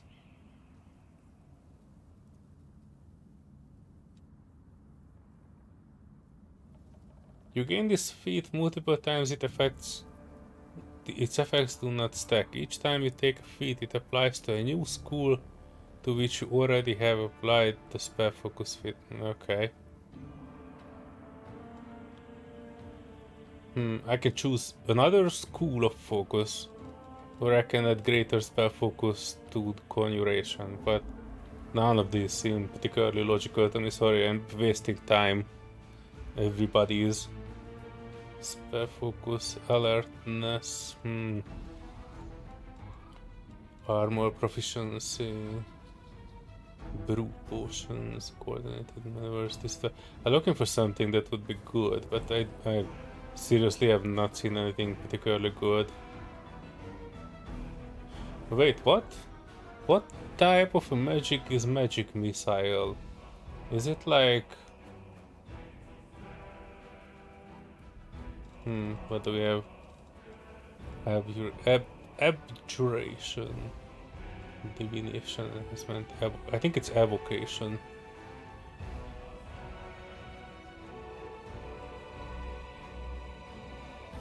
I don't know. I need to check out which one is it, and I need a spell focus that is doing it for the magic missiles. I think it's evocation. That sounds like evocation. But for the moment, I leave it for the next one. Dispel, mental focus, endurance. Fast learner, what does this do? You gain 1 additional skill point per level. Not particularly needed. History of terrors. Humans with this feat gain +2 ratio bonus to saving throws to resist mind affecting effects. Huh, that could be good. That sounds okay. Improved initiative, yes. Quick reflexes allows you to rapidly react to danger. Yeah. Improved initiative. Not even a question, I want this one.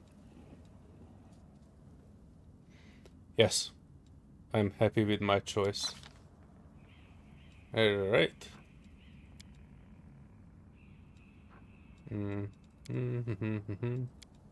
Where is my magic missile? I wanted to check.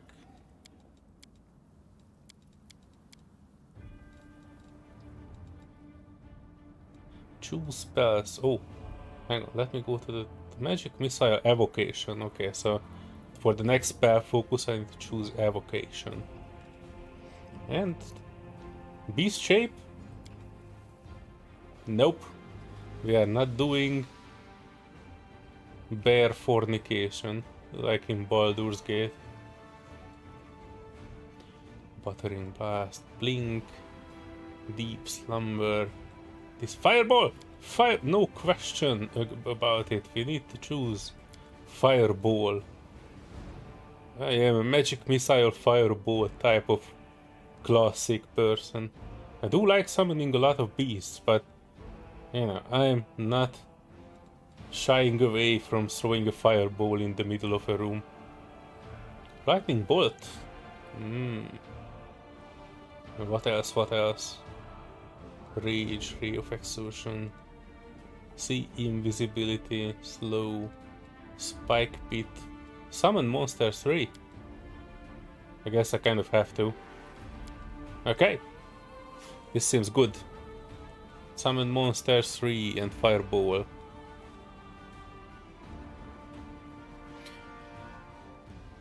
What is this heroism here?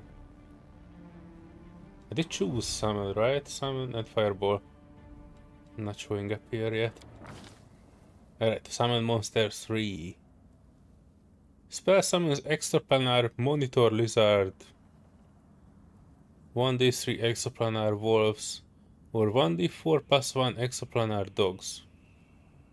Also, it's either more smaller ones or one big one. Oh, I think I can actually choose this. Oh, this actually makes more sense to me, because with that thingy, that was like a summon focus thingy, I can choose to summon things that are summoning more than one. Right, and especially with the extraplanar dogs, they would always summon more than one, because that's 1d4 plus 1. So that if that one would summoning at least 2, and with that feat, which is adding plus 1 to that, at the bare minimum I would always summon 3 exoplanar dogs with that spell. That would be actually nice. That sounds like a good battle strategy. I'm afraid to go further here. I didn't want to do another fight. Oh, luckily it's just this one. I kind of had a feeling that this is another small area. Right. Whatever is in there, I'm pretty sure that will be a fight.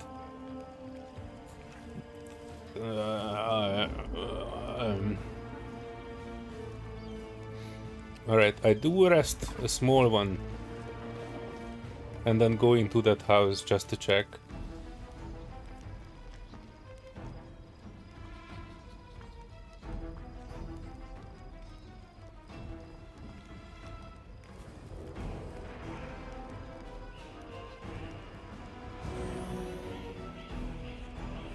Yes. At least everybody is healed. These protective rituals, we are failing it hard as balls. Kinda need to figure out how that extra things are added. No incident, at least that one, and we got a good meal out of it. Alright. Save, save, save. And in we go. Oh no, I was an idiot. I did not actually choose the extra spells, do I? Oh, not that one. I want at least one of these summon trees.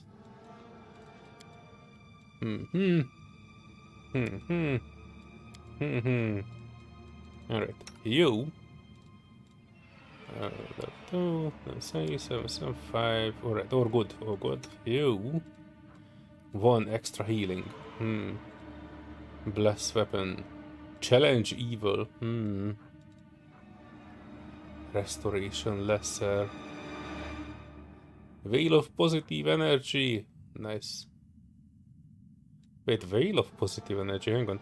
And under the effect of this spell you gain plus 2 secret bonus to AC, secret bonus to saves. Good vibes. That's how I translate it too. Hi, Kaylan. Good, good. I'm actually planning to go offline soon, so you came just at the very few last minutes. I progressed quite a lot in this stream before, and I'm kind of just trying to get to a place where I can sleep. I just had a level up and a very, very hard fight where I lost one of the persons, and I need to use my last restoration thingy to bring them up. But otherwise things go well. Except for my character and these other two.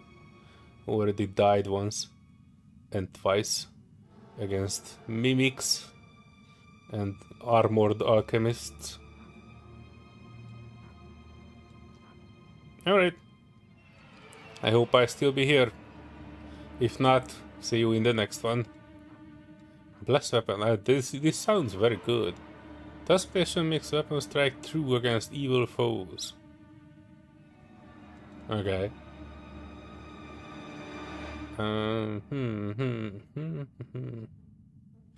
Veil of Heaven. Duration of this spell, you gain plus 2 sacred bonus to AC and on saves. Both these bonuses apply only against attacks or effects created by outsiders with evil subtype. You can dismiss this spell. Alright. Huh. That doesn't look too good. Unbreakable heart. Oh, this is just for mind affecting things. Resistance, okay. Imbue subject with a magical energy that protects it from harm, gain +1 resistance bonus on saves. Nice and simple. I like it.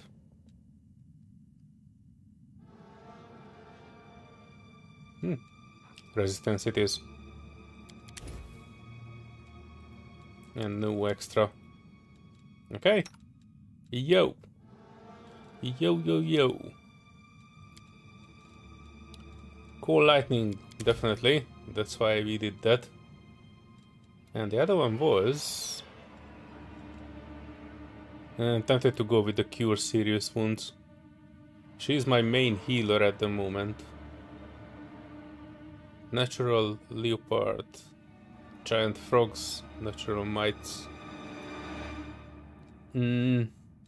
Tempting. But I kind of, since she's the main healer, I kind of need to give her at least one of the big ones. Animate dead. Wait a second. Hang on. Hold on. Hold the phone. This parade is 1d4 +2 under skeletal champions.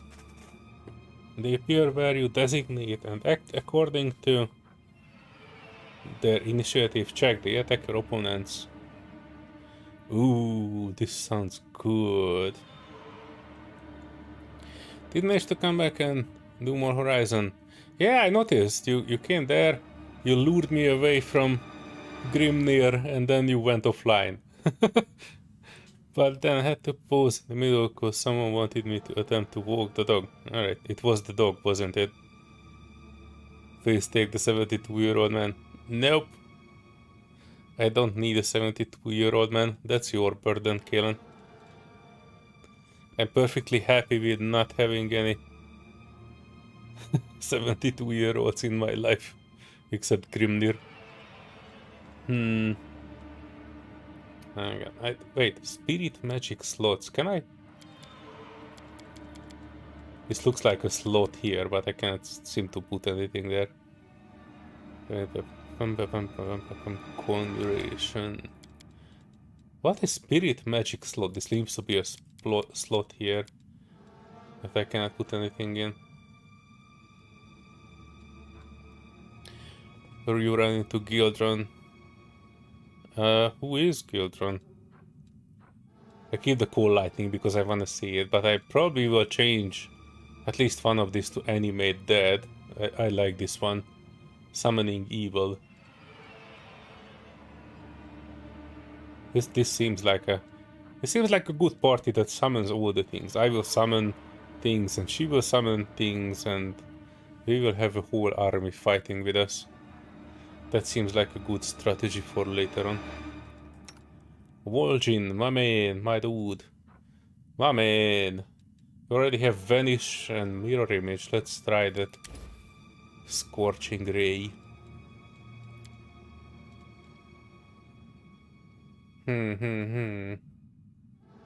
Shocking Grasp. Is it like a cone thingy? Standard action, one enemy creature within touch range. I'm not too happy about it. But sleep. Hot Boy was giving us a hot tip on this one, and I kind of liking this sleep spell. It reduces the things that I need to concentrate on. Magical vestments.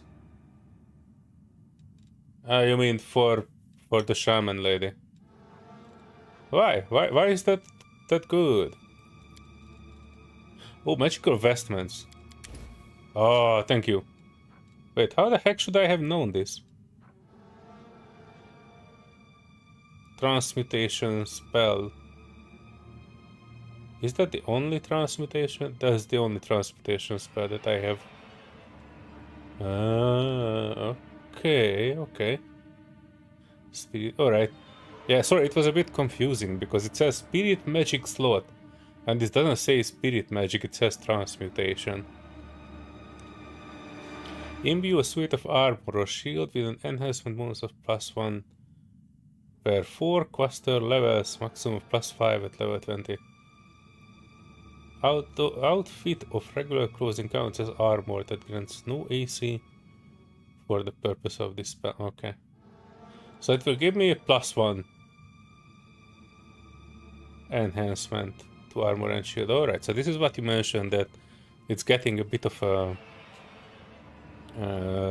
tanky character later and mid game and later. Okay. I see it. I see the future. I also see Kalen saying Frozen Wilds DLC character for the first game. I've not played Frozen Wilds, and I told you why. Aloy is looking like my ex-girlfriend. It's weird. Alright, we're good. We're good. We are good. Alright, let's look into this house. That will be the last thing I will... Oh, a trap. Nice catch, Ember. Oh, there's also somebody here. Entranced fighter. Trickery. Save the last one for me. Oh no no no no no no no no no no no! You idiots! Don't walk in the trap. Oh, and they are not triggering the trap. What the heck? Okay, hang on. Go for their hearts. Go for the eyes, boo! Go for the eyes! Oh. Hang on, do I miss something? Ability, spells. Wait, spells, 2, 3. Oh yeah, I have not slept yet. Oh, but I can actually do that. And that will refill.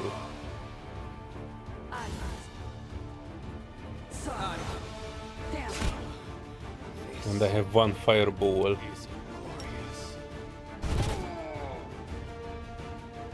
Who needs rest when you have magic restoration? Summon monster doggos, wolves, and extraplanar monitor lizard. You know what? I'm gonna try out the big boy. Hey, what? What the shit is this succubus? Oh boy, this doesn't look good at all. Oh no. Oh no. I probably need to shoot some pixie dust on this. Oh no. Those are bad vibes, I can tell. We are good with HP, I think. Scorching Ray. Yeah, it seems to be good. Oh boy. Succubus. At least they put a brow on it. It's based off her shaman patron. Okay. You give some good vibes out. Can't give a good vibes. Oh wait, what is he affected by something? What is this? Says 8. Oh, it's just remove fear. Okay. The world in crimson. World in crimson. That's good. That's the nice. Okay. Scorching Ray. You try to get out of it. Can you? Can you? Hang on.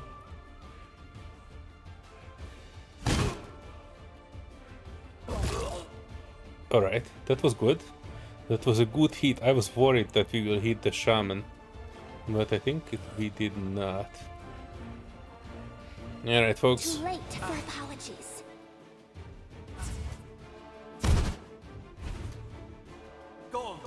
Oh, she just tanked that magic missile. What the hell? Oh wait, I actually have something for this.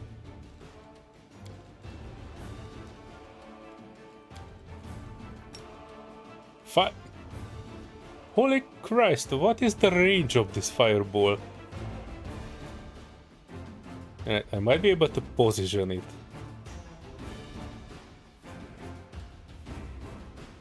What? The Oracle is down? That's not good news. Pull his ass up.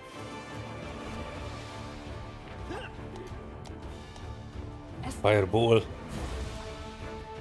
Negative levels. Oh, that's like restoration thingy, right? Reach negative level. Oh no. I'm not even reading that through. Cure moderate wounds. Okay, okay, okay. You, my boy. Pull your butt back down from there.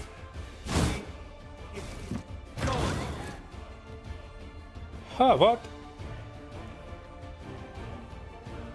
I do hope there was nothing valuable in that room. But that fireball barely damaged this one. Oh no, this is again a fight against something that is much stronger than me, isn't it? You do the good vibes.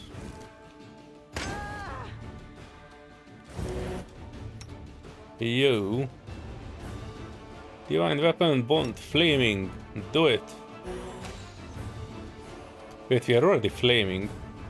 We have a flaming weapon.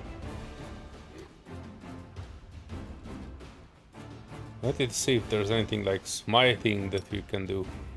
Smite. Miss. Miss. It was a weak ass smiting.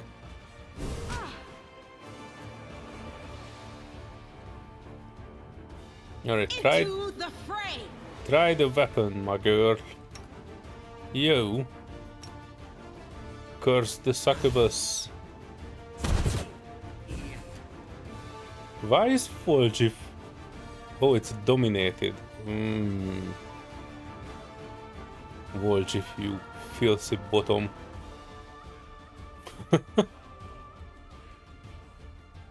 Hang on, I need to figure out how I can remove this. I think this one had something for it.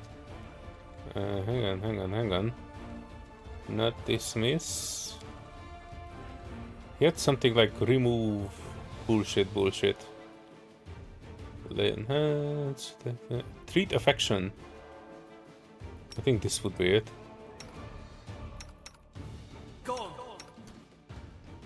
Oh no. I cannot shoot it on that one. So it's not actually doing that. Hang on. Do I have a scroll for this? Something like Dispel Magic or something like that. Verbally enlarge person. Bless weapon. Deadly poison. Available to Camilla. Alright. You do you, girl. Probably useful than his magic missile. Verifier, okay. That should be fine. Inflict wounds. Inflict serious wounds. Alright, we will see. We will see how serious that will be. Watching my main is not available for questions. Stunning barrier. Remove sickness. Is domination a sickness? Probably not, isn't it? Hang on. Domination. This creature is now under others' domination. Well, I have not found any reasonable way to deal with this. Let's see if we can make him go sleepy time. Because he's actually hitting my main tank. Yeah, there you go. Take a hike, man. Oh yeah! Somebody scored a big one. 20 damage to Succubus. And it's a reduced 20 damage. Nice hit. Alright. Stun him if you can. Or her. Yeah. And I try to give it a nice poison. Ew. Continue providing the good vibes.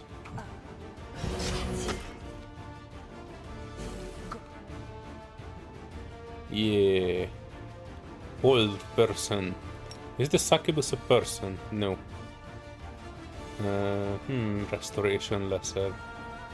Restoration dispels any temporary magical effects, reducing one subject's ability scores. Oh, this looks like good. This looks like good. Problem, I cannot use it. Or can I use it? Hang on. He is still dominated. Oh wait, I had not casted it yet.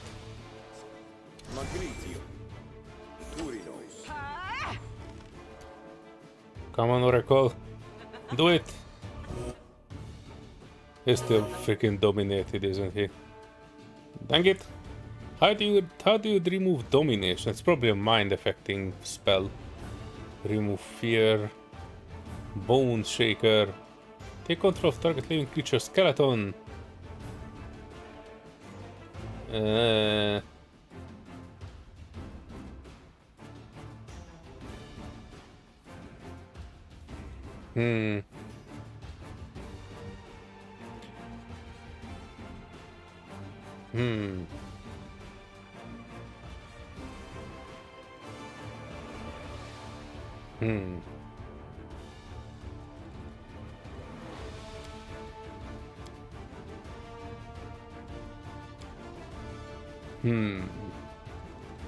Well, let's do this one. Some Bane.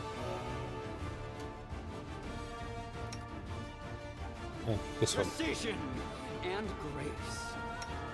You do some battle meditation.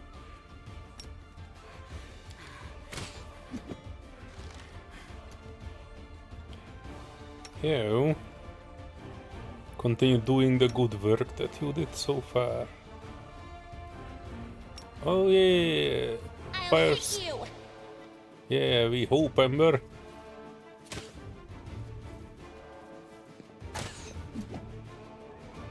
Wait, did I? Hang on. Do that, girl. We don't have time for all that. Wait, where is my monitor lizard? Did it desummoned?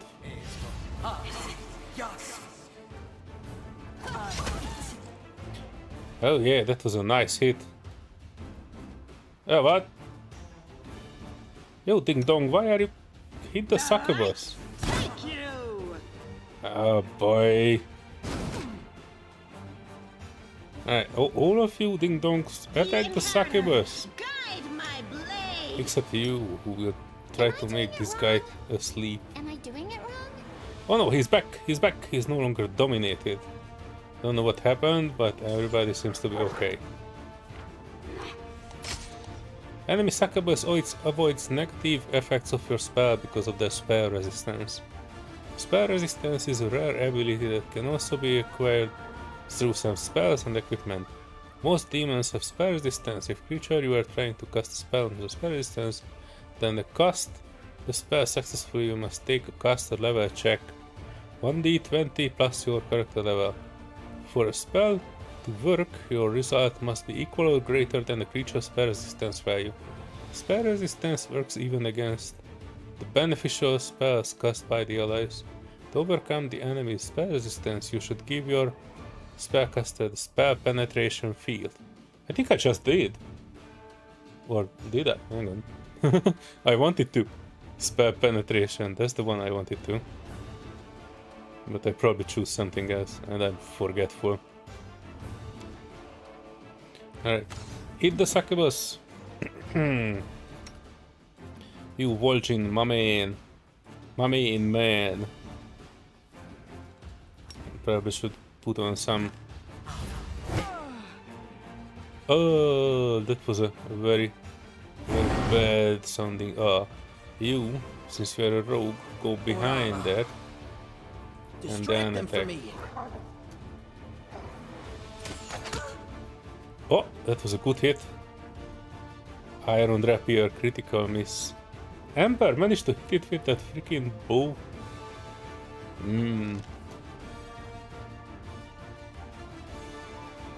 Wait, can it go back more? And then I saw that you can do like a charge This spell's faulty. Target No, too really. close. Then it will not help us much. By wielding injury. Oh, sneak attack.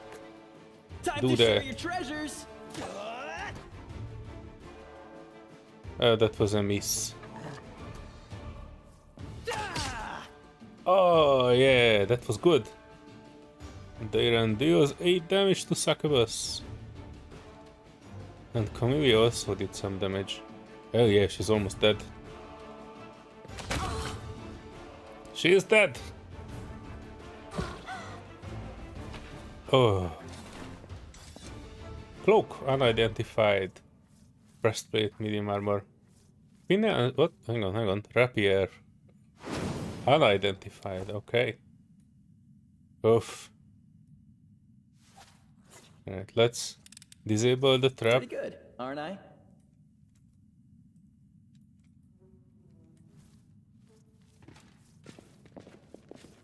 Right there! Something! See? Oh no! The maid. The maid is dead. And that's the secret stash they were talking about. Crusaders are seen by ordinary folk. Diamond dust, gold. Irabet's letter. Dragon's Dogma playthrough? Huh. Kalen, you have a strange taste in entertainment. But I'm happy that you enjoyed. I have not completely finished it though. It was a very good game, but it had some issues with the graphical settings. I still have it installed, so I might come back to it. Dragon's Dogma. Wait, Dragon's Dogma 1 or 2? Because I played both of them. I played Dragon's Dogma 1 before the 2 came out. And I enjoyed it more than I care to admit, because it was actually a very well made game. I was avoiding it for a very long time. And then I played it just before the 2 came out. And I almost didn't want to play the 2. Because I was so deeply in Dragon's Dogma 1. But I did play 2. And I must say I liked that too. I made such a good pawn for Dragon's Dogma 2. That's probably the best companion NPC I ever created in any games. I definitely want to go back there, but yeah, so many games, so little time. First, okay. Cool. Let me know which one you like better, the first one or the second, after you watch the playthroughs. None of them is a complete playthrough, but, you know, I might prioritize it. If you like the first one better, I might go back to that one. Anyway, if you are reading this, know that I'm alive and I'm rallying the troop of survivors to raise the city's defense. We are going to fight our way to the Defender's Heart Tavern. Set up our command there and hold the line until help arrives, or the goddess wills it. We will launch an attack on the Grey Garrison. Oh, that will be the next main quest that I was avoiding to do. I could have said that we should go there immediately, but I was trying to do all the side quests and all the markers on the map before we go there. Also, this was for her girlfriend or wife or whatever. And I actually met that person who this letter is for at the beginning of the game. We pulled her out from under a rubble. Yeah, I know. I make horribly long videos. It's a curse. I don't know how to make short videos. I always make hour-long videos. The one I put out today was actually just 7 minutes. Uncharacteristically short.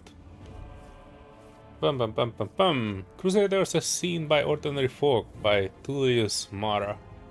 A story recorded by Tullius Mara from the words of Warren, a peasant from the village of Darkfords. Want to know why they call old Gentry the Crusader? Genty the Crusader. This is what happened. Ogard the farmer died, leaving 3 sons. The 2 older ones divided the land and lived their lives, and Genty, the youngest one, was a square peg in a round hole, as they say. He only knew how to bask under a tree and eat pies. Yeah, we all know that. What was he to do? Where could he apply himself? So he got a rusty old sword from the blacksmith's backyard, mounted his skinny horse and rode off over the hills and far away. Sooner or later he came to a castle. Inside it there was a knight's wife, sitting around waiting for her husband to return from the crusades. So Genty sat down next to her, saying, "Fair lady, your husband is a great man and you deserve all compassion." Oh, I'm pretty sure he gave her all the compassion. "I am a crusader myself and I used to fight the horrible spawn of the world wound." So he was a liar. And so on he rambled. He sat behind the stone walls for a month, gained 10 pounds, became even more well-groomed, and in the end looked like a baron. But he grew bored of the knight's wife.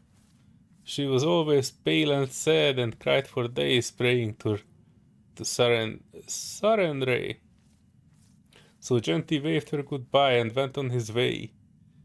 He rode and saw a mill on the river, and the miller's wife, rosy cheeks, plump as partridge.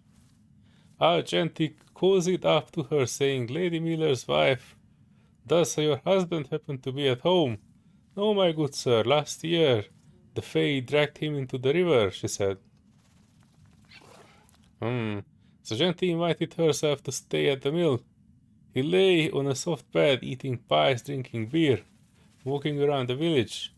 He had some nerve, told everyone at the village tavern what a seasoned crusader he was. He feared no demon and promised to show them what's what. So one moonlit night, when he was huffing and puffing on the widow, he felt her grabbing his neck so strongly. What? Hang on. He felt her grabbing his neck so strongly that he couldn't stand it.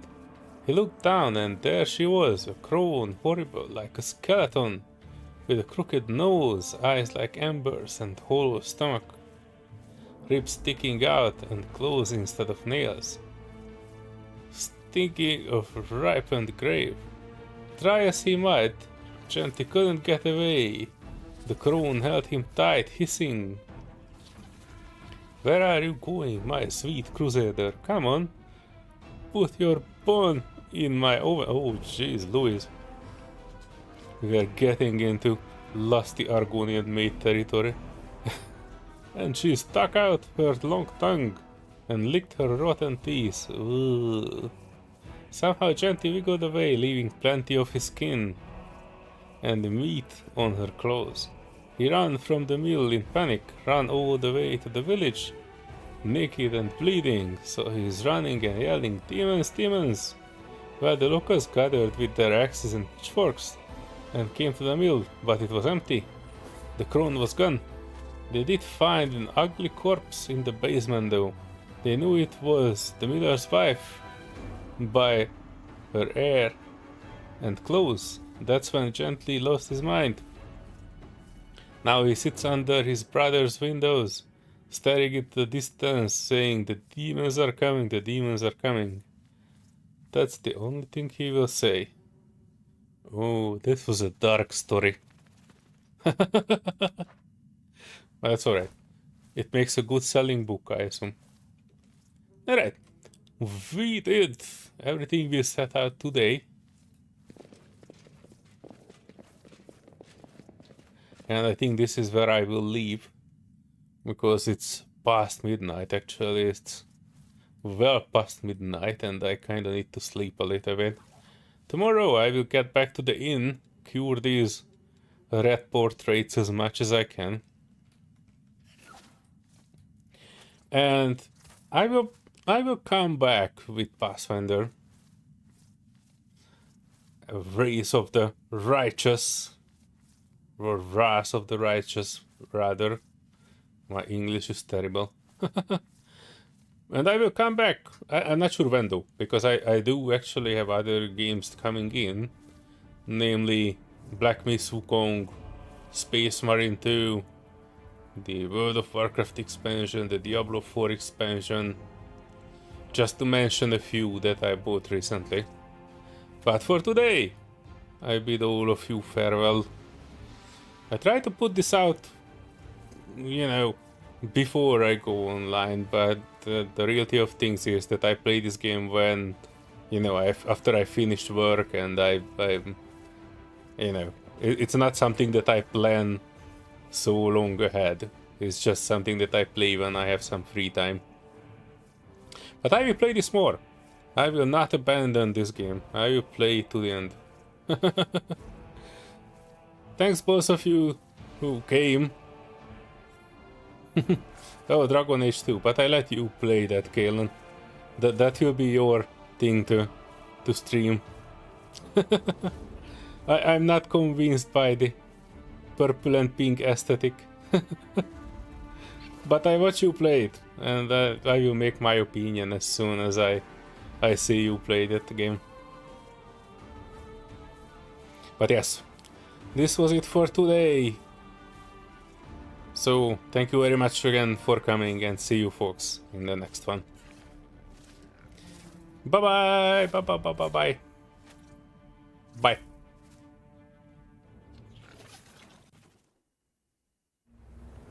The world wound. A cursed land that threatens all life. Not a wasteland or the site of a natural disaster, but an abscess through which the mortal world bleeds into the abyss. 100 years ago, this realm was teeming with life. Gardens flourished and cities thrived here. But now, death reigns over all. There are no common folk here. Only those who are willing to risk everything to defend the world against the endless hunger of the abyss. Or to win glory. To answer the call of forbidden knowledge. To rise above the fate prescribed to mortals. And you? What has brought you here? Are you ready to fight? Are you ready to lead? Are you ready to ascend? And if you're ready, which path will you choose? How will your power manifest? Will it breathe new life into the corrupted lands, or kill them off for good?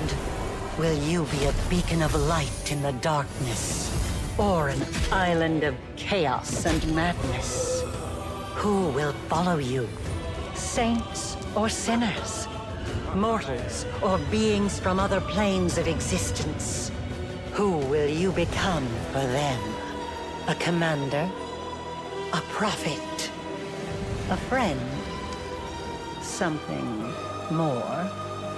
Or will mortal pawns and their feelings no longer interest you at all? Only you can answer these questions. Only you can decide which path to take. The choice is yours, Crusader.